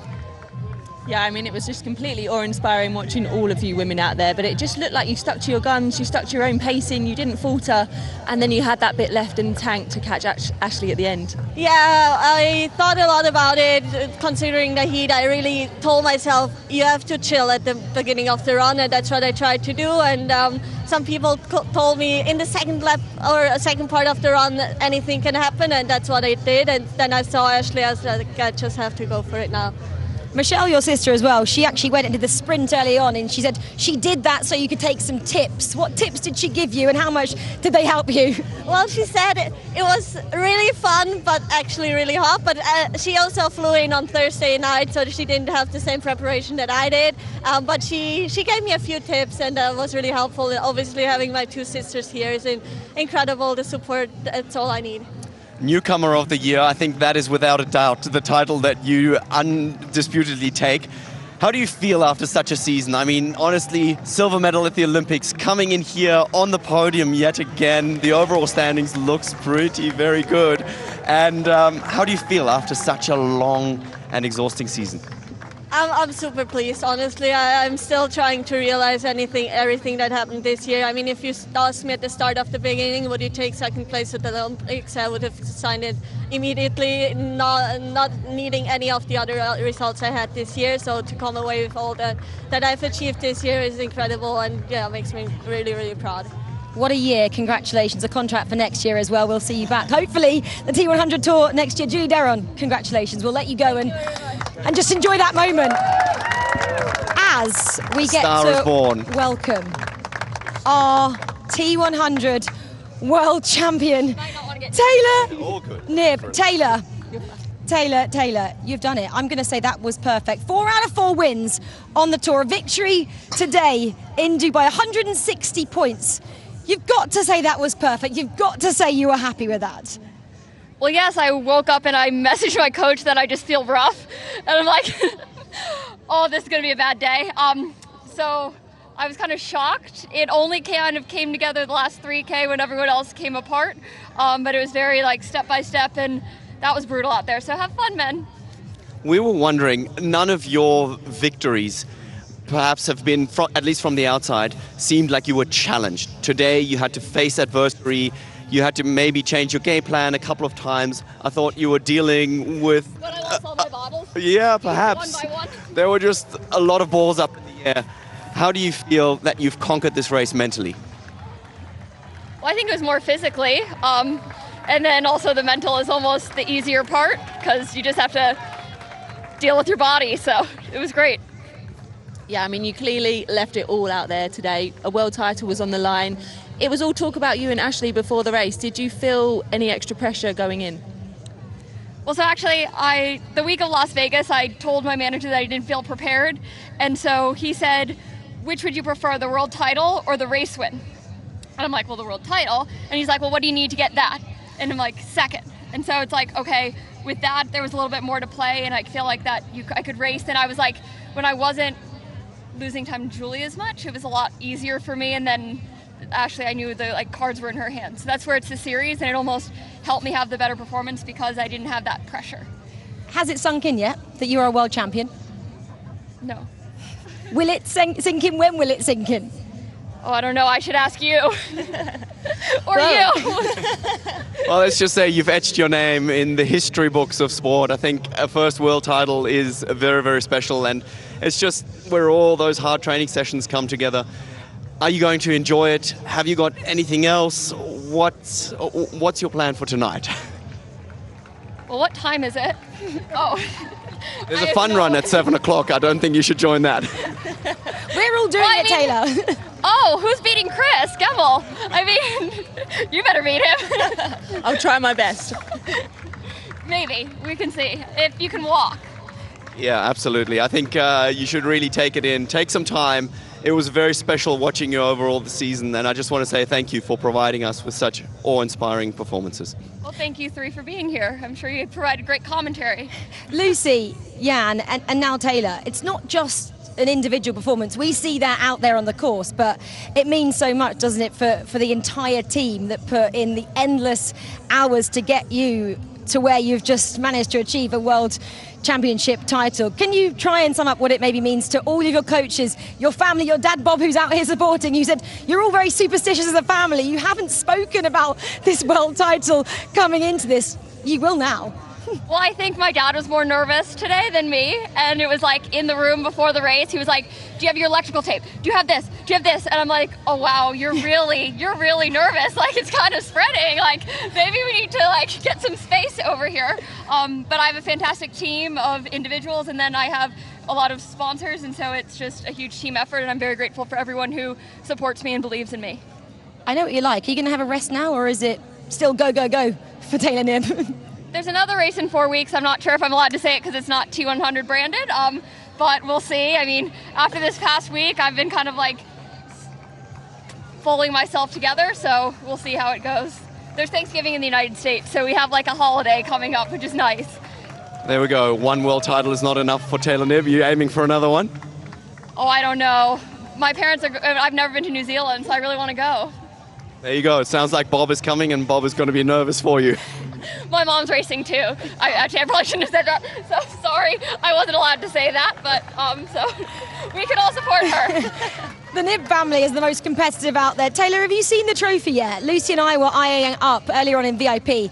It's something to behold. Where will it sit at home? Where are you going to find a spot for it? Have you thought about that yet? I put everything in a closet. I don't really look at them, ever. So, I mean, it's probably not the right answer. No, absolutely. I mean, that's one of the things, and I think that is why you're a champion. If things are going well, you think about what you can do better. Is that accurate? Yes, but I think recently a lot of people around me have been telling me, like, appreciate the good times when you're having them. And so I'm trying to be better about that. And so I think in Las Vegas, I was a little bit better, and so hopefully now I'll be a little bit better, but step by step. Yeah, exactly. Definitely enjoy the moment. You are the first T100 World Champion, so soak it all in, and yeah, you probably deserve a little rest, certainly tonight anyway. First woman on the moon of triathlon. Can we say that? You just did. There you go. Taylor Knibb, the T100 World Champion. I'll let you step out and collect your thoughts before you go and stand on the podium. I mean, the round of applause is so well deserved. I actually haven't had a chance to speak to the both of you about that performance without Taylor actually listening as well, because she'll pick it apart and say, no, I did something wrong here, there and everywhere. Jan, Lucy and I had been watching this obviously all day together. That performance was something special, wasn't it? I mean, you couldn't ask for a better way to etch your name into the history books. It really is something where everything comes together. You know, we see this where the cameras are on, as she positions herself perfectly in the swim, which was already the first time that we saw, okay, this is not all her way, right? And as I said in the interview, it's the first time she got challenged and yet made sure she fought all the way through all the doubts. And I mean, that's really when we thought, okay, this is the closest margin we've ever seen for her in T2. And she comes out and dominates the run, paces it perfectly, goes through the adversity, and same as on the bike, does all she can to win her first ever world title in style. She seems like she's a bit overwhelmed, rightly so. Lucy, how long does it take for something like this to sink in? Yeah, it can take a little while. I often, after a race, don't want to go to sleep because you're like, you don't want to wake up and it all be a dream. So I'm sure she's going to experience that tonight, and then hopefully when she wakes up she'll probably watch back some of the racing maybe and just realise what she has achieved. And honestly, she left it all out there, and she must have been under a ton of pressure to get on that run knowing you've got two of the strongest runners behind you. It looked like she never mentally faltered. Obviously we don't know what's going on inside her head, but her form looked good, and that can be really, really tough to do when you've got great runners behind you. Yeah, what part of Taylor's performance were you most impressed with out there? Was it something kind of physical, or was it the mental side of things? Yeah, I think mentally she just looked like she held it together. We're used to seeing Taylor just ride away and get such a huge gap on the bike, but that wasn't going all her way to begin with, and it looked like she just stuck to her strategy. She just stayed focused. We saw her in transition, she looked smooth, and she really flied out of there. And that run was the most impressive part of the day for me. Yeah, it was absolutely phenomenal for Taylor Knibb out there, taking the first ever T100 World title. Well, let's go back to Jack and Vicky, who can tell you the top 5 in the world. What a race here today at the T100 World Tour Grand Final. Taylor Knibb showing all the heart and courage of a champion, finishing the season on 160 points and becoming our first ever T100 World Champion. She raced here 4 times, 4 victories. Just incredible season from Taylor Knibb. Ashleigh Gentle fought like crazy to the finish line, collapsing, wasn't even able to do an interview. That's how deep she went. She finished second, 132 points. Julie Duron, the new face in the T100 World Tour, finishing in third. Incredible. No one would have seen that coming at the very start of this year. big things for Julie Duron in 2025. Kat Matthews, well, yeah, not too many words to describe how resilient and, you know, dedicated to her craft Kat's been this year. To finish 4th with all the racing she's done on 91 points, yeah, simply incredible. And Flora Duffy finishing 5th, the Olympic champion, showing that she's not just a one-trick pony and can compete over multiple distances. Vicky, talk to me about Julie Duron. She finished on the podium, 3rd overall in the standings, 2nd today at Dubai. Yeah, her race today was pretty flawless. I mean, she said herself in her interview she wished her run legs had been a little bit better and that maybe they were at their optimum in the Ibiza race, but she rode all day with Ashleigh Gentle, the two of them trading turns at the front. A lightning quick T2 as she headed out onto the run in 2nd. She was soon passed by Ashleigh Gentle, but held strong, didn't falter. And when Ashleigh Gentle did falter in front of her, she came right back past her, showed no mercy, and ploughed on to her 3rd second place result in the T100 and cementing her place on the overall podium for the day. A brilliant, brilliant day for Julie Duron. And Ashleigh Gentle, she had been crowned the Queen of the T100 World Tour, and we saw her in the perfect position early on in this race, and at one point looked like she might actually win. Yeah, at this point on the bike here where we see her working with Julie Duron, and through transition we looked at that time gap. We thought it was doable. She passed Julie Duron and didn't look back. That time gap was coming down slowly but surely at the exact right pace, and then this happened. She just couldn't hold it together in that final 2 laps on the bike, and she crossed the line here. She is totally spent. She can barely walk. She falls to her knees, and she gave absolutely everything, but 3rd was all she had on the day. Almost brilliant day, wasn't it, at the office there for Ashleigh Gentle. At one point we thought she was going to overhaul Taylor and, you know, get the win today. Maybe wasn't going to be enough. Jan, I'll get your thoughts first on this. Unfortunately, the last 5 or 6K was just so painful for Ashleigh Gentle. What happened out there? It is painful in the moment, but, you know, realistically, the world title was out of her reach. And what impresses me so much is how she has turned herself around from being in a position of defeat. You saw her in Ibiza, and she was not only physically defeated, she was mentally beaten. And she came back here, put everything on the line, went and put everything on red, and, you know, just in the very last second, it turns out that ball went to black and it blew up. But you cannot ask for more. That is beautiful. It's so courageous and such a way to race. And, you know, that's inspiring stuff for the next generation. And most importantly, Lucy, she believed she could beat Taylor today. Yeah, I think there's one word to describe Ashleigh, and it's tenacious. She goes out there, she delivers, and you could see she raced with her heart today. She really wanted to get that win for such a long time. She's been known as the Queen of the T100, and the way she races with her heart, I think she's still got the hearts of the people, because that was just so impressive to watch.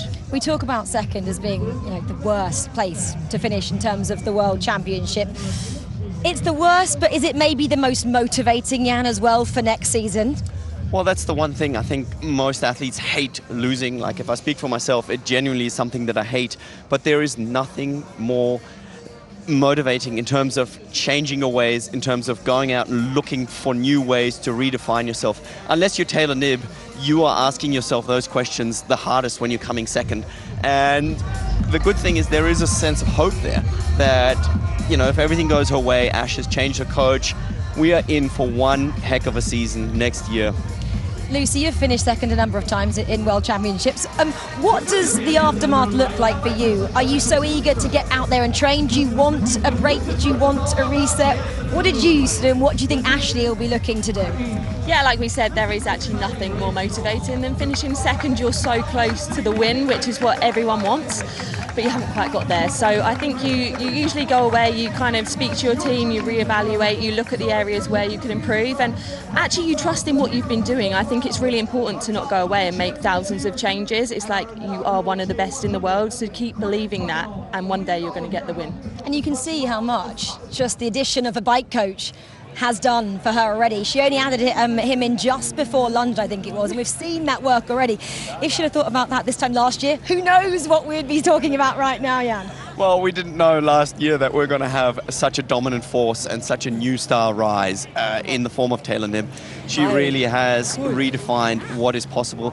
And you have those phases, right? We spoke about the aura someone builds and the athletes that lose before the gun even goes, right? In terms of the mental game that you have. But I feel like today we saw that it is a great time not only to be in triathlon as a professional athlete, but also as a fan of the sport. I mean, it was nail-biting. We had all the drama. We had all the dynamics. I'm exhausted. What a great day it was. And Lucy, we spoke about that, didn't we? We said, you know, Ashleigh looked like she had maybe the best swim and the best run. Taylor, though, she had the best all-around performance. And that is what's beautiful about triathlon. That is triathlon. Anything can happen. But we always go into races saying, oh, this person's the strongest swimmer, cyclist, runner. And then on the day that can change because it's a triathlon, it's not an individual sport. There's 3 disciplines and you have to be strong across the board to get the win.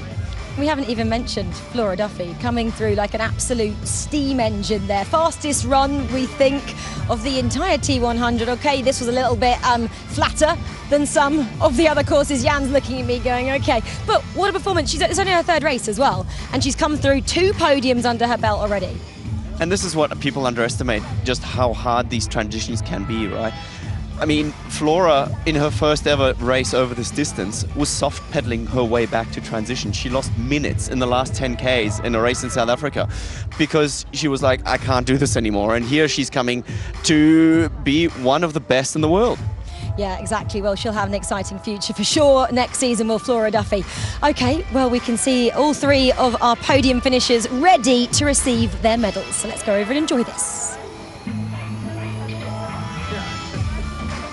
Ladies and gentlemen, welcome to the award ceremony of the 2024 Dubai T100. Presenting medals and gifts today will be His Excellency Saeed Harrid, Secretary General of the Dubai Sports Council, Antonio Arimani, President of World Triathlon, and Sam Malou, the Chief Executive Officer of the Professional Triathletes Organization. In 3rd place, and the winner of the bronze trophy, representing Australia, Ashleigh Gentle.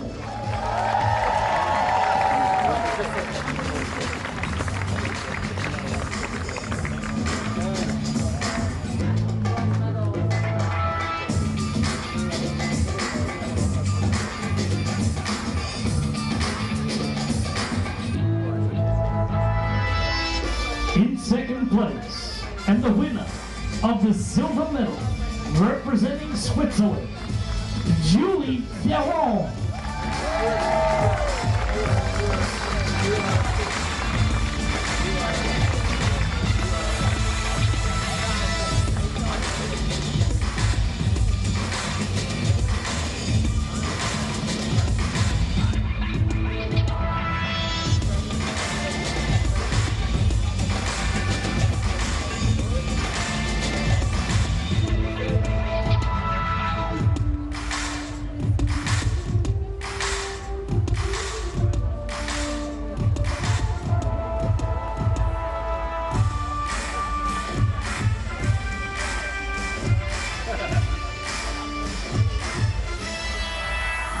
In 1st place, and winner of the gold medal at the 2024 Dubai T100, representing the United States of America, Taylor Knibb.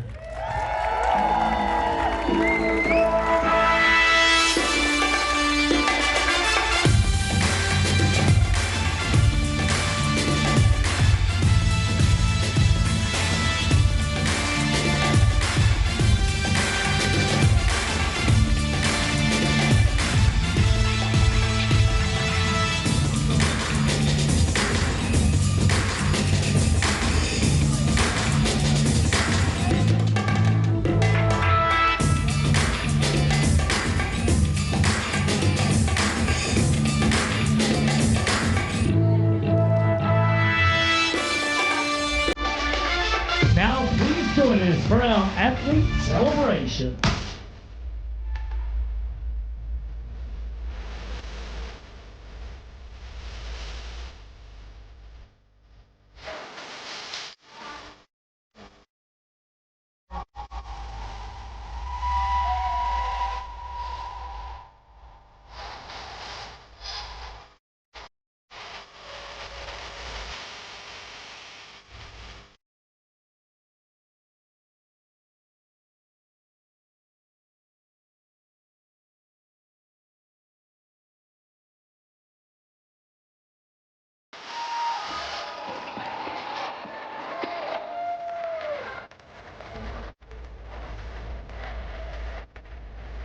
Congratulations to all the winners of the 2024 Dubai T100.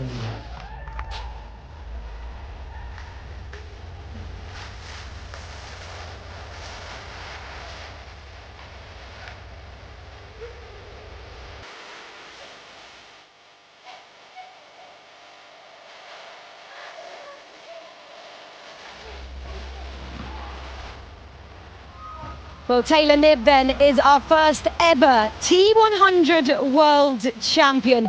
But we're not done yet. We get to do it all again tomorrow as the men take the start line. Dubai, the city of gold, where today the world's best triathletes come together to crown the world champion. Martin van Riel heads the start line as a strong favourite, with a podium finish securing him the title. But after his shock second place in Las Vegas, his competitors will be sensing blood. Lying in wait, Magnus Ditlev will be looking to re-find his early season form. And alongside him, Kyle Smith, Yuri Kulin and Sam Long will be fired up in an anything can happen race. It's the final 100k of the season. And the top 5 can all dare to dream. T100 Triathlon World Championship final. Right here, the music. And after a big day of racing here, we take a look at our top 10 from the T100 World Tour Grand Final in Dubai. Taylor Knibb asserts herself on top yet again. That's 4 from 4 this year. A phenomenal bike set her up, but probably an equally impressive run. Julie Duron in the final stages, finishing second, just catching Ashleigh Gentle. The 3 best women in the field finished first, second and third. Flora Duffy, the Olympic champion, in 4th. Kat Matthews in 5th. What a phenomenal performance. Young gun Lucy Byram, world champion Laura Phillip. Taylor Spivey with probably the best performance she's put in this year. We didn't get to talk about her much all day, but that is a great performance. Imogen Simmons and Aon Haug rounding out the top 10. Yeah, some really, really good performances there today. Can't look past Taylor Knibb, delivering when it mattered. She wanted that world title, but she wanted to win on the day too. But what a battle we saw behind her. Ashleigh Gentle giving everything. Judy Derham battling all day. Runs, fantastic runs from Flora Duffy, Kat Matthews to bring themselves up to the top 5 as well. Just a fantastic all-round race. What a run from Flora Duffy there, Kat Matthews as well, and Tyler Spivey. Taylor Knibb's ride though, that was the thing, particularly that final 30, 40k and then the last 10 kilometres on the run. Let's throw it back over to Rachel today to wrap up what has been a massive day here at the Grand Final in Dubai. Thanks so much, Jack and Vicky. Commentary has been awesome, as always. Well, we are very pleased to say we have Ashleigh Gentle next to us now. Ash, what a day at the office. At one point, we thought you were overhauling Taylor Knibb. I'm sure you did as well. I know it must be emotional right now for you. Can you sum up your day at all at this stage? Not really. I mean, it's still pretty fresh, but I mean, I went for the win. And it was so painful, and I gave it everything, so I guess I got 3rd in the end, but I'm proud of my efforts, I guess. Honestly, I think today, like, sport is so brutal, but today was one of the most inspiring attempts and performances I've ever seen. Honestly, I don't know how you turned yourself around. Maybe you can speak to that, because it felt like you were a different person. You attacked it, you put all the passion, you put your heart on the line. It was so amazing to see. I've got goosebumps just thinking about your race. Yeah, thank you. That means a lot coming from you, Jan. I mean, even in the swim, I was just like hanging on the back of that front group. I was seeing some of the coloured caps and I was like, I think that's Spivey's cap, I think that's Flora Duffy's, and I was just a little gap went from Indy and was actually able to like close it and get back on the feed. And I mean, I train so hard with Josh doing that stuff all the time. He pushes me so hard trying to make sure I'm always fighting for those feet. So I mean, I set myself up really well, and yeah, I just really tried to put myself in the best position. And yeah, it is pretty brutal. I mean, like seeing when I wasn't feeling too good and Darren just flew past me on the run, it was super soul crushing. But I mean, like I did what I could, so yeah. Yeah, honestly, thank you so much for that performance. I was enjoying watching, and obviously I've battled with you in the past, and I just know the tenacity that you have as an athlete, and honestly my heart just broke for you when we saw you start to crumble on that run, and I was just praying you would get it to that finish line. So honestly, what a performance. I'm so inspired. Yeah, thanks, Lucy. Yeah, we missed you out there, but you know, I'm glad the swim wasn't any faster. But you know, it's been great to I guess race you over these years in these PTO races and T100 races, and yeah, I mean, athletes like yourself and all the athletes that I've been versing this year, like they've been motivating me and inspiring me in training. Like I feel like I've been applying myself more, like better than I ever have, just because the level of the women's field is just getting better and better, and just trying to keep up is pretty difficult. Absolutely. I mean, the motivation I've got just from watching today, I hope to take into next season and be back racing you girls. Just jumping on from what Lucy said, I think the entire VIP centre, the entire crowd here, as soon as you stopped, just were urging you to continue, because you put on such a brilliant race. We know how much it's hurting, and I can see it in Jan's face and Lucy's face. They've all been here and they've done it. But the way you conducted yourself out there, the way you went for it, we were talking about it at the top of the show. We were saying we don't think many of the women on that start line believed they could beat Taylor, and you believed, and we saw that. Yeah, it's pretty hard. I mean, Taylor has been just dominating, and you know, when you're racing an athlete like that, it's sometimes really difficult to truly believe that you can beat them. But I don't know, I had this like little fire in my belly, and I'm like, you know what, I have no reason to be able to believe that I can beat her, but I'm on the start line, and that means I have got a chance. So I just had to believe that, and I don't know how I did, but I mean, and I didn't beat her, but I mean, I feel like I was a step closer today, and I did everything I could to try and get there.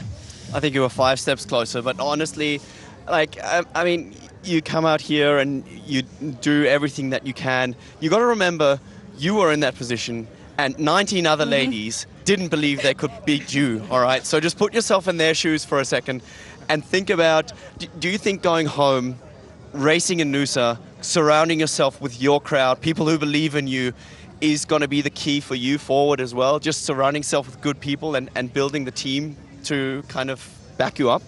Yeah, for sure. Like I really enjoy going to Europe and America to race and train, but I mean, I just love going home so much, and I love being in Australia, and I love having the support of my friends and family, and just, I guess, the Australian support. So, I mean, yeah, I felt really like uplifted going back home, and I felt really rejuvenated, and mentally and physically I felt like I was in a really good place. So coming here, I was ready to give it my all, and yeah, I tried to do that today. Ash, you did just that. We'll let you go. You look like you're freezing. A brilliant performance, second in the world. Congratulations. Thank you. Thank you. Ash, we'll let you walk out. Yeah, to a well-deserved round of applause as well. I mean, it hurts at this stage, doesn't it? Oh, that was gut-wrenching. That was hard. I mean, honestly, I am genuinely so inspired, and I felt, you know, but it's so emotional, and that is sport. It's so brutal. It's black and white, and that's why the victory, when she gets it, is going to be so sweet. I was smiling because we have someone that's absolutely beaming at the side of us, Kat Matthews. You always are, regardless. An absolute ball of energy, and you've just completed 100k there. It shows how chuffed you are with that performance out there today.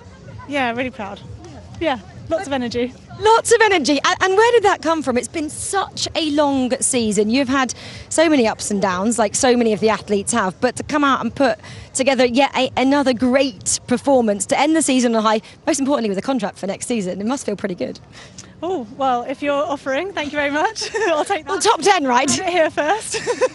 Yeah, I'm really proud. It's been a crazy season, and this series and other long races, it's, putting it together today was special. Kat, tell us, I think your last 100 meters right here was quicker than anyone else's first 100 meters. How do you do it? I mean, you seem to be so tenacious and pacing yourself and coming back. How many places did you make up in the last 2 laps? I mean, you were just picking them off like cherries. I honestly think this might be the first race I've ever done in the heat and had a good experience, so I am stoked. My pace was, I was like tapping every lap, like, whoa, yeah! I'm like holding pace, I couldn't believe it. I was just admin heavy today, like electrolytes, carbs, water, the car, ice, everything. So I guess I put it down to that and a little bit of luck. And I didn't destroy myself in the swim, so I think there's lots of little factors to it, but happy with that. Yeah, I think you just looked so consistent all day. You were just doing your own thing, your own pacing. I noted you opted for the more road style helmet. Was that important for you with the heat in mind? Was that tactical? Yeah, totally. If honestly, I was a bit like begging my whole team around, like, please can I wear the road helmet? You know, we know it's an aero disadvantage, but there was an element of today of like we just said, of coming through the field, pacing it properly, doing your own race in a way, and not getting carried away like you sometimes can. I think I've boomed and busted on a hot race before, and so today, yeah, I guess I played it a bit conservatively. Cat, fourth in the World Championship standings is where you've finished. You'd have taken that at the beginning of the season, wouldn't you? What a performance. Yeah, wow. I think I got lucky with a couple of people behind me in their positions to come fourth, but yeah, I'm really happy with that. I think to even be competitive in the top 10 this year in this series was a best case scenario. So to even further on top 5, yeah, very happy. I don't think I'd call it luck, but congratulations, fourth in the world. It's been absolutely brilliant to watch you all season. Go and enjoy a well-deserved rest. Thank you. We'll let you pop out as we welcome Flora Duffy in as well for a quick chat. Here she is. Flora, congratulations. You absolutely flew on that run, the fastest run split. You must be absolutely chuffed with that, especially as you're still calling yourself a newbie in terms of T100. Thank you. Yeah, I mean, I'm very pleased with my run, but I had to run fast because I was quite far back off the bike. Yeah, unfortunately, that's pretty frustrating. I've worked really hard and it's just not quite showing yet. But yeah, this is only my third T100 race, so I know it's a process and it'll take time, but obviously I'm a competitor and it's quite frustrating when you want to be towards the front of the race. But yeah, happy with my run. I've been running pretty well most of the year, just haven't shown it. So yeah, it's nice to finally, last race of the year, show it. And all your kind of setbacks the last few years have been difficult for you. I mean, it must be nice finishing the year off with a positive sign, with something to take into the off-season to be like, okay, my body's still there, I've had some kind of joy in the process, otherwise it's impossible to perform on such a high level. How relieved are you? Yeah, of course. I mean, it's been a huge journey back from my knee injury. I mean, this time last year I thought I was going to retire and not race again, and honestly, actually, even earlier this year, I thought the same thought. So, yeah, it's nice to see that I had a fast run and I felt good and I felt strong. And yeah, it's nice positives to take over the winter and build into next year. Hopefully, I'm racing this series. I worked really hard for a contract, so I really hope I finished in the top 10. Fifth. So we hope we'll see you back next year. Flora, we're going to let you go and enjoy this moment. Fifth in the world in the T100. Absolutely epic. We'll definitely see you next year. Yeah, thank you. Thank you very much. We'll let you go. Yeah, third race. She's been brilliant, as they all have. We get to do it all again tomorrow. Martin Van Riel, 19 points the lead. Does it look like it's in his back pocket already, guys? I don't think so. There's a lot there to play for. There's a lot of athletes that can knock him off the podium. He just needs to be on the podium, which is his kind of deal, right? I mean, anything but a win for him is tricky. But, you know, there are a lot of strong athletes. I'm looking forward to another nail-biter. Well, we've got one world champion. We get to announce our second tomorrow. Lucy, shall I put you on the spot? You thought Taylor. Who do you think tomorrow? Oh, the men's field. Oh, it's so difficult. I don't want to bet against Martin Van Riel. He's just been so strong. Martin Van Riel, I'm not going to ask you. We're going to find out tomorrow. Take 2. We get to do it all again. We get to find out who our first ever men's T100 World Champion is. Come back and join us for that. See you then. Bye-bye. It's the Homestead Miami Speedway Circuit. It is seconds out in Singapore, here in San Francisco. London is the next stop. Beautiful Ibiza. Lake Las Vegas. The real contenders ask what you're capable of, and that's your best. On your mark. And we are racing. For the lead, here comes Magnus Dittlin, first ever winner of the T100. What happened in Miami? It gives me goosebumps when I think about it. She has just stunned the world. Everyone is storming. I cannot believe it. First penalty. This year feels for me like such a dream that I'm not been able to wake up from. In triathlon, much of the spirit of the sport is actually finishing. Constantly fighting against the pressure that I put on myself after Singapore. To be on a podium something so special, especially in the T100. Yeah, it's hard nowadays. Anyhow's got to punch you. Stand late though, you are the champion here. T100 London, your home race. When you really hit rock bottom, you never know what tomorrow might bring. I want to beat them. I'm ready to explode the T100 series. Martin Van Riel, cost me! Oh my goodness! The emergence of a star. Jelle Geens wins. Taylor Knibb, 3 from 3. The best in the sport right now. I think I'm setting a standard, but also you have to seal the deal at the grand final. We could be having a very different conversation in 4 weeks' time. And we are here, the last race on the T100 World Tour. We have a race on our hands. Taylor Knibb, you are a world champion!